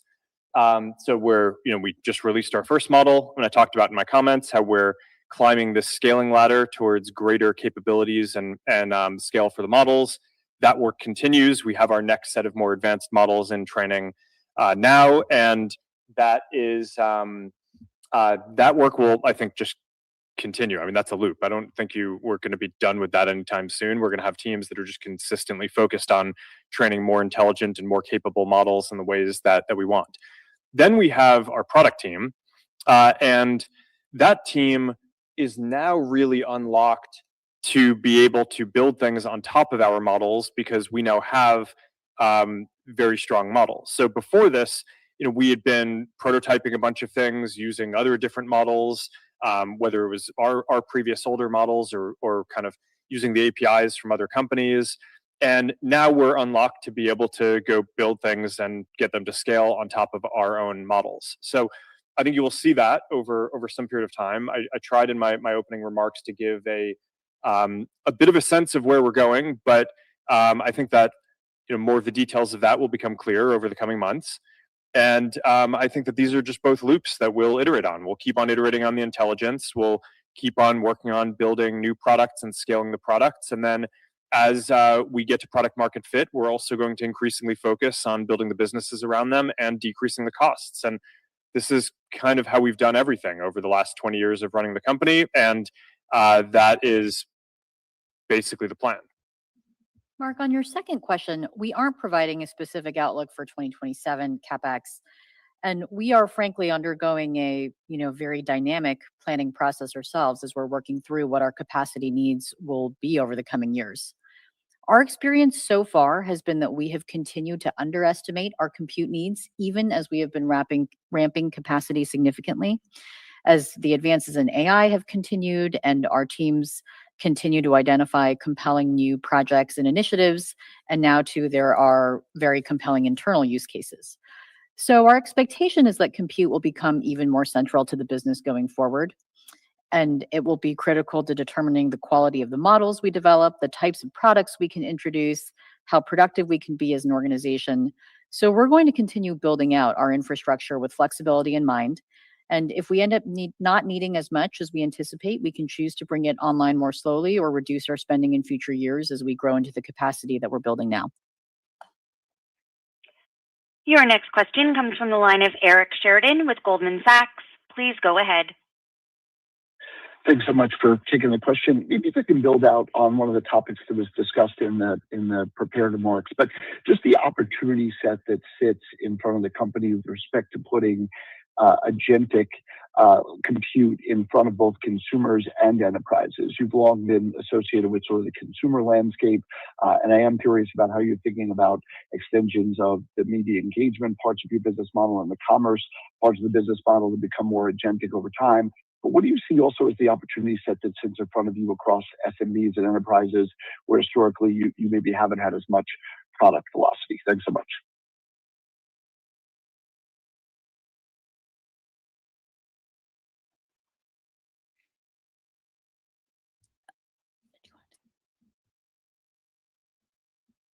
Hello?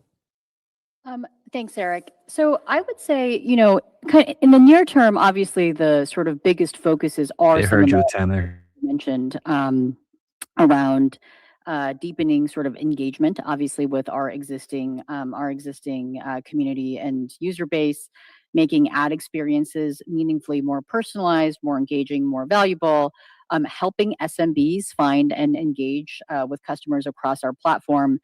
Those are some of the, I think, most intuitive and adjacent opportunities to the business that we have today. And then, of course, as we are able to build out more agentic capabilities, enabling agents to help people be more productive, but also agents for businesses, and enabling, frankly, those agents to interact with each other and build what we hope will be a thriving commerce ecosystem on our platform. So, I would say some of these are a little bit further out, especially in that latter category of things. Again, the focus is on building personal super intelligence, building a consumer agent that can work for you and help you get things done. That right now is a consumer experience that we're focused on, but we think there will be clear monetization opportunities over time. You can imagine commission structures or a premium offering. And on the business side, we're seeing a large opportunity, of course, around agents and scaling our business AI initiatives. I think I mentioned earlier in my remarks that there are over 10 million weekly conversations between people and business AIs on our messaging platforms. That's up from 1 million at the start of the year, and we're going to continue expanding globally in Q2. And business AIs today are currently free for most businesses on our messaging apps. But as we make more progress, we expect that we will also work towards establishing a longer-term monetization model, and we'll also consider other services that we can offer to businesses in the future. But we don't have anything more to share today. Your next question comes from the line of Youssef Squali with Truist Securities. Please go ahead. Great. Thank you very much for taking the questions. Maybe one for Mark and one for Susan. Mark, Ray-Ban Oakley AI glasses continue to perform really well for you guys, but EssilorLuxottica owns and manages a lot more brands. What are the gating factors to see the launch of additional glasses under these other brands this year, and what would be a successful year for you as you look back at 2026, maybe in terms of units sold? And then Susan, on that 10% RIF, how much of that is due to efficiencies for maybe AI implementation versus just the need to stay fit? And as you look at your employee needs over time, how do you see that growing maybe relative to your overall top line growth? Thank you very much. I can go ahead and take both of those. I might answer your second question first. And I'm just trying to make sure I got all of the parts of the question. So in terms of what these sort of, kind of the optimal size of the company, I think over time, we don't really know what the optimal size of the company will be in the future. I think there's a lot of change right now with AI capabilities advancing rapidly. We're very focused on leveraging AI tools to substantially increase our productivity, and we're seeing that reflected in the accelerating output from our engineers. And we're generally approaching this with a bias toward wanting to use these tools to build even more products and services than we would have before. At the same time, we're making very significant investments in infrastructure, and we are very focused on continuing to operate efficiently. So I think we will be continuously evaluating how we're structured just to make sure we're best set up to deliver against our priorities over the coming years. So that is, I think, your second question. The first question was about the AI glasses. We're continuing to see strong growth in obviously the AI glasses sales over the course of Q1.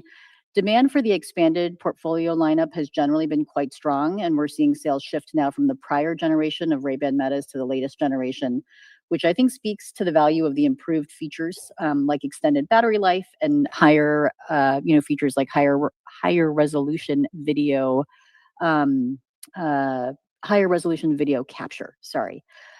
So we're, pretty excited about, the progress we've made with glasses. We see strong interest now in the Meta Ray-Ban displays with the Meta Neural Band. So that's an encouraging sign that there's consumer appetite for display glasses, which is kind of the next generation of how this product evolves.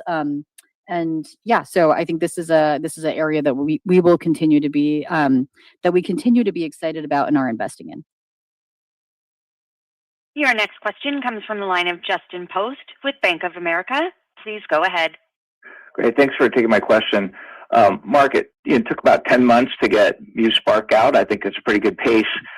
Just to help us understand what kind of unlock that is for some of the new products you're developing, and how is the product cadence going to be over the next 9 months on either consumer or business enterprise products built on top of that model?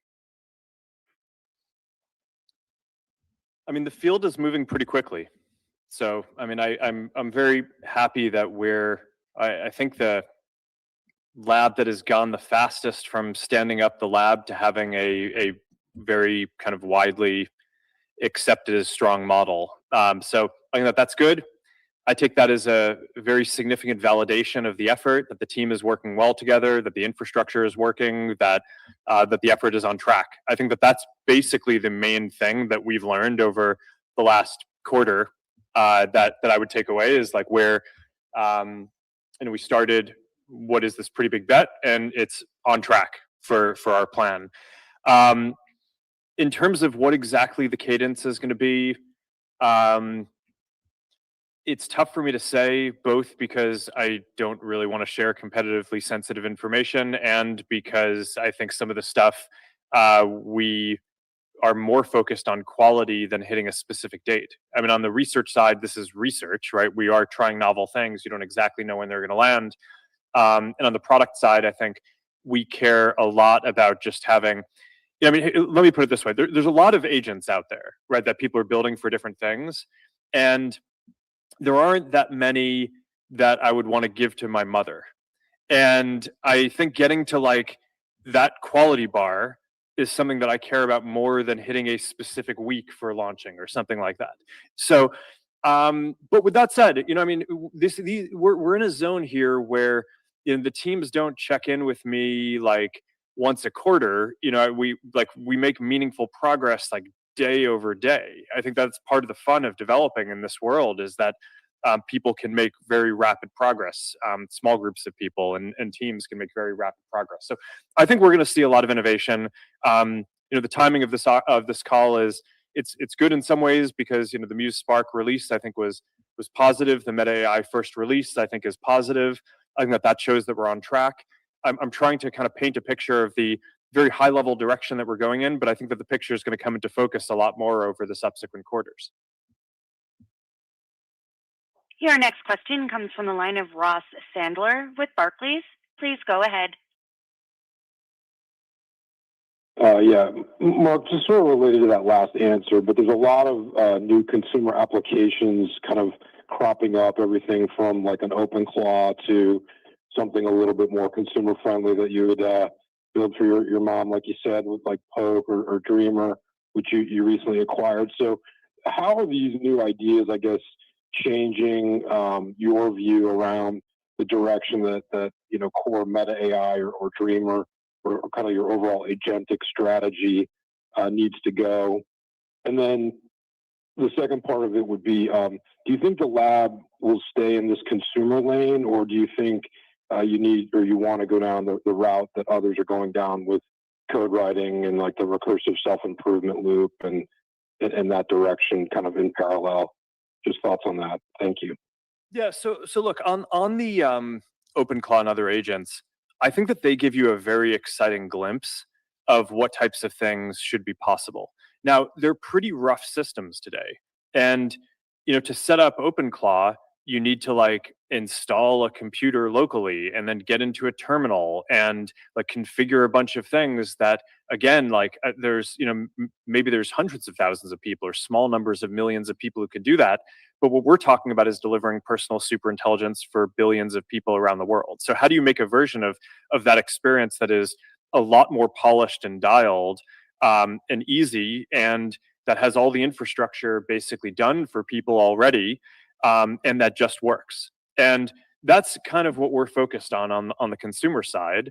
And I'm really excited about that. I think if you had something like that worked quite a bit better than those systems and was easy enough that people could just get, then I think you go from having something that hundreds of thousands or millions of people are going to use to something that is going to be addressable to billions of people. And that has been our primary focus from day one of the lab, is being able to deliver something like that as a product. And I think it's just going to be very exciting.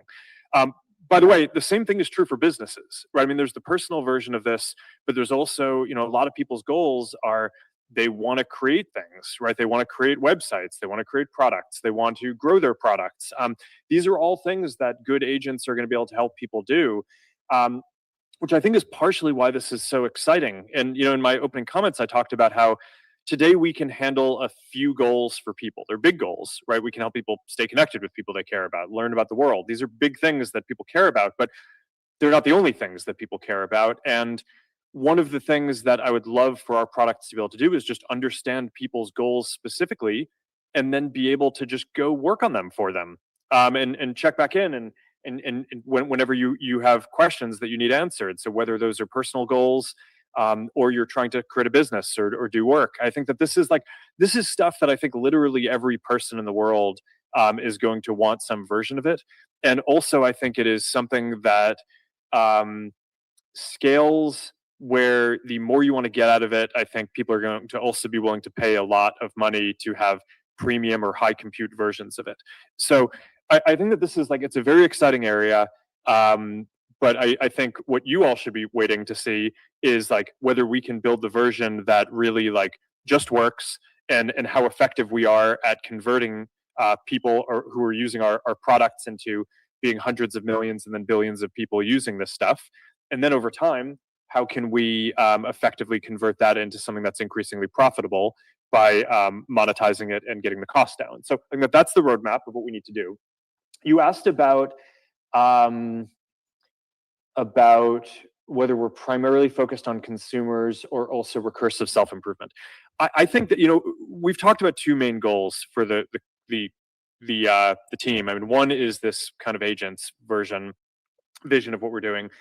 The other is that self-improvement is really important, because you can't build a leading AI product if you don't have leading models. So, and you're not going to have leading models in the future if your models can't improve themselves, right? It's you're getting to a point where today the models are still able to learn from people, and then I think at some point the models will have to improve themselves, and that's how the growth is going to, an improvement in the models is going to happen. And if we don't have an ability to do that, then we or anyone else, I think that the companies that don't do that are not going to be leading labs, and then they're not going to produce leading products. So I think that is a table stakes thing that we are focused on. Now, does that make us a developer tools company? Not necessarily. I mean, I'm not against having an API or coding tools or anything like that, but it's not our primary focus. But I actually think people conflate coding with self-improvement more than they should. Coding is one ingredient for the model self-improving. It's not the only thing. And we are focused on all of the parts that are going to be necessary for self-improvement in service of the personal superintelligence vision that we have for people and businesses. Your next question comes from the line of Ron Josey with Citigroup. Please go ahead. Great. Thanks for taking the question. Mark, maybe a quick follow-up to a prior question around personal agents and business agents. And with Spark News now live and more models in development, do you look at the personal agent opportunity, which we talked about earlier on in the call, more of a short-term, medium-term, long-term goal? I'm sure it's a never-ending goal, but when we see a product, is the question shorter, medium-term? And then, Susan, I think the ranking recommendation model improvements are very impressive to see, given the size and scale of both Instagram and Facebook. Could you help us understand just how doubling the length of user interaction sequences can drive greater usage? There's a thesis out there that maybe some of the ranking recommendation improvements are long in the tooth. So it seems as if there's a lot more room to go. So any help there would be helpful. Thank you.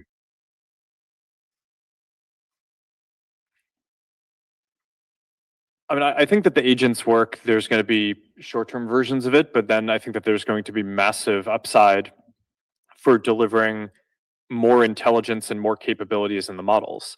And you're kind of seeing this across the industry. Each, month, each generation of models, they just have more capabilities and can do more things, and people absorb it and are able to get more superpowers, and it's awesome. It's like the most exciting time in the industry. So I think of the agents as the product vehicle for delivering that capability to people.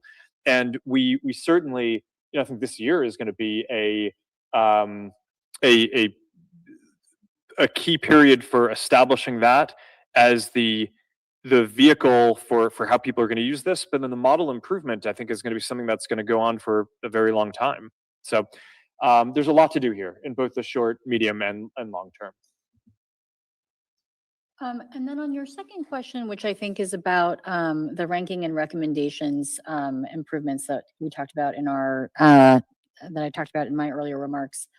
I think first of all, there is still a lot of room to continue improving recommendations over the rest of the year, and we expect we'll be able to do that to drive additional engagement on both Facebook and Instagram. A couple of the things. First, we're going to continue to improve our data infrastructure. That's going to allow our models to train on more data, and we're adding more detail to how we describe the content that users have engaged with in the past, and scaling up the complexity of our model architecture to take advantage of those larger data sets, like using even longer histories of content interactions. And that should all be in service of improving the overall quality of recommendations. We also are focused on making the recommendations even more personalized and more relevant to any given user's interests. There's work we're doing to redesign our content retrieval system to show more content that matches the full range of a user's interests, and to tailor the diversity of the topics we recommend to the broadness of someone's interests. So someone with particularly concentrated interests might see relatively more of that content, while people with a broader set of interests might see kind of a greater range in the topics that we show them. And then finally, we're continuing to make improvements to our sort of LLM-based tune your algorithm features that allow users to provide more granular natural language feedback on what they want to see more of or less of in their feed. So the sort of the sequence length, which is the thing that you called out, is one of really many improvements we made in Q1, and there is a big roadmap of further improvements going forward. Your next question comes from the line of Doug Anmuth with JP Morgan. Please go ahead. Thanks so much for taking the questions. Mark, how do you think about the step up as you go from leveraging smaller models in the ad business to use Spark and future large language models going forward? What are some of the key unlocks across engagement and monetization? And then on Manus, can you just talk at all about the strategic importance and the role in developing agentic products for Meta, and then just current status around the tech and the deal? Thanks. I'll take that question. On Manus, we're still working through the details, so we don't have an update right now. On your first question, which is about sort of the going from leveraging smaller models in the ads business to kind of to the ads sort of models growing. There's already some work underway, and I think I alluded to some of this in my earlier remarks, even kind of in the current landscape of the ads roadmap, where we're basically trying to advance the architecture here to allow us to leverage the abilities of larger models. Historically, we haven't used larger model architectures like GEM for inference because their size and complexity would make them too cost prohibitive. And the way we drive performance from those models is by using them to transfer knowledge to smaller, more lightweight models that are used at runtime. The inference models are bound by strict latency requirements since they need to find the right ad within milliseconds, and that has, again, historically prevented us from meaningfully scaling up their size and complexity. But in the second half of last year, we introduced a new adaptive ranking model, which enables us to leverage LLM scale model complexity of 1 trillion parameters, and we made advances in the model architecture and co-designed the system with the underlying silicon so it maintains the sub-second speed that is required to serve ads at scale. We also developed an approach that intelligently routes requests to more compute-intensive inference models if it determines that there is a higher probability of conversion, and that lets us drive both better performance and increase inference ROI. So there's a lot of work being done there before we even sort of incorporate more of the LLM work into our underlying ads ranking models.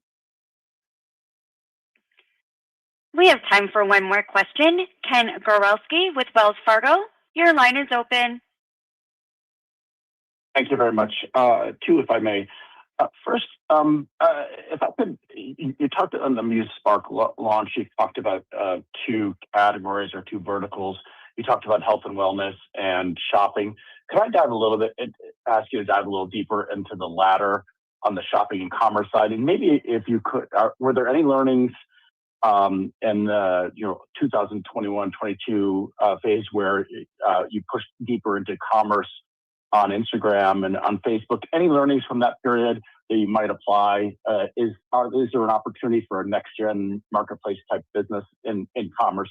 And then the second, please, maybe Susan, could you talk a little bit about, based on your model improvements and the content recommendations, how much visibility do you think you have into kind of the growth trajectory on the core business?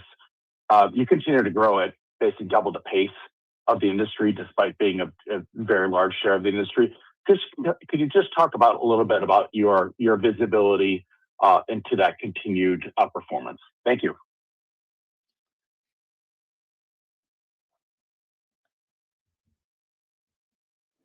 Yeah, so I might give you a somewhat loftier answer to the question. You're asking about shopping. I think it's sort of an interesting example of the way in which the work that we're doing is different than what I think others are doing out there. These products, AI agents get better when you fully optimize the stack. That's why we believe that we need to be a company that builds frontier models in addition to building the agents. And then in order to do that, you of course need to build your infrastructure in order to be able to do that well. So we're undertaking this large investment to be able to do that top to bottom. And I think a lot of the way to think about the investment that we're making is a bet that the individual things that people care about and that people are going to be more important in the future. And that's sort of like I think it should be a pretty obvious thing to say, but I think so much of the rhetoric around AI in the industry is around like a company trying to build some kind of centralized thing that like does all the productive work in society in some way or something like that. And that just is very different from how we see the world. Like our vision for the future is one where society makes progress by individuals pursuing their own aspirations. And some people care about big, grand things like curing diseases, and a lot of people care about personal things like finding the right shirt for my daughter.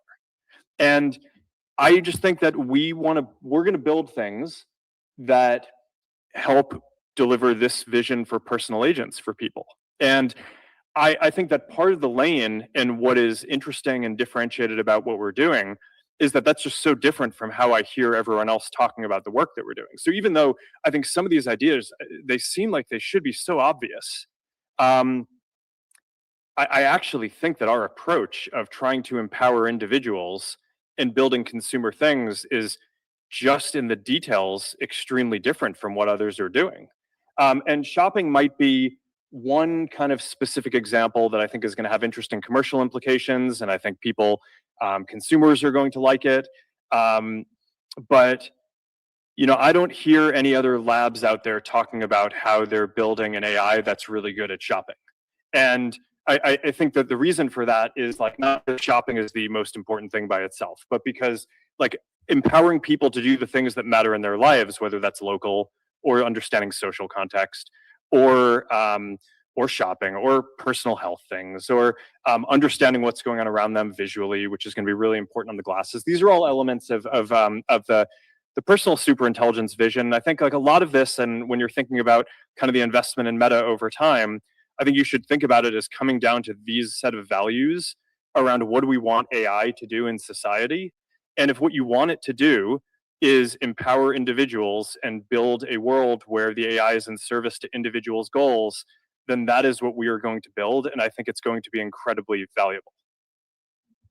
Gosh, I almost wish we could end on that answer, but I will answer the second question, which I think kind of has two versions. One is, a version of like, what's the revenue outlook? And obviously we gave, the Q2 guide, which embeds, I think, both a range of kind of macro outcomes, but also the work that we've, the ongoing work that we have to continue improving both the sort of usage and engagement on our family of apps, and then our ability to continue making the ads better and more performant.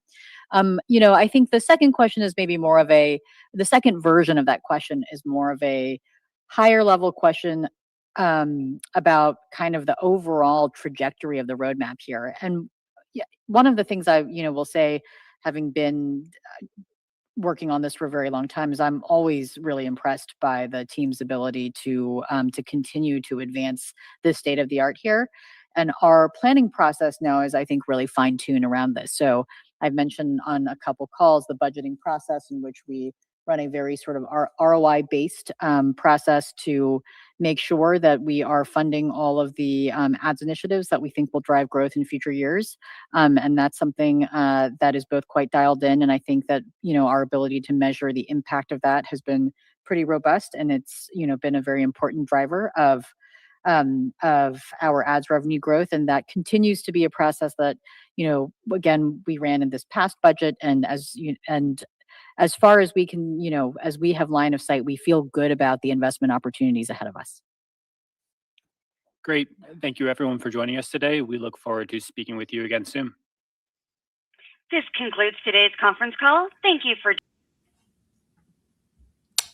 The real takeaway is that they never need to, never put all four of these Mag 7 names on at the same day, because that sucked. Yeah, look, obviously, guys, I know people wanted Amazon, but everyone picked Meta in the beginning. I understand the stock didn't move. If the stock was up, people would have never wanted to switch the call. So yeah, hard to switch midway through. Yeah, I asked all these guys in the private chat, and we all agreed like a lot of people would be upset if we just switched because one stock was up versus it wasn't. So obviously we'll analyze all those companies together, but I understand it wasn't the most entertaining because the stock wasn't up. But what do you do? At the end of the day, 25% of you wanted Amazon, 45% of you guys wanted Meta, so we kind of have to go with Meta.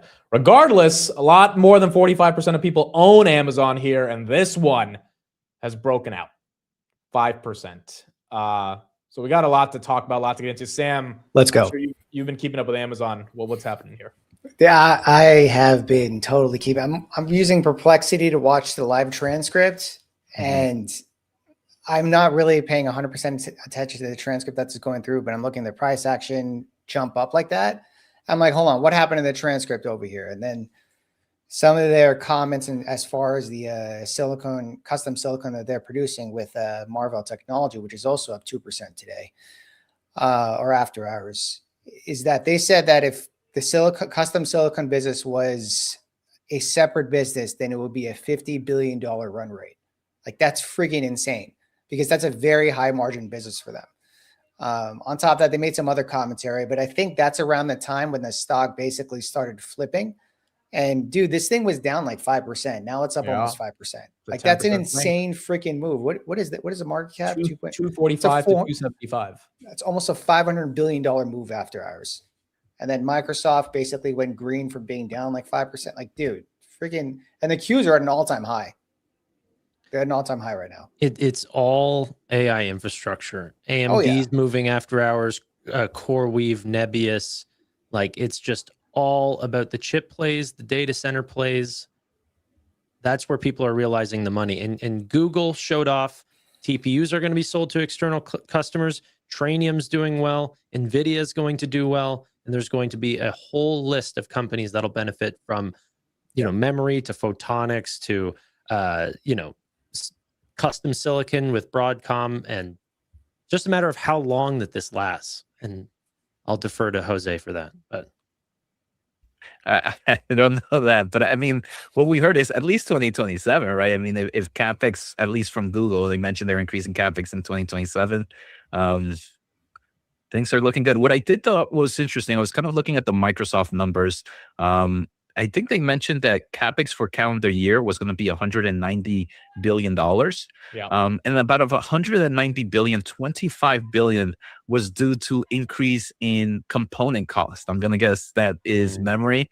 But it's crazy how memory is such a heavy portion of CapEx alone. Just the price increases of memory itself. And I don't know.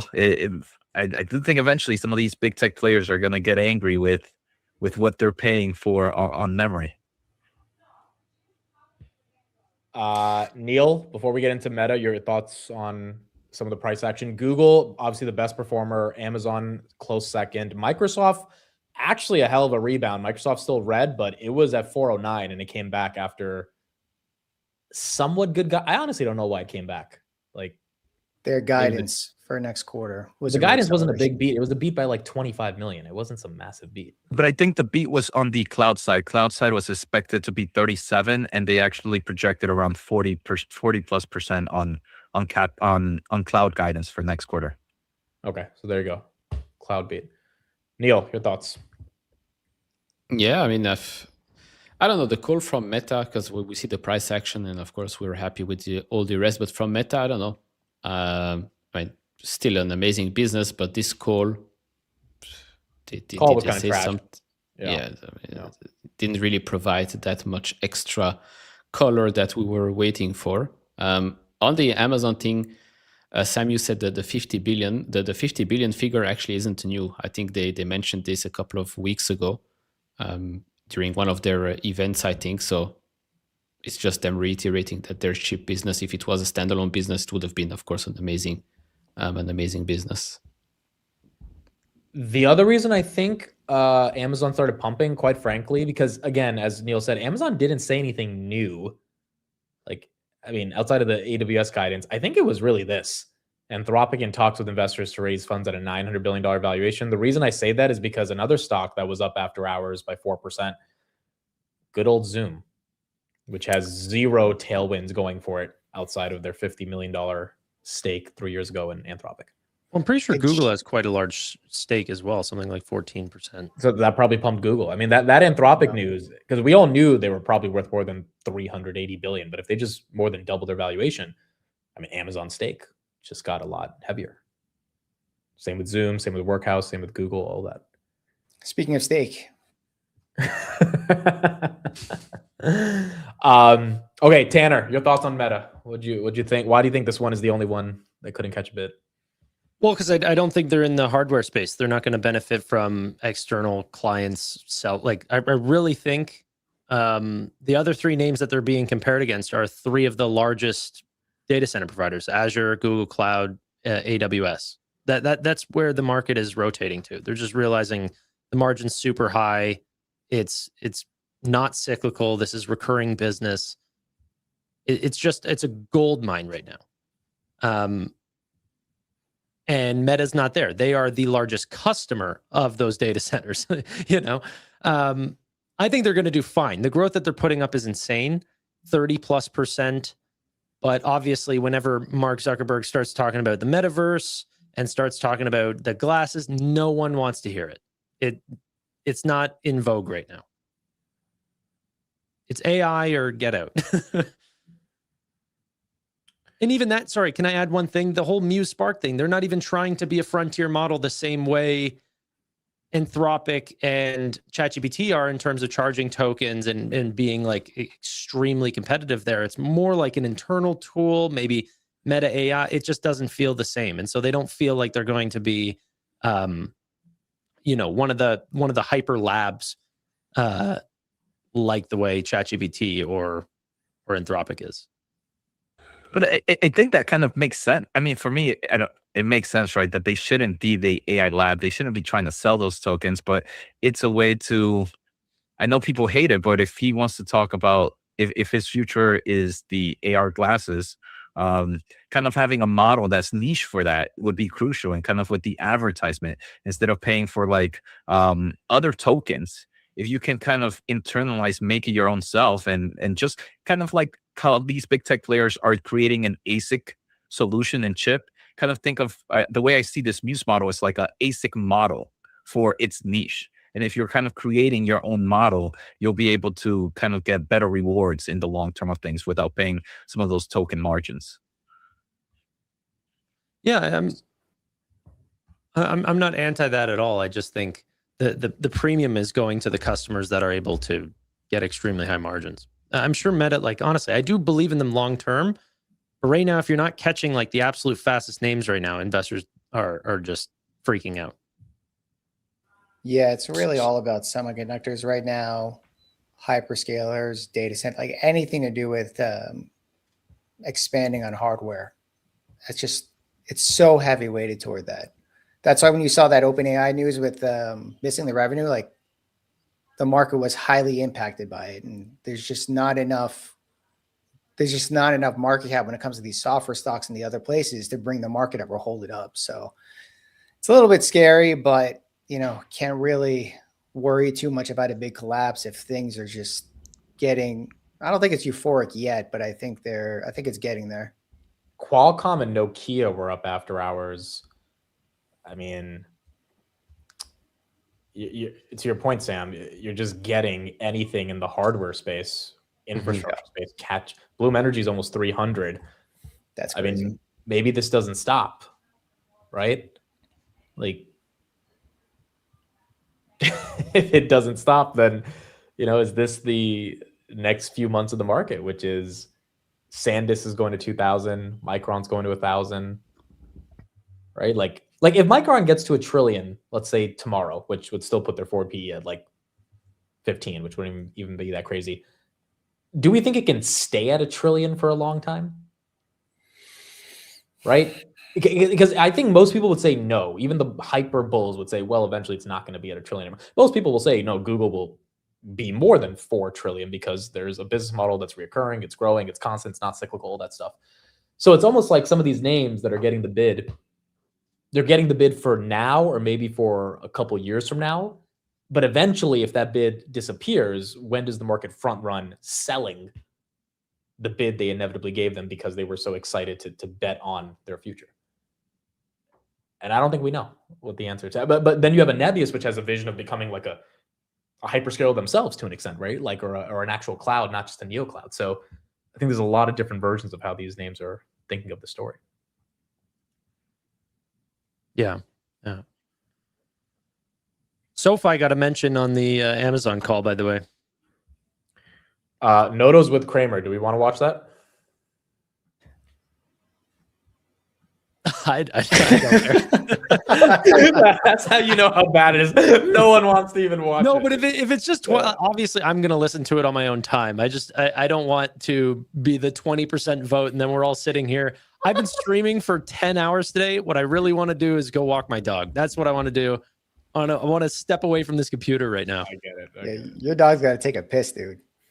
No, I mean, that's fine. Yeah. All right, but I got to go, guys. All right, so AMD, Intel, Nokia, Qualcomm getting the derivative pump, Microsoft flat, Google, Amazon big pump, and then Meta's the laggard. I think my thoughts are I think this dip is really stupid for Meta. The call sucked. Zucks is being way too cocky on these calls every time, answering like he has better things to do, which he probably does. But also, he's probably vibe coding. I mean, like, but also, like, we all invest our money, you know, like it would be nice for 90 minutes for him to just act like he cares. You can just tell he doesn't get it. I mean, they were whispering, like, do you want to take that question? Do you want, like, he doesn't want to be there. I get it. But I think he's also a bit more excited now that Muse Spark is actually a good model. Because Llama 4 sucked. Yeah. Like, sucked really bad. Muse Spark is now already up there. And to the point you, Tanner and Jose talked about before, look, Meta doesn't need to sell the tokens because they're already profitable as you know what, as if the others, they have no choice because otherwise they go bankrupt. At the end of the day, Meta, when they figure whatever super intelligence out, why wouldn't they sell you a small subscription through Instagram with their billions of users or WhatsApp with their billions of users, like a small fee, and you have an AI agent working for you 24/7. Poof, but $1 billion business. You would agree that even if Meta never figured out super intelligence, the ads business itself, because just like Google, that deserves to be worth $2.5 trillion right now. And e-commerce that they talked about as well, because e-commerce is going to be huge for them. Right.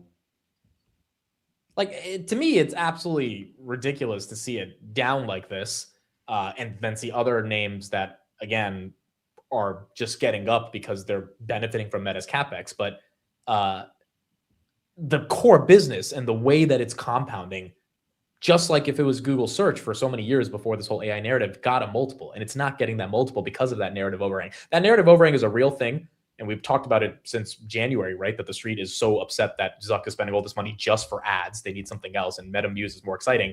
But Meta Muse is nothing like fundamentally real yet, other than it's number 4 on the App Store. But, you know, it's not inside of the products yet. So, I mean, it's a fair reason for the discount, but one could argue this thing deserves at least 25, 27 times earnings, which would put it at a 800, 850 stock right now.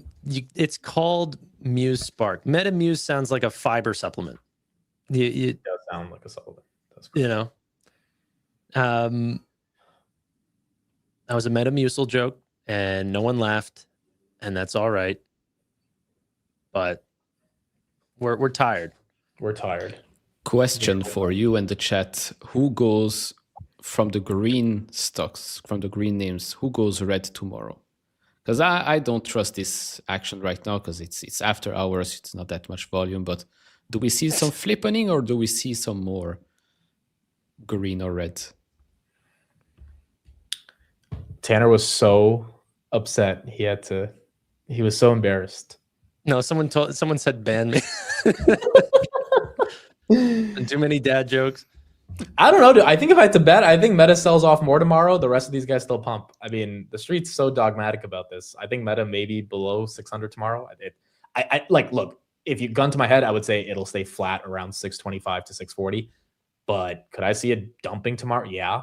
Could I see Google pumping to freaking 380 tomorrow? Yeah. I feel like maybe the price action sticks going into tomorrow. Yeah, I mean, Google objectively had the best quarter, right? We can admit Google objectively. Yeah, they dominated. This is why I like owning all the Mag 7s. Like, I won't even feel bad holding Meta on this drop. Like, this is in all, like, I don't even know what to call it. This is a fake drop. Like, what's the forward P of this company tomorrow morning? Like, under 20? Like, we're paying like 19 times forward earnings for Meta. Like, they dominated on EPS and fell while being the cheapest Mag 7 name. Like, for growing at the highest growth rate that they've seen in years and years and years. Super profitable. Like, are we just buying AI or are we buying like quality names? Like, is there any fundamental analysis going into this? Like, are they getting replaced? Is Anthropic going to take over social media? Dude, last quarter, they were growing 16%, last quarter this year, 16%. That's 33% now on a higher base. Yeah, like we're not going anywhere. So I'm a happy Meta shareholder. I'm a happy Microsoft, Amazon, and Google shareholder. These companies are so quality. Like I love these names. If Amazon gets the breakout tomorrow as well, I think Amazon 300 is going to be on the deck for a lot of people that have been screaming it. I think Amazon 300 is possible this year, but if you start breaking that 280 level, I think a lot more people start feeling it's going to happen. So yeah, tomorrow we're going to see how the street thinks of it. But overall, all the CapEx increase is bullish for everything besides the company's increase in CapEx. Eventually, hopefully, that bid goes back to the companies that are actually spending all this money. Is Reddit impacted after hours or not? Reddit is flat. Snapchat is flat. Okay. All right. That is it for us. Thank you, everybody, for being here. We'll be back tomorrow. AMD getting a bit after hours because of Intel. Trump did tweet about Intel. He said, Trump said, I'm happy I'm making Intel money. Or he said, I'm happy I'm making the United States money. Yeah. As I made a joke. I was like, when are we going to get the portfolio screenshot? All of this is happening, by the way, with oil pumping. So, I mean, we're Intel stock ticker symbol INTC. I mean, to be honest, dude, it was a good investment. It was. Nvidia also invested $5 billion. Yeah. So Jensen's also quadrupled his money. Yeah. All right. That is it. Thank you, everybody, for being here. We'll have a lot to analyze tomorrow on all our channels. Everyone's links in the description. Appreciate everyone being here. It was a 4.5-hour stream. Meta tomorrow, or Apple tomorrow. Apple, Reddit tomorrow, Tanner. Reddit, Zeta, SanDisk. That's the one Western I'm going to be Digital. Yeah. Oh, Western Digital tomorrow too? Yeah. Mm-hmm. Well, there's a lot tomorrow. Okay. So you can fade everything else. It's going to be the memory. All right. Thank you, everybody. Appreciate it. Alzheimer joke. We'll see you guys tomorrow. Bye, everybody.